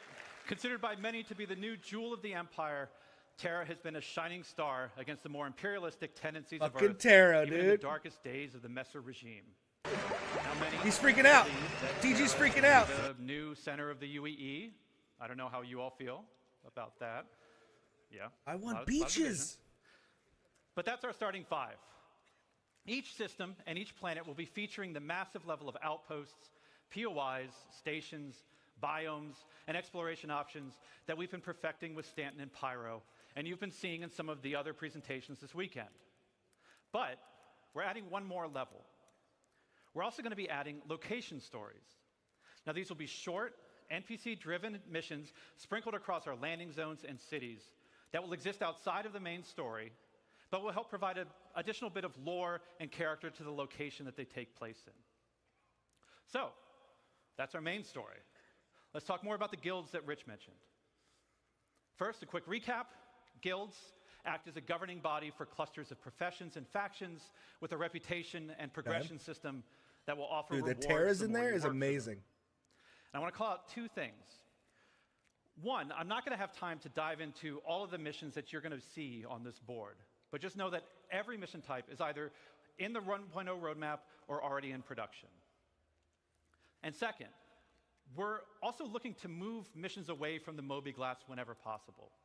Sure, it will always be an easy way for us to get additional game content in, but we want you talking with people. So,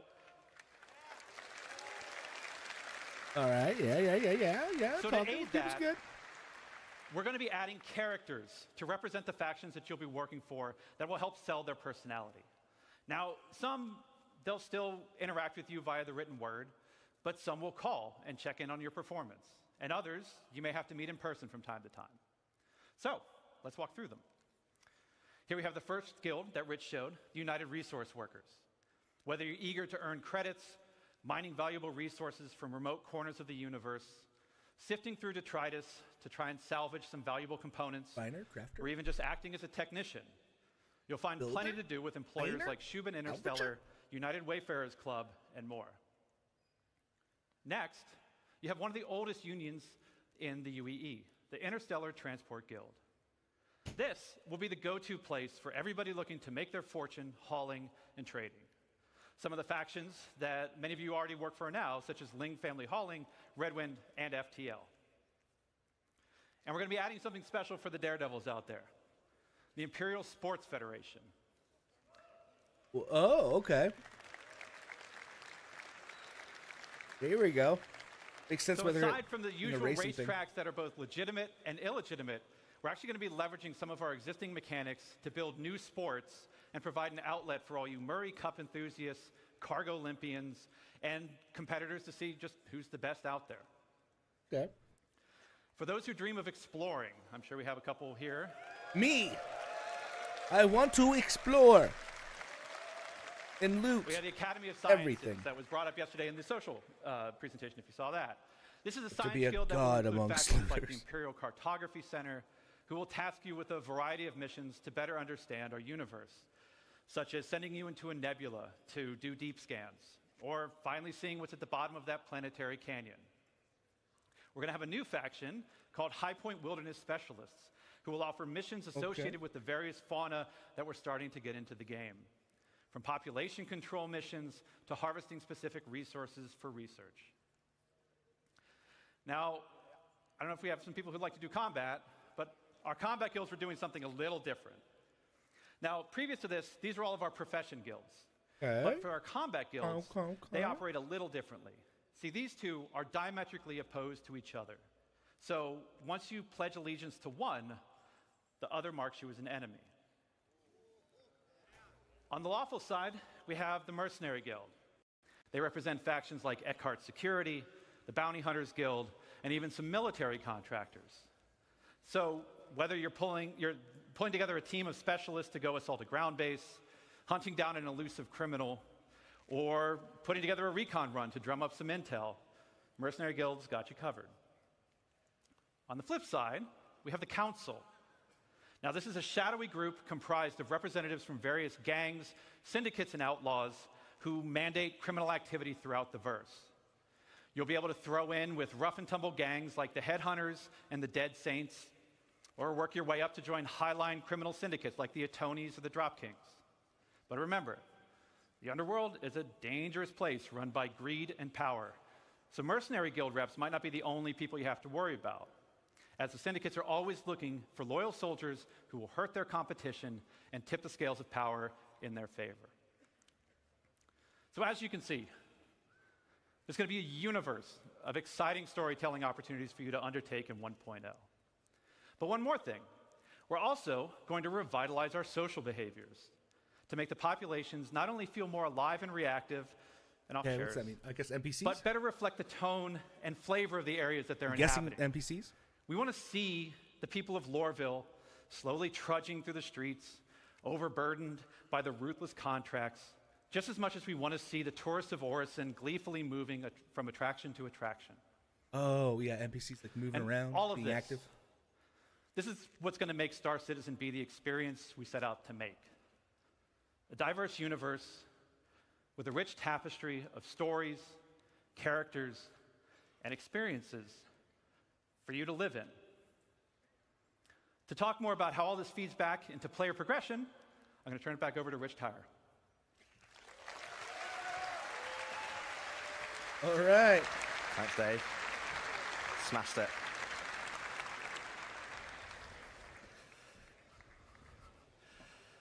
Thanks, Dave. Okay, so we have a main story to connect the universe. We have all the guilds and their associated professions, and we have location stories to give the world depth and life. Crucially, though, we have a new core progression in the game, guild reputation.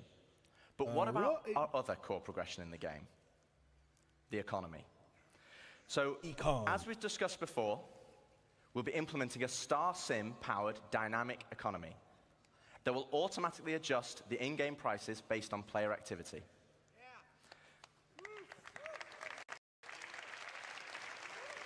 All right, that sounds good. That sounds really good. But for credits to actually matter, though, we need to have an economy where credits flow out as well as in. This means transactions such as repairing, refueling, and restocking need to have value. If everything is too cheap and the money coming into the economy is too great, we'll have massive inflation. And this is where taxes and insurance come in. Okay, finally. Boo!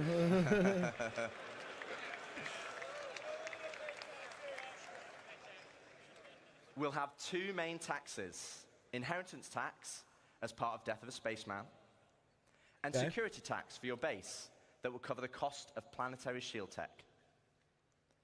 Insurance, on the other hand, will be split between medical insurance, which covers your hospital imprints, and probably the most important one of all, ship insurance. Jeez. Now, as we have Death of a Spaceman, we also need Death of a Spaceship. Losing your ship should be significant. Right now, for example, over 90% of all claims in the verse are for ships that have not been destroyed. Yeah. And this shit isn't is working. Where ship insurance and our new warranty mechanic comes in. First up, we'll have 3 tiers of insurance, with level 1 being chassis insurance, level 2, chassis and component insurance, and level 3, chassis, component, and decorations insurance. Okay.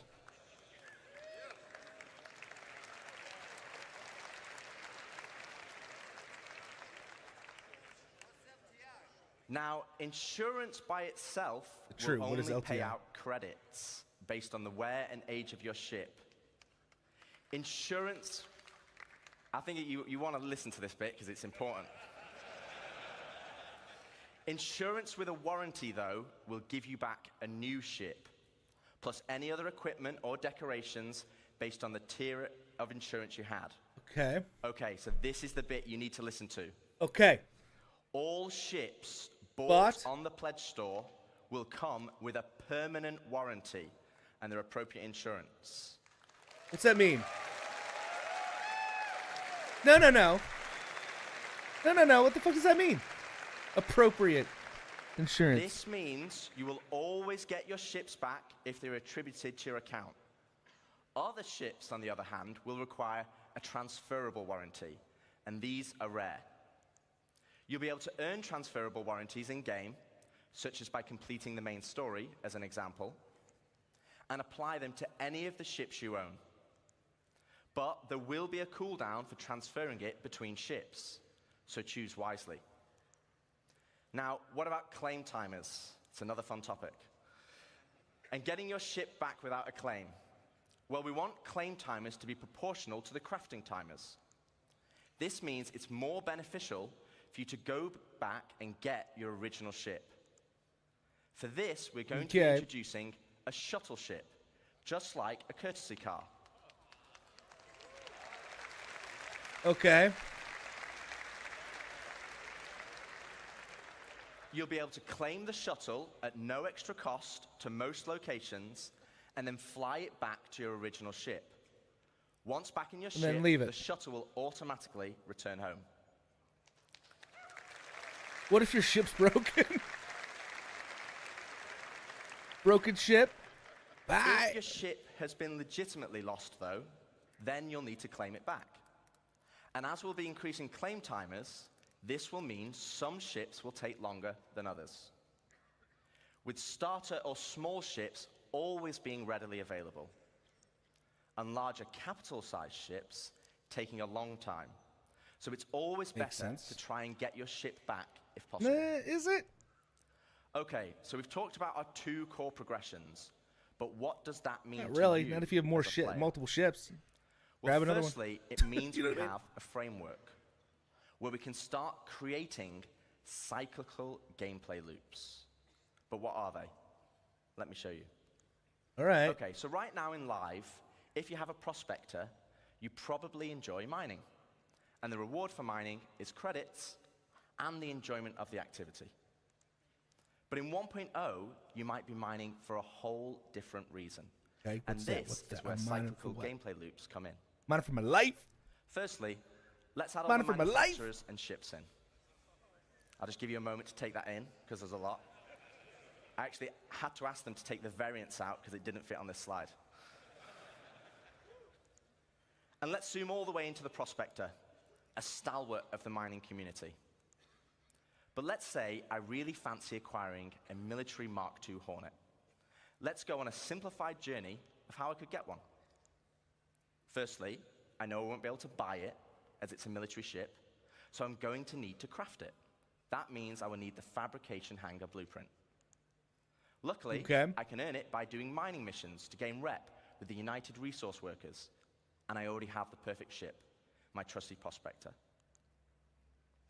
With blueprint in hand and some excess credits, I can now purchase a small plot of land on Stanton and build my fabrication hangar. Step 1, complete. Now I need to grab the Mark II Hornet blueprint. For this, I need mercenary rep, and more importantly, a combat ship.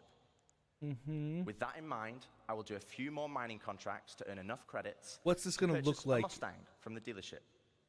How are you going to know? Now I can start doing combat pilot missions for the Mercenary Guild, so I can unlock the Mark II Hornet blueprint.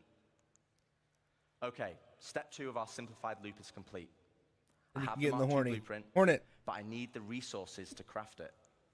Oh my so God, I come full circle back to my prospector, but this time I'm mining for resources instead. As you can see, this closes the loop. No longer am I mining just because I like it, and there's nothing wrong with that. But now I am mining for a purpose and for multiple reasons. For credits, for reputation, for resources, everybody. for blueprints. I'm not leaving. I'm just and ultimately as a stepping stone to crafting my own ships to enjoy other professions. Very erotic and this stuff is just going on here. one of many loops. This is the core of Star Citizen 1.0.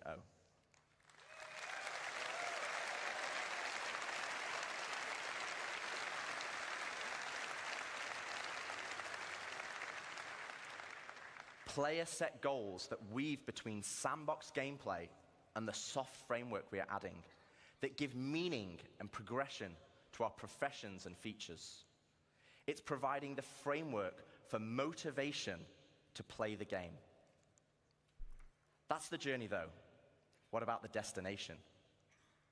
So Dave has already discussed citizenship and the main story. So let's collapse that for now. Let's talk about endgame content. The content that is designed for experienced players and keeps them engaged. Basically everyone in this room. So how does that look in 1.0? Firstly, we'll have open world content, including missions, group missions, and server-wide events, like we have today, but tailored to endgame players.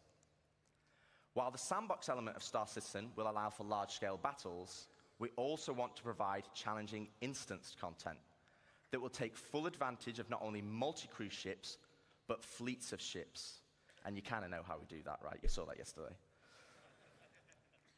And as you progress through the guilds, you'll be able to accept high-level contracts from government agencies who will offer prototype and military blueprints as rewards. These missions will require the full coordination of multiple players and an assorted fleet of capital, support, and fighter ships. You will finally be able to become the admiral of the fleet, directing your armada from your hologlobe, which, yes, is a feature included in 1.0. Whoa! Whoa! We don't know what that is, guys. Calm down, you drunks. We will also be offering more specialized on-foot missions that see you enter the depths of distribution centers and municipal works in small, tight-knit squads that provide an outlet for our more FPS-focused players. On top of all this will sit a dynamic layer powered by StarSim. While StarSim will be the driving force in our dynamic economy, it will also track player and AI activity and dynamically spawn events based on their actions. All right, that's cool. For example, if it tracks large amounts of resources being moved from one home location to another, it will have a chance to spawn pirates to intercept. All this combined will provide just a portion of the end game experience. And I'd love to delve deeper, but that's for another day, as we still have a lot to show. So we've discussed non-combat professions and guilds, cyclical gameplay loops, and end-game PvE content. Terra. But what about PvP? Yeah. What about player versus player content? As you know, 1.0 will contain 5 star systems, 3 of these being lawful in Stanton, Castra, and Terra, and 2 of them being unlawful in Pyro and Nyx. So what's the difference? Let's take a look at Stanton. Lawful systems will be a mixture of high, medium, and low security areas. Each of these areas will be monitored by law enforcement agencies. And depending on the location, will dictate the emergency response time, with high-sec areas being the fastest. Initially, this response will be measured, but over time will escalate to overwhelming force. Interesting. This means if someone is attacked, if they can just hold out for a short duration, help will be on the way. Pirates will be able to disrupt this monitoring by shutting down the nearby comm arrays, but this will be highlighted in your star map, with dynamic missions being generated to bring it back online. But this is the PvP you already know and experience right now, just without security forces. But before we jump into an unlawful system, let's explore what options you have if you pirate a ship. Okay, so first up, let's discuss ownership. All ships and high-value items that you own will automatically be assigned to you. This means if someone steals your ship, you can mark it as stolen, either via an insurance claim or in your Mobi.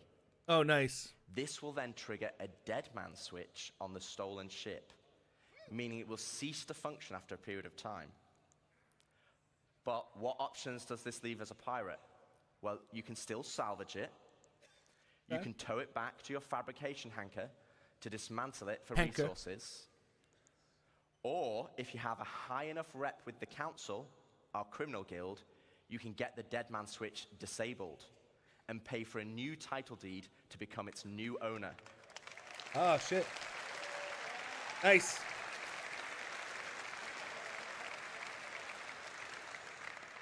Also, if you're in a lawful system, you'll need to find a transient jump tunnel, as all major locations and POIs will have custom security that will scan you on arrival. Okay, so with that out of the way, let's look at the unlawful system in Pyro. Unlawful systems have no laws at all, and with that comes opportunity. Pyro, as an example, has an abundance of high-quality resources and is a hotbed of criminal activity. The literal definition of high risk, high reward. Little definition of hot. Crafting now requiring resources, you're going to want to create bases to mine and extract them. Oh, yeah. This is where base raiding will become a new form of PvP, and it's founded on a combined arms ethos. Defending players will be able to add defenses such as walls, automated turrets, and most importantly, ground shields. A localized version of the planetary shields used in lawful systems that absorb the most powerful of weaponry. No longer can you just turn up and drop a Moab. I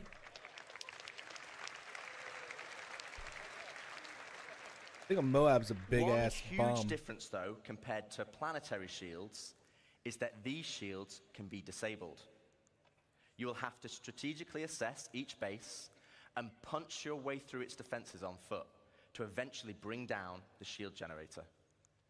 Once the shield is down, then you have options. You want to raise it to the ground, you can bomb it from the air. If you want to extract all the resources, though, you'll need to infiltrate the base using explosive charges and hacking while fighting off the defenders. Now, both piracy and base raiding is founded on sandbox gameplay. And again, that's the essence of Star Citizen. But we want to add more. Something where you can log on and immediately find the action and fight for a purpose. So first up, let's go on a history lesson. Okay. In the early 2600s, there was a fledgling corporation called SEAL that had developed a new system-wide planetary shield technology, the same technology that will provide protection for your bases today. SEAL. To prove this tech, they wanted to use Nyx and Pyro systems as a testbed. With the promise of high-quality resources, SEAL lured independent miners to man the shield network in exchange for shield protection for their settlements. By lordum. As a prototype, SEAL couldn't provide total coverage over all the mining settlements, and so they created the SEAL Tokens program, allowing the most industrious factions to purchase shield coverage for their work. The network consisted of multiple linked bases on the ground that then linked to several stations in orbit around each planet that then connected to the nearest relay in the shield network, which eventually linked back to the shield core, which oversaw system-wide distribution of the shield technology. All of those.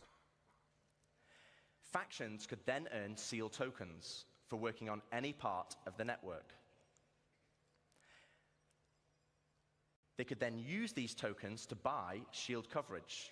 But with the competition amongst factions being so intense, SEAL was only able to offer shielding to the hardest workers. Unfortunately, due to outlaw interference, SEAL eventually pulled out of Pyro and Nyx and pushed for a more automated solution in more civilized systems.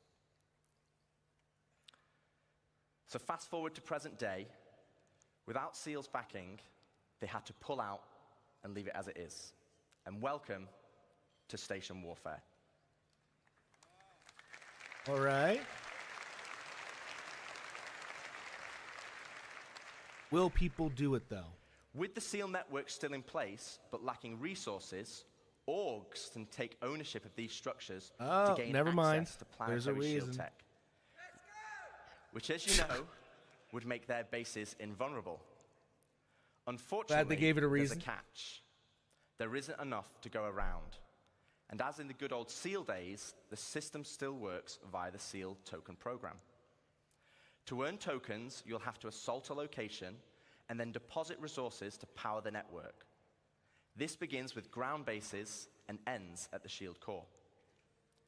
Each structure occupied will then accrue SEAL tokens over time, with larger structures earning more, and at the end of each week, you must then use these tokens to purchase shield protection.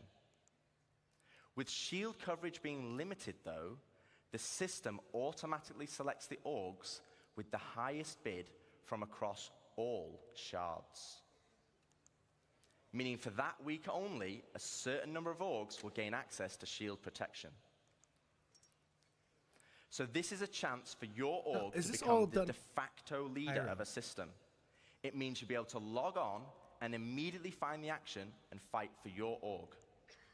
And finally, it's not just sandbox PvP or ganking. You are fighting for a purpose. So once you've won your bid, what then? Well, to talk more about that, I'd like to welcome Ian Leyland, Star Citizen's creative director, to the stage.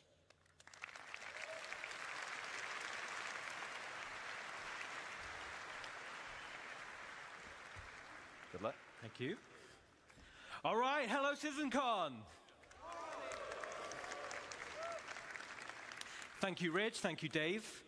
So to continue the conversation of large-scale endgame org activities, let's go back to Pyro 3, where the ground bases were being built earlier today. There's one problem with this being the end. It's like, I'm not an org, so like, I'm like, I don't give a shit.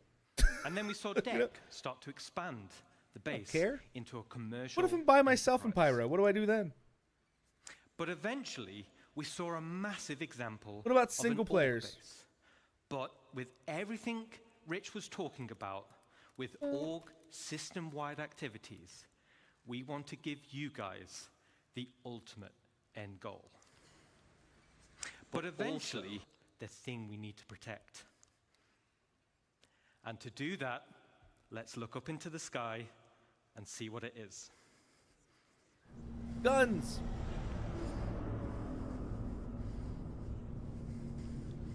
They should really mute the mics. We don't have to hear their, breathing. But it's been happening the whole time.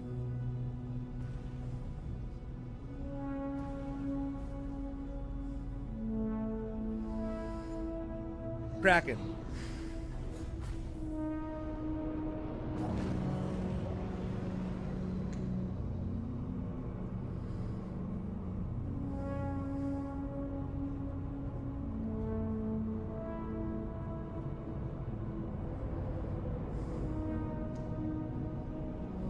What are we doing here?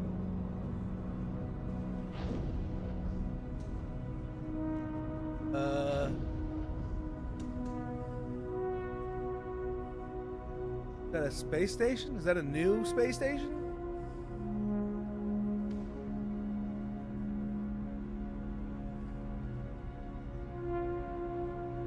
Is that a spaceship? What is it? Is it a mall? Or is it a colony? Oh, looks like a ship.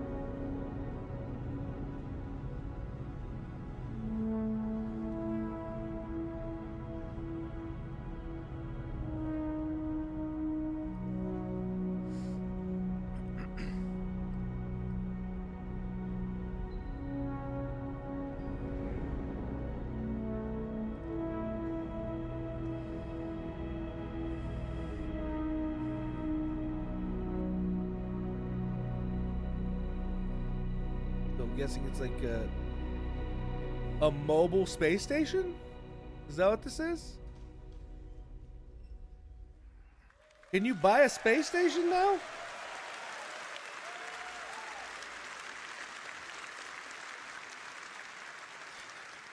Let me introduce you to player space stations. Finally, you can build your home amongst the stars.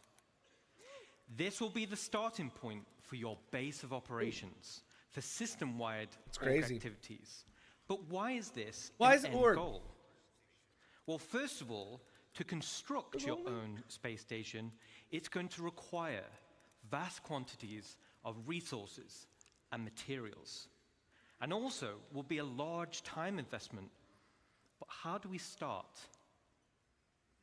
Well, it first starts with the supply bay.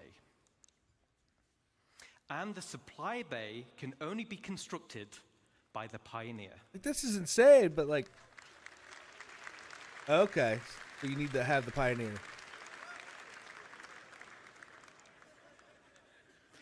Once it's created, the supply bay then handles the creation of the station itself. Now, we're in grey box development phase, so the artwork's not final. I want a solo one. Let's go on a journey and start building our space base. Solo. Screw orgs.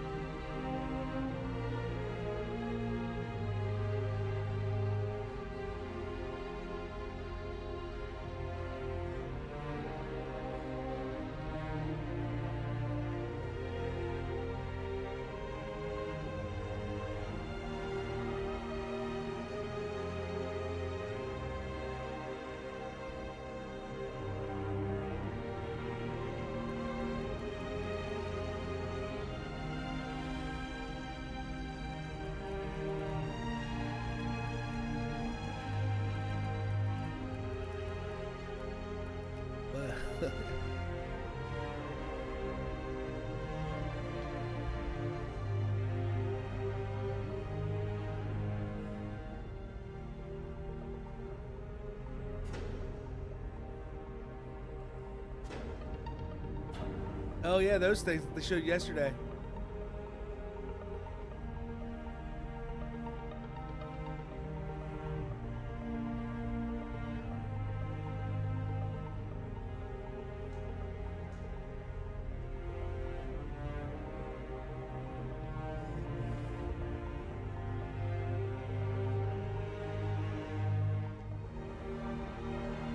That doesn't even fit in there.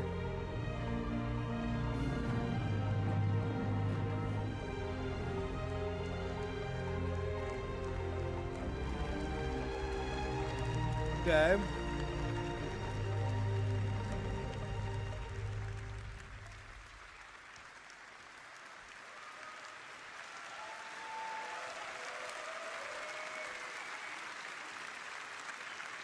Awesome.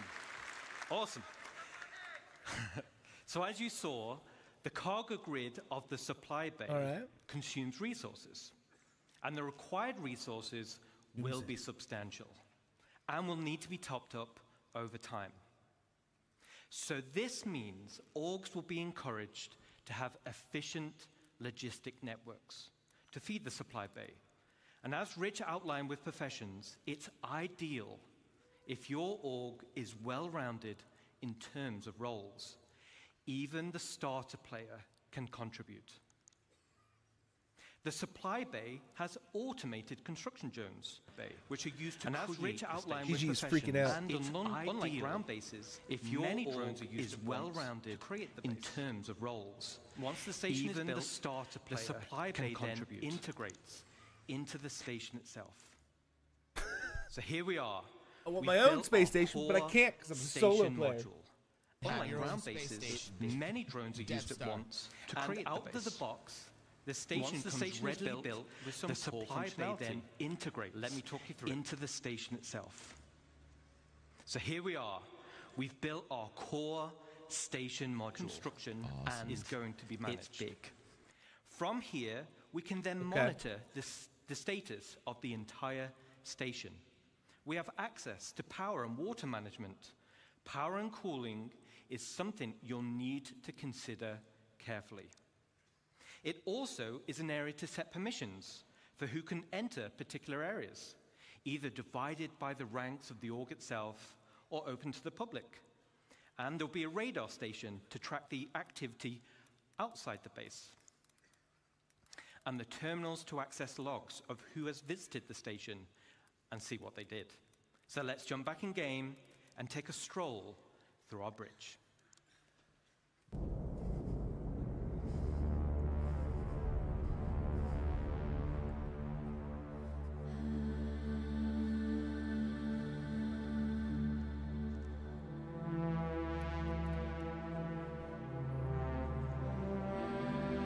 It looks pretty cool.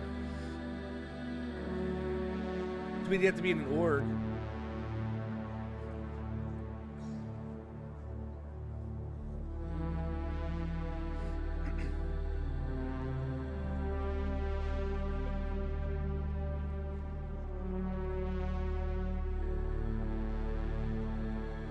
Can I destroy it? I'll just start fighting these things. Like, screw all these orgs.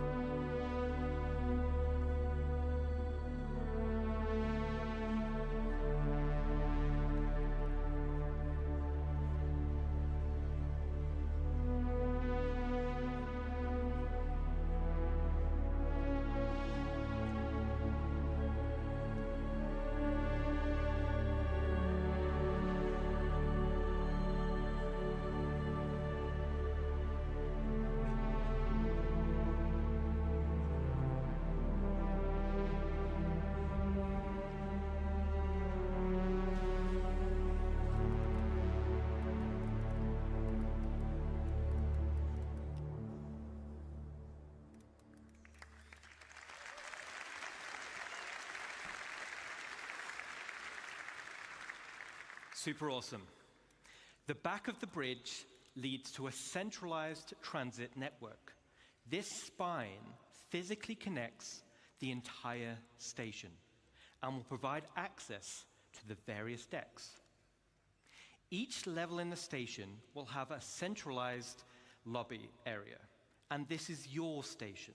You'll be able to use the decorator mode. It's not your station, it's your org station. To theme it however you want. And speaking of having plenty of space, this space station will have a one-to-one interior layout matching the exterior. No magic elevators. Okay, I see what you're saying.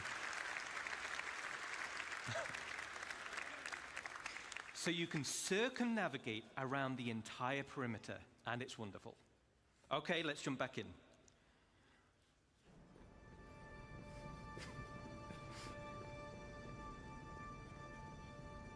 That'd be funny if they walk in and they fall through the elevator. Like it just opens up at the corner, and they just fall through.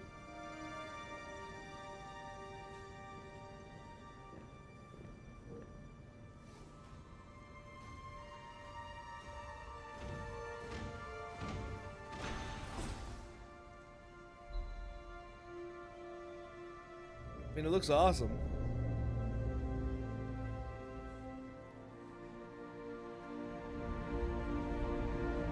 Oh! Almost got hit.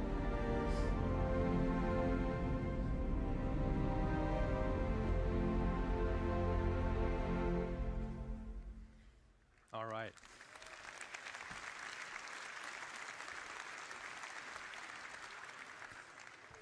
As you can see, right at the bottom of the central transit system leads to the lower areas. This is where you'll gain access to the engineering deck. So like bigger ships, this is where all the hands-on engineering and maintenance gameplay happens. This is like the worst thing for solo the players. Beating heart With all this. of your station. Then we have the What about hangar solo deck. players? I don't give a And as shit. the name implies, this If I is can't where have you'll one gain myself. access to your hangar network. The base station comes with a large hangar already built, along with 2 docking collars, and also empty slots for another 2 medium hangars when needed. There will be a vast network of internal road systems, meaning you can quickly drive from one hangar to the other. Okay. No elevators needed. Okay, let's check back in. All right, that makes sense. That's nice. Nice little feature.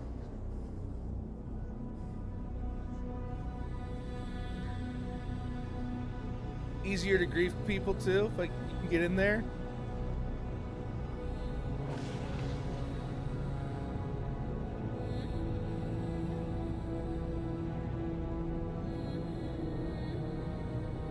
But can pirates get in there?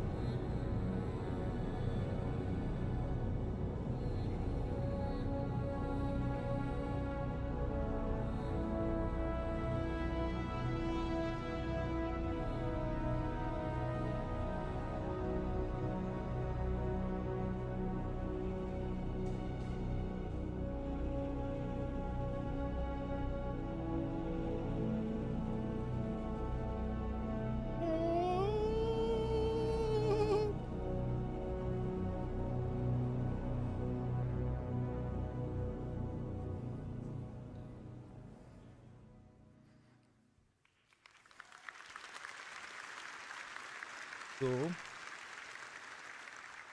All right, so your station hangar will It's not offer yours. some enhanced logistics. Stop saying your. For example, there'll be spaces for several freight elevators. And there'll be empty modules for open ship parking for vehicles and ships, vehicles and ground vehicles. And there'll be also exit points where you can simply drive out into your station. Then there'll be also an upper level for the observation deck. From the observation deck, you'll have a control room, and from here, you'll have master control over the freight elevators and the vehicle elevators. This means that even before someone has landed, their new cargo can be up into the hangar and ready to be loaded up. Now, everything we've spoken about so far is what comes with your station. Let's talk about what you can do to expand it. As I mentioned before, the station comes with a predetermined interior network of corridors and roads. And in this network, you'll find an array of bulkhead connectors. That's pretty cool. Bulkhead connectors will come in tiers 1 to 3, which drives the size of room you're able to build. In the interior build mode, this is where you start to expand the interior of your station. The rooms will require resource and time to construct, and once built, you can rename each room, which will be reflected in the station's minimap. Okay. The interior of your station will have ample areas for you to expand. That's kind of cool that you can build your generic own empty rooms, inside of your and station. you can fill with items to your heart's content. You Like a can ballroom? also build specialist rooms where the theme and functionality is already set for you, such Like as mess kinky halls room? or infirmaries or generator rooms. And of course, there are shops. So similar to the small shops we built around the ground base, this is on a much bigger scale. But that's just the interior. But the exterior? Let's talk about the exterior. Okay. On the exterior, we have minor hardpoints. These are attachment points located on the upper and lower surfaces of the station.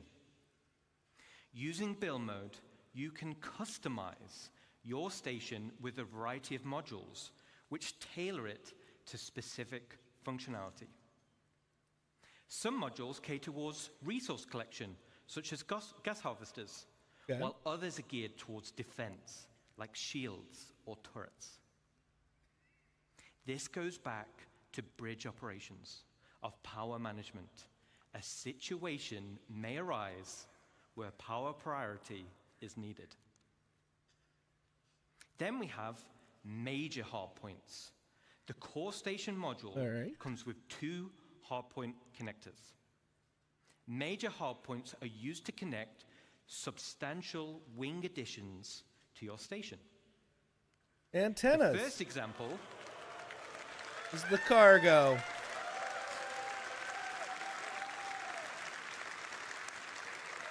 Cargo wing. And a lot of people are going showing. The first example is the cargo wing. The cargo wing will dramatically increase your inventory capacity. So this is ideal for orgs who are specializing in water. Awesome. Thank you. Awesome. Then we have the refinery. The first example is the cargo wing. The cargo wing will dramatically increase your inventory capacity. So you'll be able to refine resources on a vast it's the scale. cargo swing. As Cargo it's in swing. space, it's much more convenient than traveling to a ground base. Now, a player could buy resources from your cargo wing and then refine it directly in the refinery wing. And finally, we have the hangar wing. So, all right.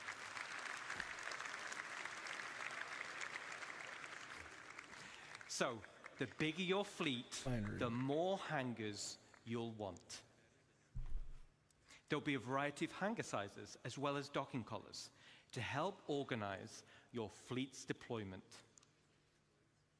All major hardpoint wings are connected via struts, and like the rest of the station, the struts are also internally traversable. Okay, so let's recap on the exterior expansion wings. Minor hardpoints give us options on how to collect resources or provide automated defenses for your base. Major hardpoints gives us options on how you can specialize your base. Let's jump back in game and see how our base is getting on.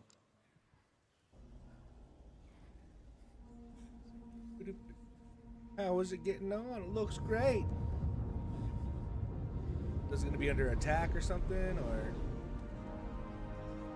looks a bit dirty.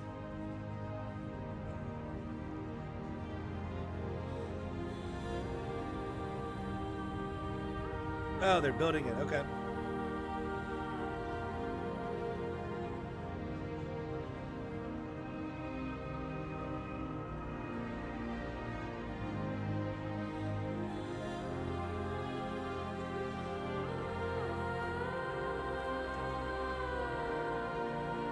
on. When was that?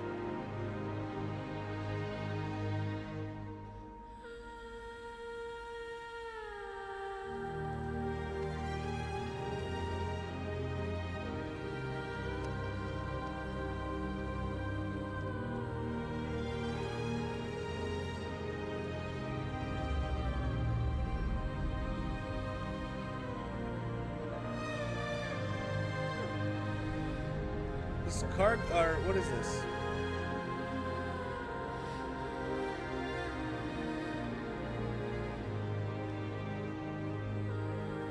That arm's a bit bigger than the other one.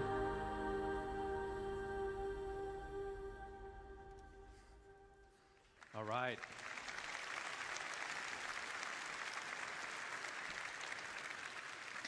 Yes, Pedro has been working with us on this as well, so thank you. Looking cool. Customization is just as important as expansion. Similar to ground bases, you'll be able to earn tints for your station, and you'll be able to apply decals for your org logos. Nice.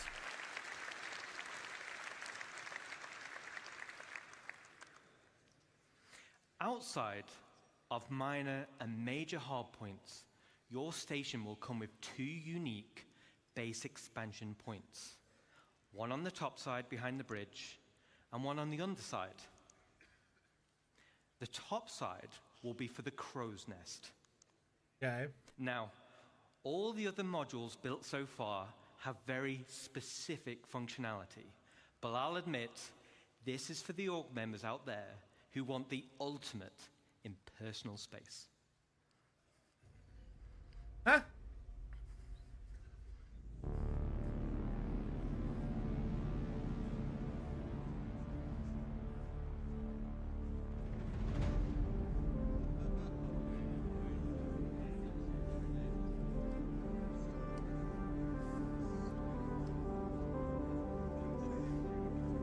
Okie dokie.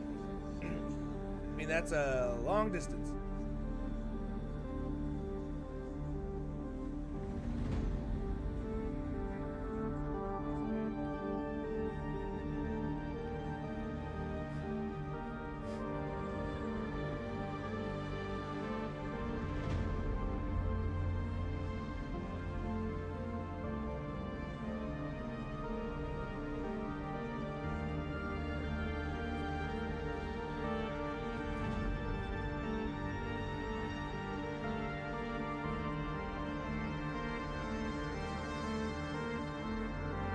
I'd make it a dance club.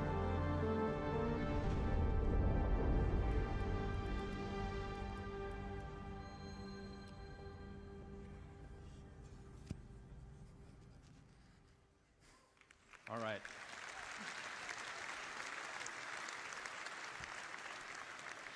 So I'm going to be flying around the verse, and I want personal invitations to see what you've done in those rooms, okay? Ew. Gross. Super cool. I can't wait to see what you do with it. Now let's talk about the underside. This is going to be for the flight deck, which also comes with an additional 3 major hardpoints. Okay. The flight deck is perfect for your rapid reaction forces. It's ideal for fighters, but big enough to fit most ships. It's the perfect home for your station's defensive air wing. Okay. And just like the hangars, there'll be an observation deck which can override freight elevators, making rearming quicker and easier during operations.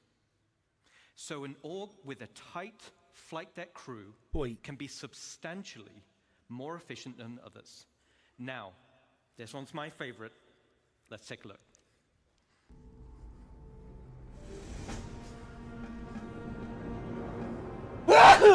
Oh my god, sorry.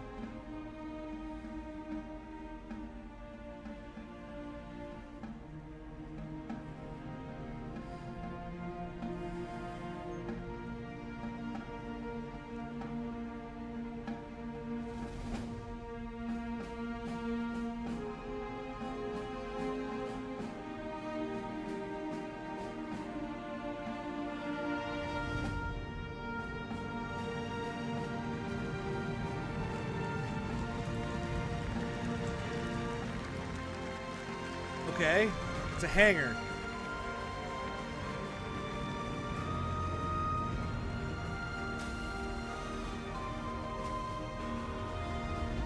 Am I missing the significance of this? People were clapping.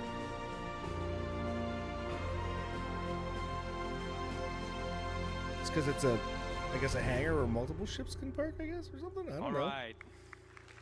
That's it? Okay. There's a few little Easter eggs in that video. Oh, was it? But why do you need a flight deck for your rapid defenses force? Well, if you've built your super awesome station somewhere in a super lawless system, now you're the potential targets for others. Everyone will have their eyes on your resources and wonder what gear you've got in your inventories. And let's say we didn't win the station warfare bid that Rich mentioned. Let's take a look at the inevitable. Under attack.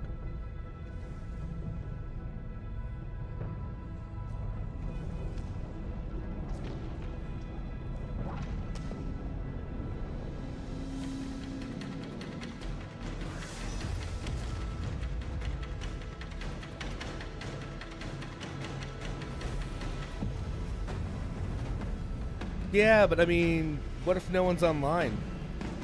You know what I mean? Like, what if people attack you when you're not online?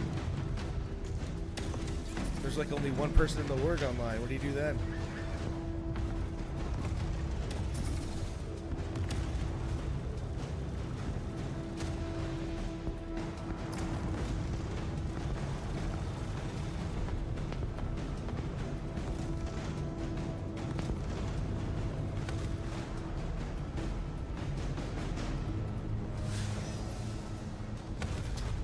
Yeah, you know what would be a great ship for this? A Legionnaire. Legionnaire. Why is it Legionnaire?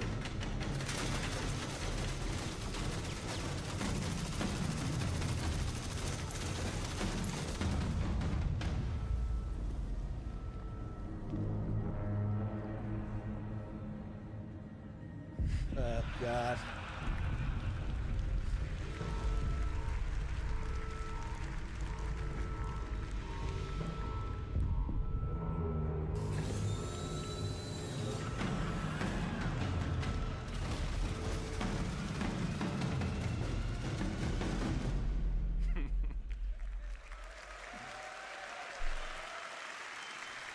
Rip. Killed by Pico. Okay, so not only is your station a staging area for offensive campaigns, it's also a defensive fortress. The exterior of the station itself can take quite a beating. It's going to be very hard to damage. So the goal of attackers instead will be to punch a hole through the defenses and get inside.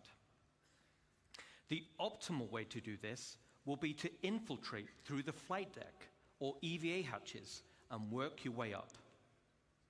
Once inside, yes, once inside and you've cleared out a hangar, you may also want to consider airlifting in a tank or two to clear some corridors. Raiders will have to hack freight elevators or bulkheads in order to gain access. And of course, bring enough ships with them to start hauling out the loot. Gaining control of the bridge will allow access to storage, which would otherwise be unhackable.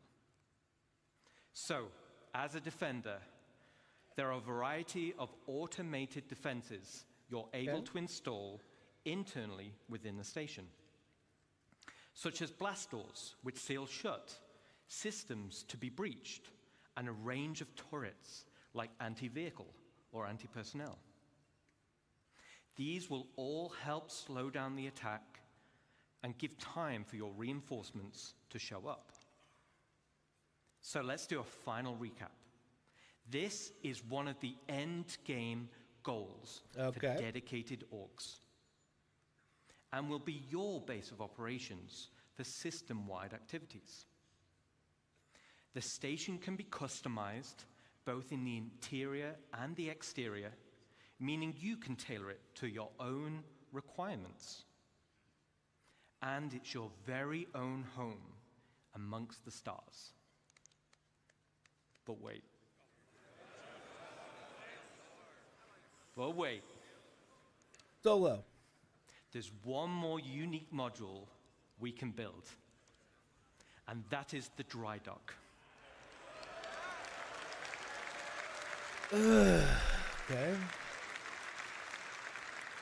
I was hoping for Solo. This unique slot will be at the back of the station. It has its very own dedicated observation room with crafting stations, and has a transit tram which runs along the inside of the arms, leading to the docking collars where your ship will be constructed. So, the only question still remains: what sizes of ship can we build? Let's take a look. How big? What size will it build?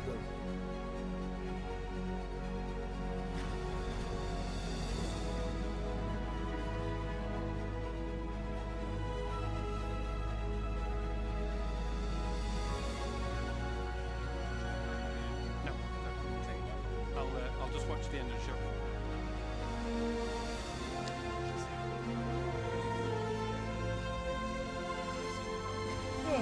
That's great.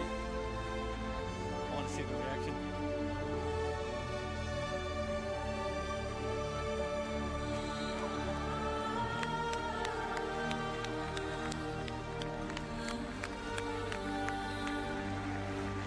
Yes.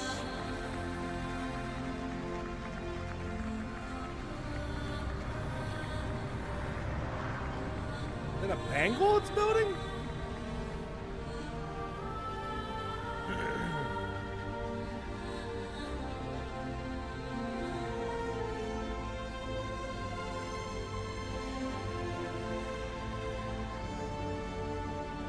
Bangle, maybe? Yeah. Holy shit.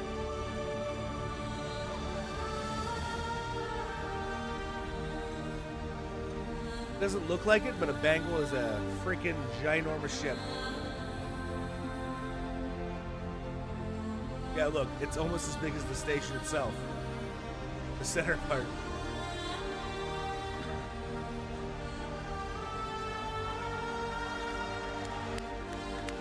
Ah, you can put other ones on.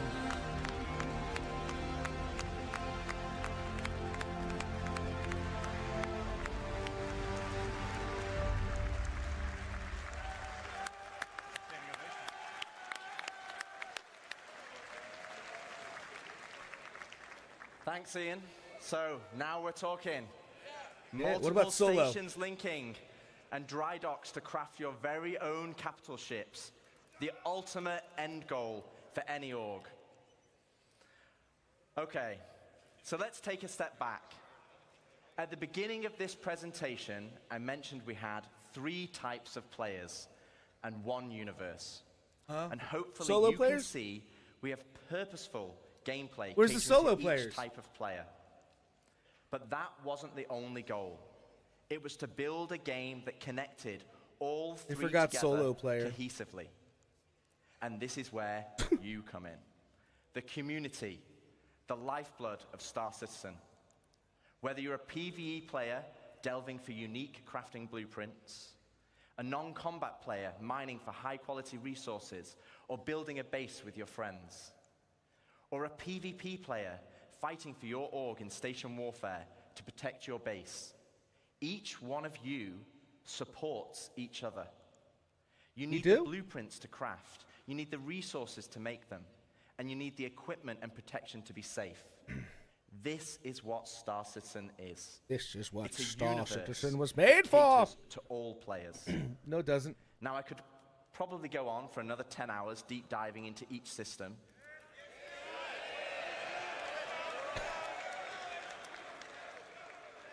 But I'd do Jared out of a job, and he needs future ISCs and SC Lives and CitizenCons. Today was to reaffirm what type of game we are making. and I hope you continue to come with us on this journey as we march towards There's missing Star one, Citizen Solo. 1.0. PvE, PvP. Thank you, CitizenCon. What about Solo? And can we welcome They have Chris community. Roberts? What about non-community? No. What about non? Hey, how you doing? How you doing, Ryan? Jared. Hope you're doing good. Okay. Welcome in. So Chris is not ready yet. So we're gonna. It's crazy that this is almost over. I'm here. Oh, well, LTI is warranty and insurance. That's what you're gonna get. You have it on my thing on there. Yeah, but they didn't describe what it was. It was really annoying. Ahead of schedule. Yeah. I was going 1:30. I don't know. Because there's 3 tiers. Which tier is it? Well, then they're gonna You know? scroll it. Thanks, Rich. Rich, Dave, and Ian. I hope you guys and girls loved what you saw there. It's having a definitive line in the sand is incredibly empowering for the whole team, and I think for all of you guys in the community. As I said, introducing the presentation, we will never stop growing Star Citizen, even past 1.0. And part of what makes Star Citizen so special is the symbiotic relationship between you guys, the community, and us, the developers. And I know I can be accused of feature creep, but you only need to look at Spectrum, Reddit, and Discord to see countless great ideas and suggestions that come from people playing a live alpha and seeing areas that the game can grow and improve. And often we take these on board because they will make the game better. And in some ways, while you could say Star Citizen is a Chris Roberts game, I would say it's all our game. The developers, the community, building the game, we're all building this dream game together. And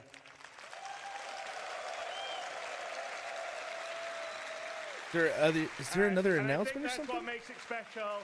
I think that's why you guys and girls have been here for as long as you have and have supported us through thick and thin, because we're doing something together. And here's another ship. Almost any other game, you have the opportunity to be involved at that level and have your voices heard and impact what we do. Because, you know, occasionally we'll do things and you guys are like, no, that sucks. And we're like, yeah, you're right, we'll change it. And also, like I said, we definitely read and look and hear all the stuff that you write. Some of it may not be so nice, but a lot of it is really great. And we take it aboard because we're just trying to build this amazing universe for us all to live in together.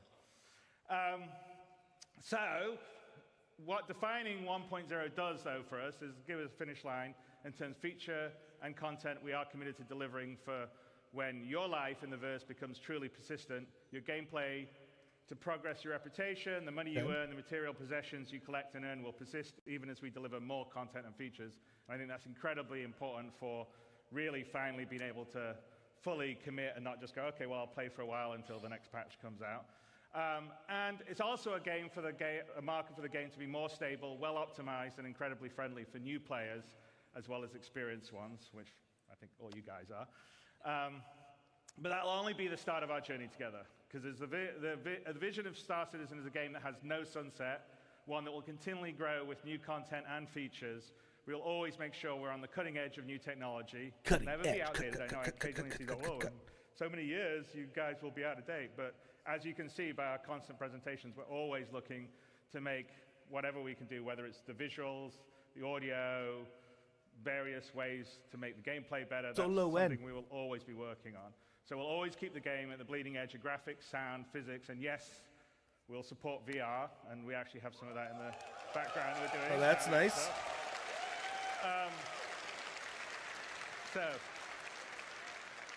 So I hope you've enjoyed this year's CitizenCon. We demoed a small prologue that opens Squadron 42 live, with a few crashes to prove it. As I said, there's a really great full playthrough, no crashes, that Rich did immediately afterward that's up on YouTube. And we've given a date to finally deliver the spiritual successor to Wing Commander that the team and I feel comfortable in hitting. We've designed what Star Citizen 1.0 will be and shown features such as base building and months. Could you consider a year a date? The next 12 to 18 months. 4.0. I feel like you need 2 of those. Is coming at the end of this year. We're already like in Evocati. Month and year. I would say that would be considered a date. And in coming weeks, we'll continue. Because then you could go Century. It'll be the Century. Well, we gave you a date. Live. With this, we will have delivered the majority of what we showed last year at CitizenCon, with the remaining features coming early next year. And there are over 1,000 people committed. He came to say hi. 1,000 people at CAG committed to bringing you all this and more. We love what we do, and we're inspired by your passion and support. We know that we are truly lucky to have such a strong community that shares the passion and dreams we do. You allow us a privilege that almost no other developer has, the ability to dream and reach for the stars. And I truly mean that, because as a developer, it's very unusual to be able to build a game of the ambition that Star Citizen is and Squadron 42 is, and that's all down to you guys and girls. So thank you very, very much.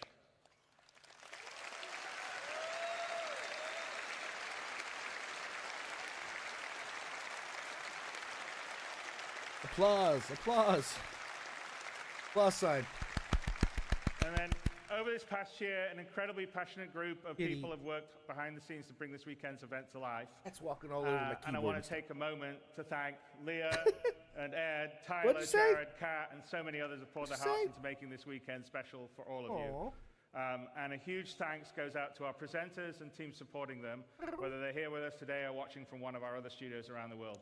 In the words of Admiral Bishop, I'm proud to stand with our teams and everyone that put this show together. And all of the CAG staff working on the show floor, your hard work ensures everything runs smooth and keeps the energy alive throughout the event. And finally, a heartfelt thanks to the community members who volunteered their time to run this year's show. None of this would be possible without their dedication and support. I thank all of you very, very much.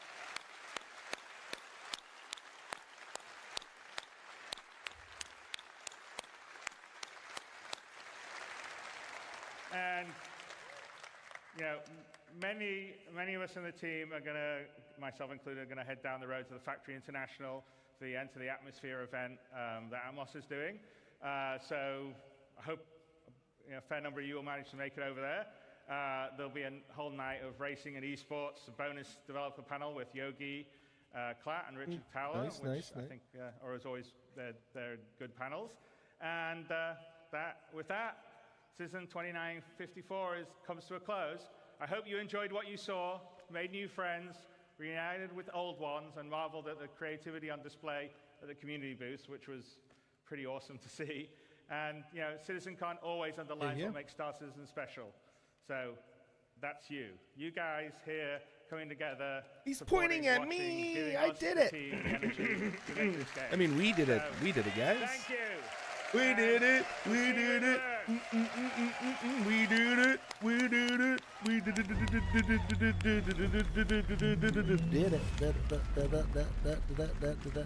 it. Sorry. Okay, I lost my mind there.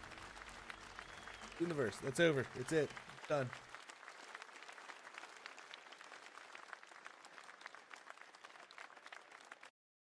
Oh. That was it. How long was this? It'll tell me. It was